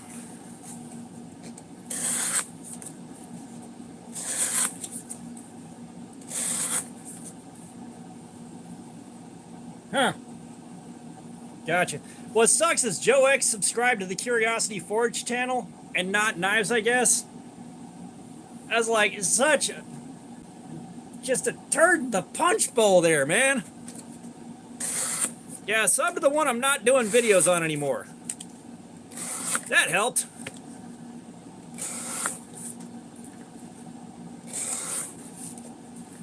You are quite welcome, sir.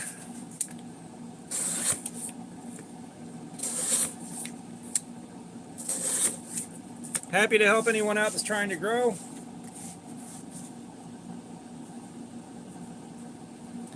You know what? If it happens, it happens. I mean, it's not like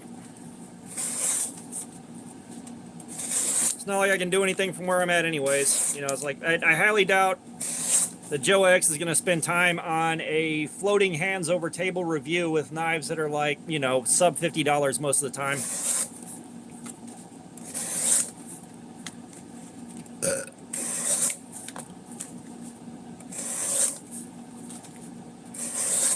Boy, we're all swapping spit around here. Look at that. Everybody's subbing to everybody. Somehow we haven't gotten herpes yet. What a time to be alive.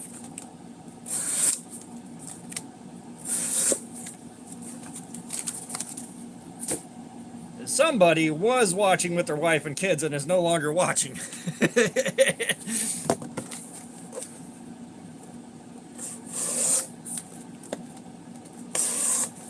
I'm the most wholesome person I know.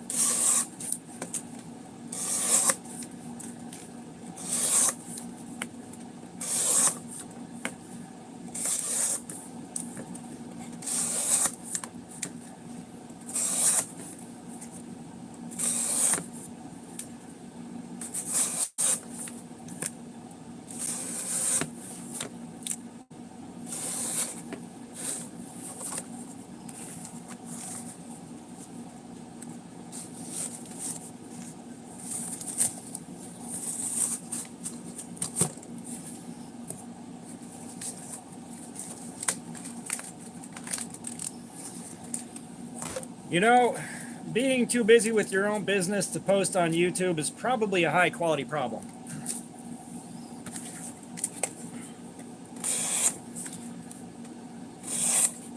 You know, it's always nice to sit there and think, what if I could do this full time and make a living? But that would take years to build up to. Oh yeah, I'm not too worried about necessarily views on lives or any of that. I'm doing this because I enjoy it, not because I'm trying to turn it into a job. It's just interesting when the analytics pop up that high and we can't figure out exactly why it happened. But don't get me wrong, I'd love to grow the channel and grow it far enough that, you know, guys like Cold Steel and Civivi and Concept and all that are sending me stuff to check out. Like, I'd love to hit that point.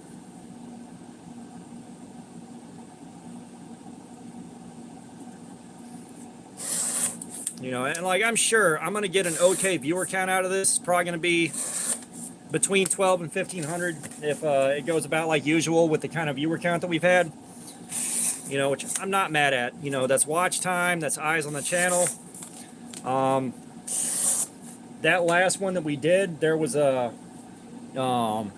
like 25 subs off of that live stream. It was like amazing.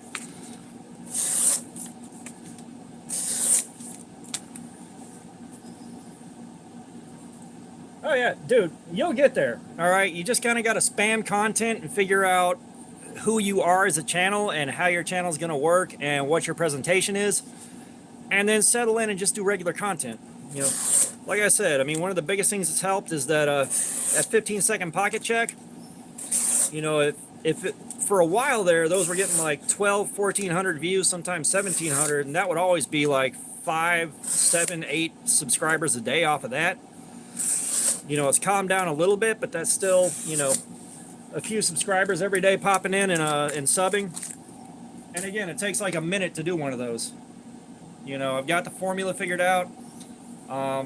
You know, it's basically pull the knife into frame like this, pop it open, close it, show the back, flip it, open it, close it, open it, and then pick the music for it, and I'm done, you know?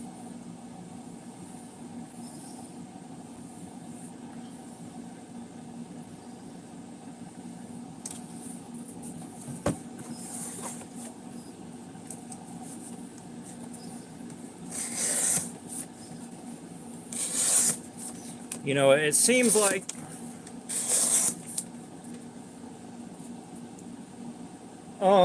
Jin Knives, Jin. Reach out to them. They may or may not. They may or may not be interested, but if you got an email address in the description of your channel,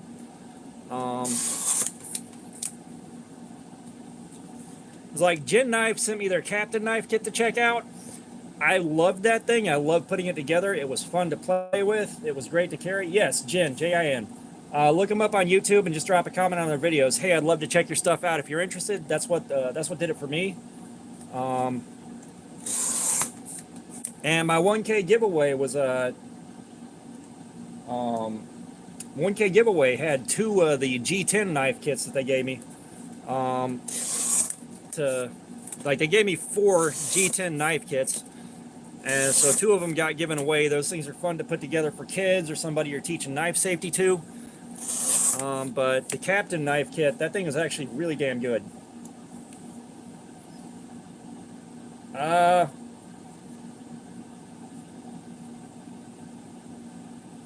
Me with knives, you want to try that again? There we are.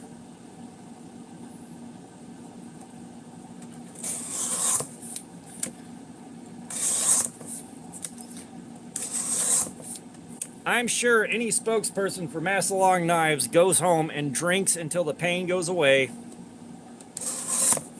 and can't finish the job because there's pictures of his kids in the room, and then gets up and goes and does it all again.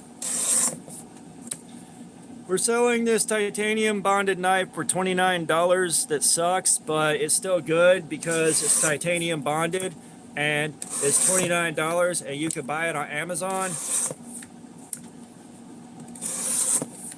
God, that Massillon sucked.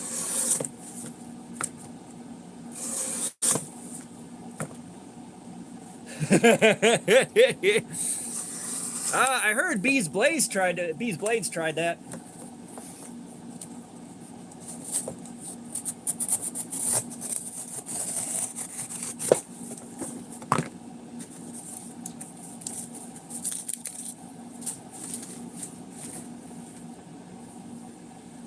Do you hate your fingernails?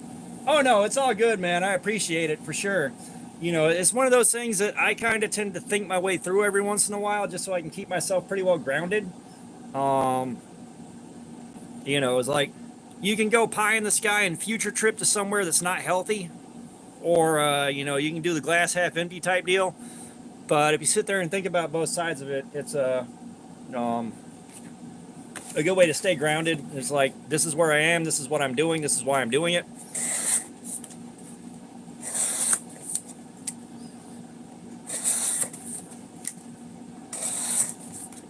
And yeah, like,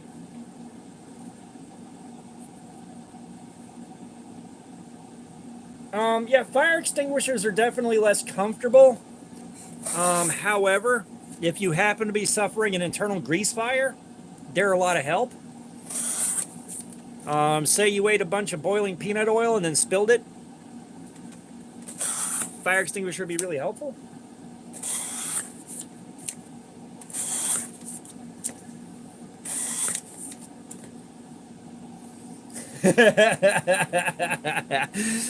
I wish I would have been there for that, but I also don't because I don't want to be mean to bees. I like him, but it's also like, bro, do not give that trash away. While I'm saying the first person to recognize me at Blade Show 2025 is going to get an ST-155.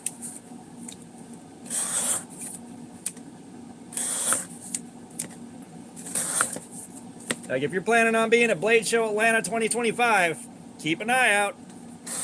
You might win yourself some garbage. Might win some garbage that I wrote on with a Sharpie.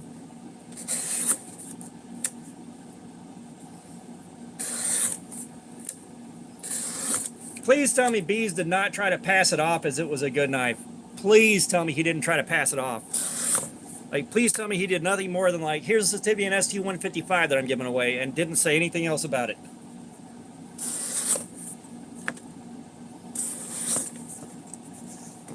Because if he tried to pass that off as a good, well-made knife, oof. Industrial-sized oof.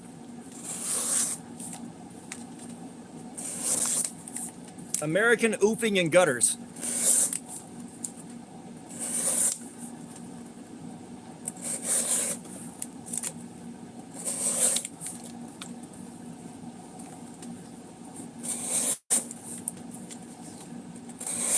Like, the only thing you could say without saying this thing's a piece of shit is just, here we have the Sativian ST-155. It's a budget knife. It's got 14C28N, and that's about it. Like, that's the only thing you could say.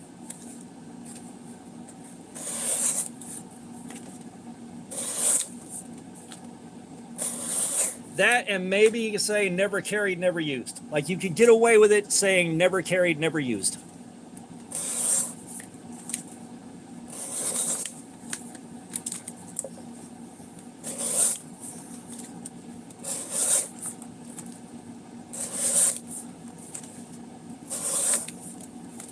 Like, I've got this deep-seated fear that someone's just going to mail me a 5-gallon bucket of nothing but ST-155s that I got to figure out how to get rid of.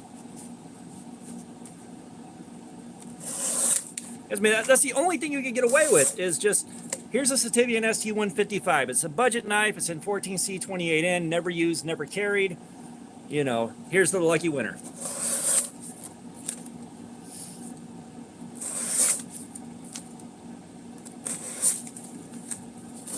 Well, like, first it's going to be, what the fuck is this shit? Second thought's going to be, where did someone get a 5-gallon bucket of these? And third is going to be, how do I get rid of these?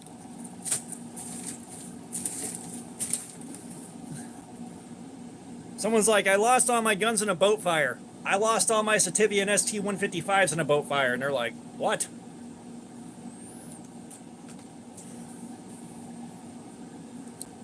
All right, let's see where we're at with the edge on the copy paper.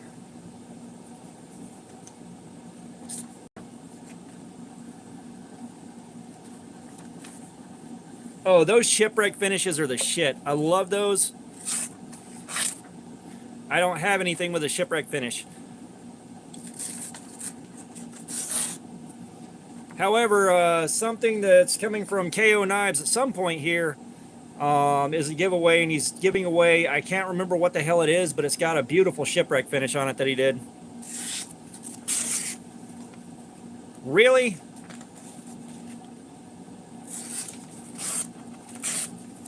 Like, the edge is not perfect, but like, it's still going strong as hell.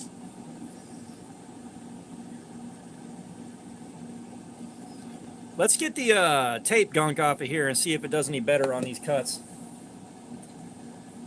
I am running low on Forbidden Moonshine. I need to look in the garage and see if I have more, if that gallon evaporated. Not tonight, though.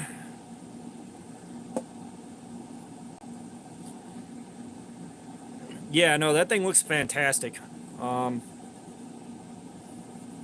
Like, I've liked the shipwreck finish since I first saw it. Like, I love copper on anything, even though it makes your hands smell weird. And, like, my copper Boker Plus Strike automatic is not,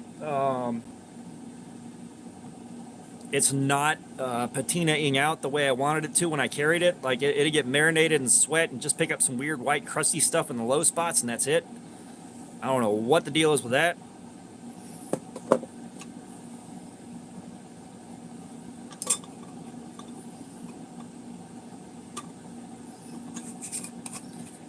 Yeah, weld and carry is completely oblivious to the lore of the ST-155. But the lore runs deep. God, that's one of the worst knives I've ever used.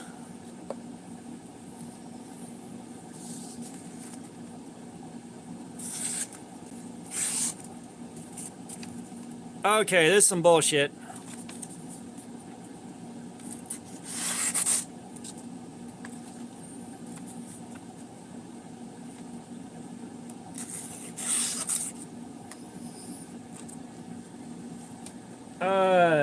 TPK, no I do not.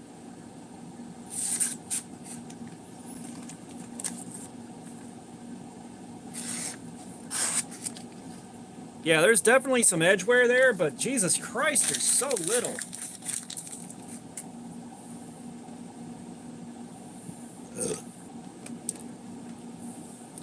Now that being said, I am going to take a few minutes before I start up again.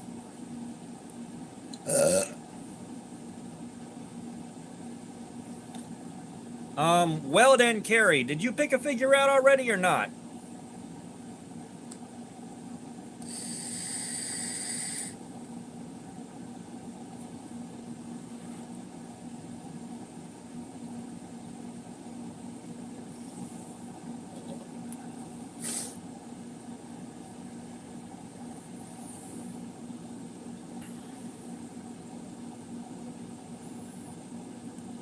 And this may still be within strop range to get back to shaving again.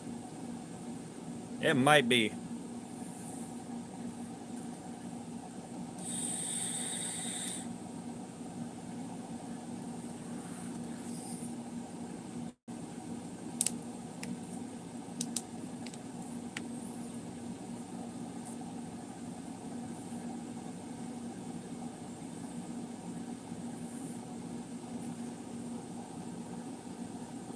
Alright, chat's completely died on me.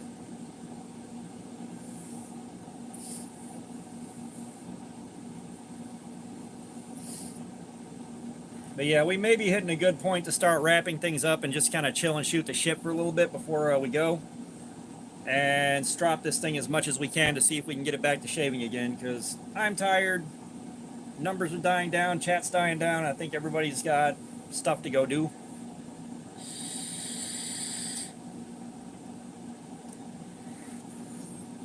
But anyways, TPK, what's that all about? I'm going to ask a question then leave.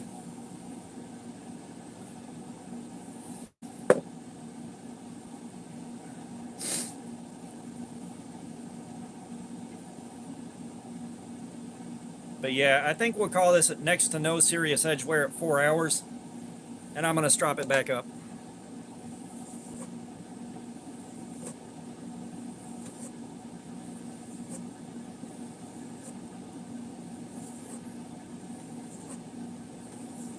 Weld and carry, you got to pick a figure out. You got Scuba Guy, Mummy, and Alien left. Just...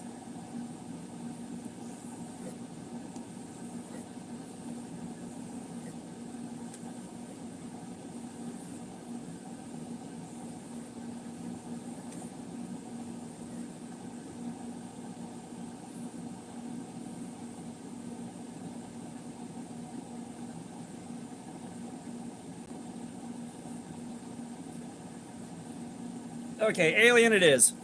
The part of my hand that was in the most contact with that grip tape is pretty thoroughly chewed up now.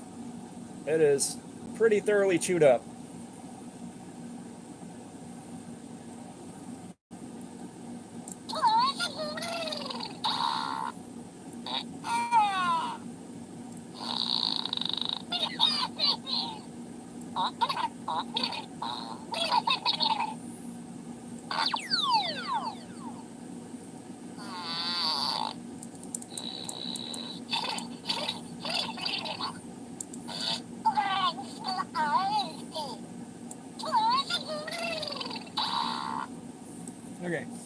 So, me with knives. Your last comment was, does anyone remember a channel named TPK? And then Bees tried to give his away. That's what I got.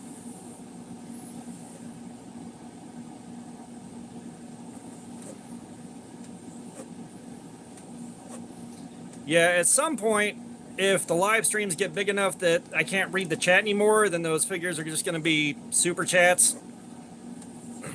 Just because, you know, again, once these live streams get to a certain size, you just absolutely cannot keep up with the comments. When we hit like 81 viewers on the last stream, it became almost impossible to keep up with the comments. I missed a few, which doesn't really happen that often.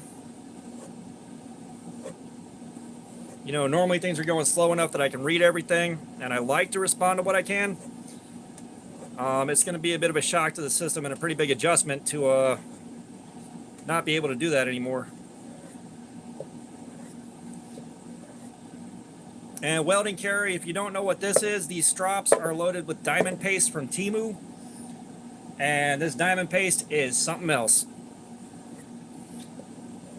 I don't think it's quite as good as a quality diamond emulsion, but for 11 bucks and a few free strops, or a couple of strops, I can go through 5 stages of polishing and bring this down to a very, very keen mirrored edge.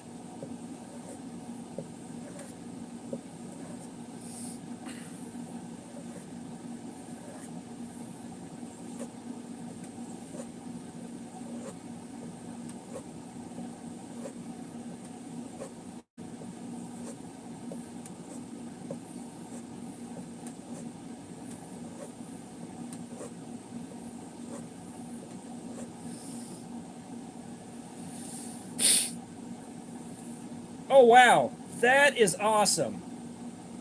And we know exactly the kind of people that would be buying those too, and they would be ravenous.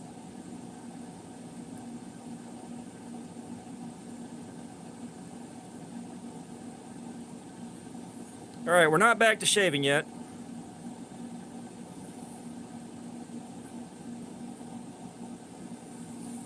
Actually, you know what we could do? Is we could break out that little work sharp and I can show you how it do things. So give me a second. I'll be right back. We're going to go through a nice mirrored convex again.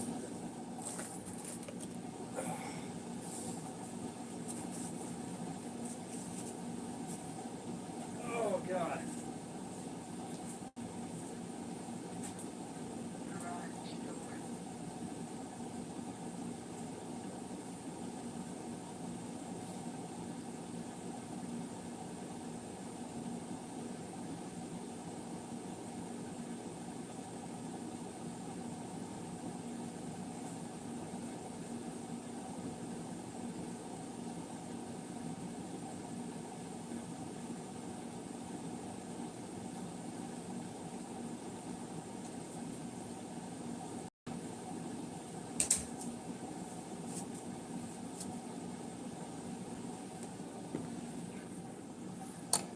So this is going to be a little noisy, and it is going to throw fine particulates everywhere.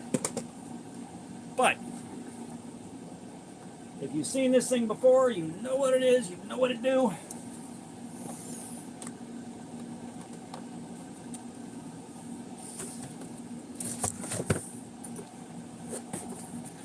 I've got all the belts, good deal.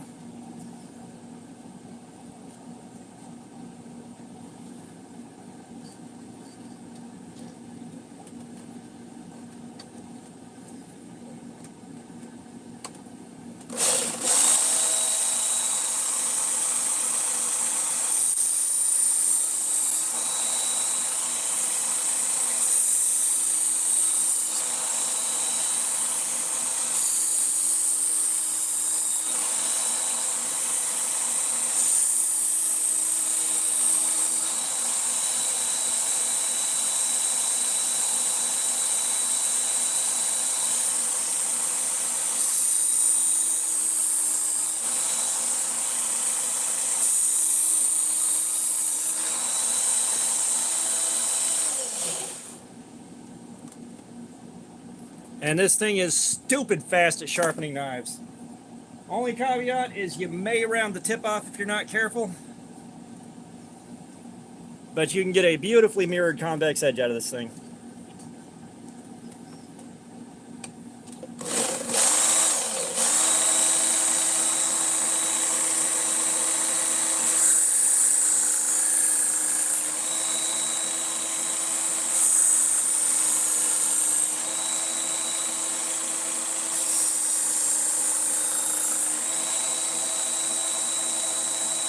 Oh yeah, we're doing a polished edge.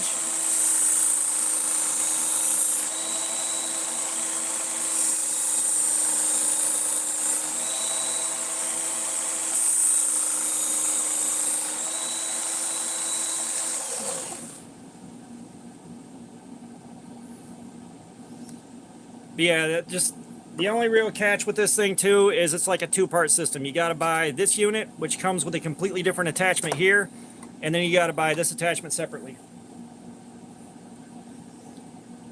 And this is definitely for putting a working edge on a knife. Like, you're not going to get a factory perfect edge unless you're really good with this thing. It's like, you can kind of see here where it's not quite perfectly even all the way through.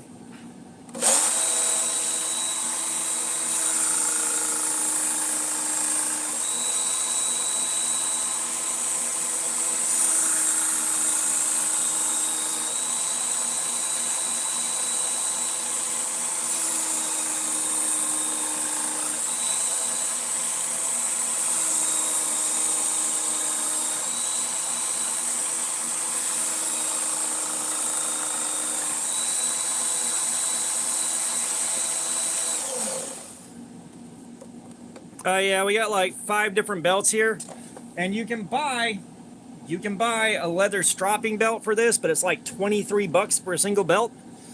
And I'd love to play around with that thing and see how it do, but I'd also like to have multiple belts for multiple grits, multiple microns apiece.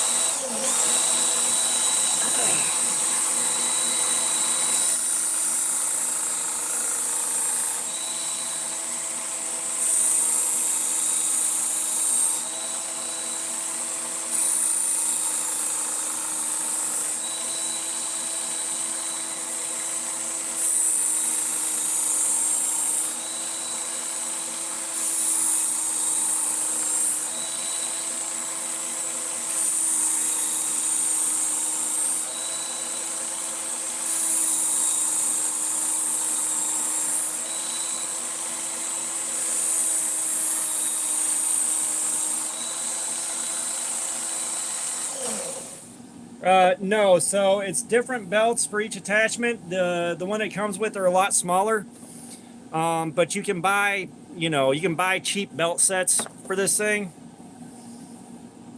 but the belt does not fit both attachments.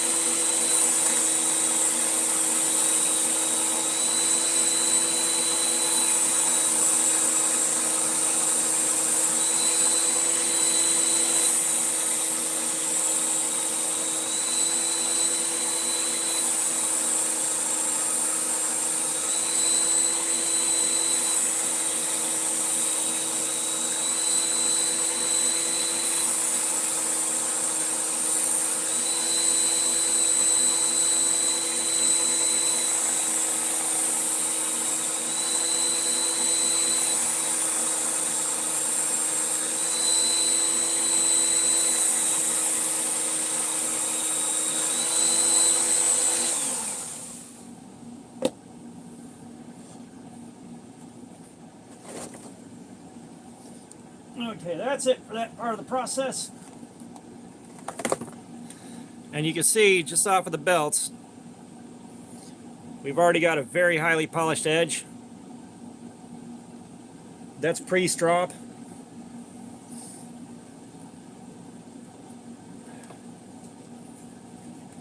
And even without stropping, I believe, wonderful edge. Now we're going to strop it to stupid sharp.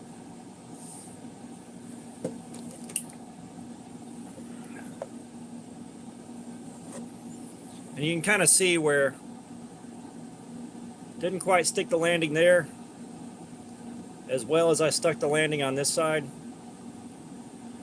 But that's okay. The edge doesn't have to be perfect anymore because it's already been altered.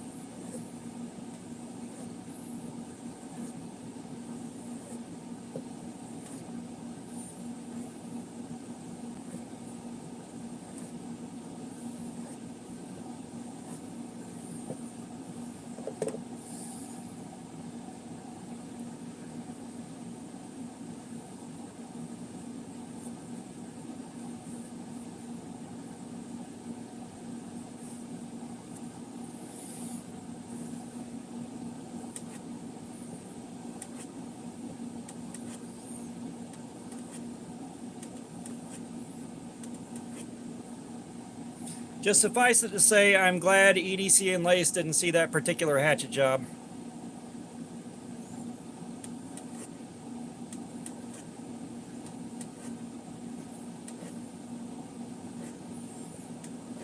You know, now that I've seen the difference, I infinitely prefer a fixed angle system. It's a little bit slower, but you can get very, very crisp, perfect looking edges off it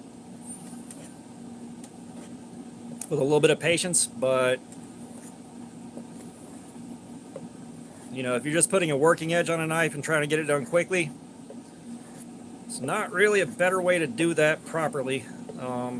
There's not really a better way to do that than what we just did. So I think, you know, the other kick in the nuts there is that's going to be $200 some odd in equipment purchases for that.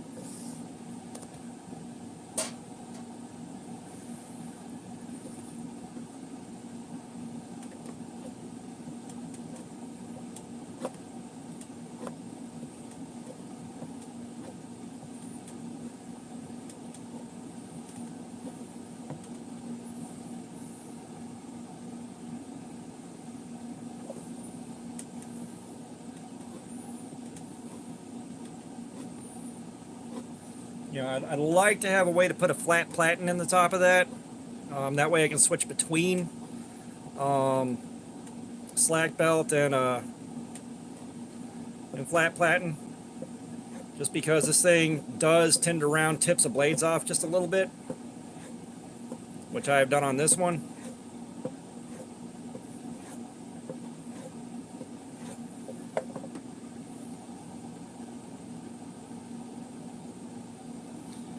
It's just not really that rounded.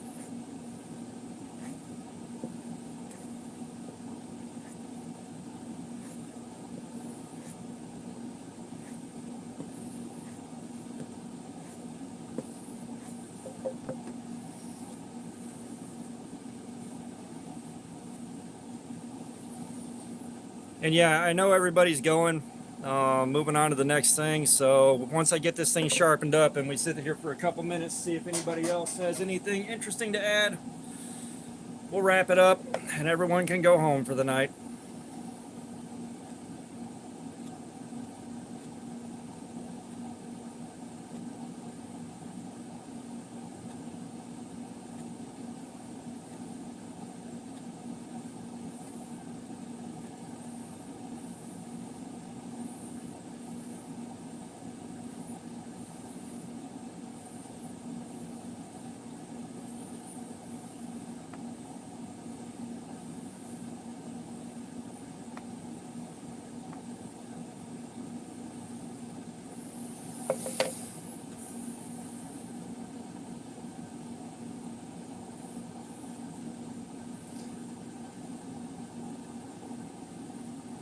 Yeah, that was 5 stages of stropping, going from like 24 micron diamond paste down to 2.5 micron.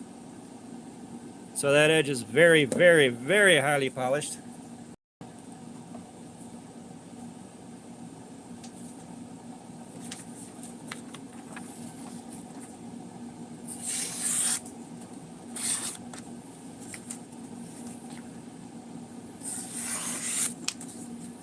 So yeah, she's sharp.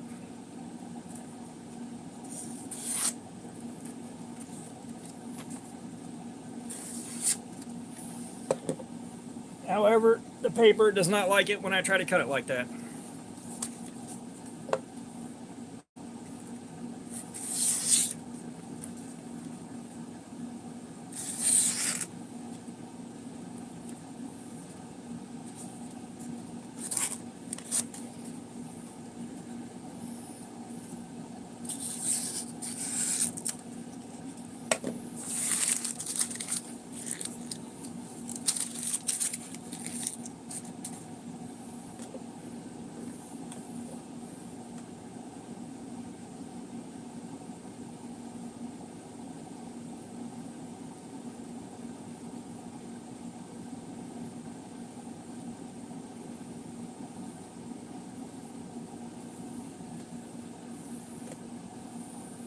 Yeah, it's just wads and wads of hair coming off.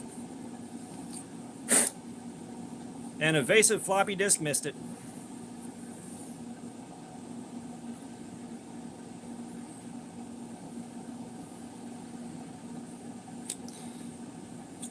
So if you wanted to know, that's what I use when I can't get away with the precision adjust on the fixed angle system. Which, if I had a nicer fixed angle system, this wouldn't be a problem. But you know, these edges are good enough for what I'm doing.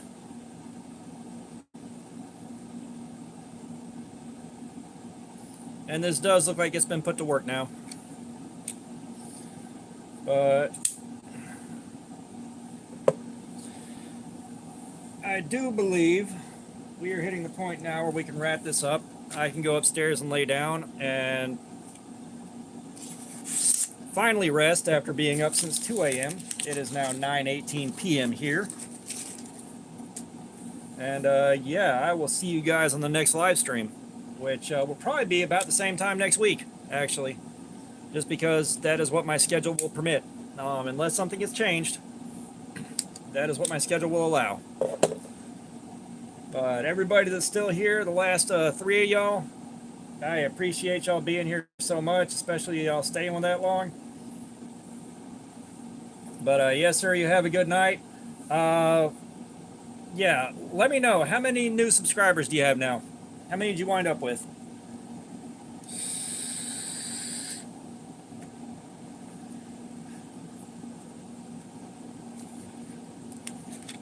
But hey, the shout outs are fun. I love doing stuff like that.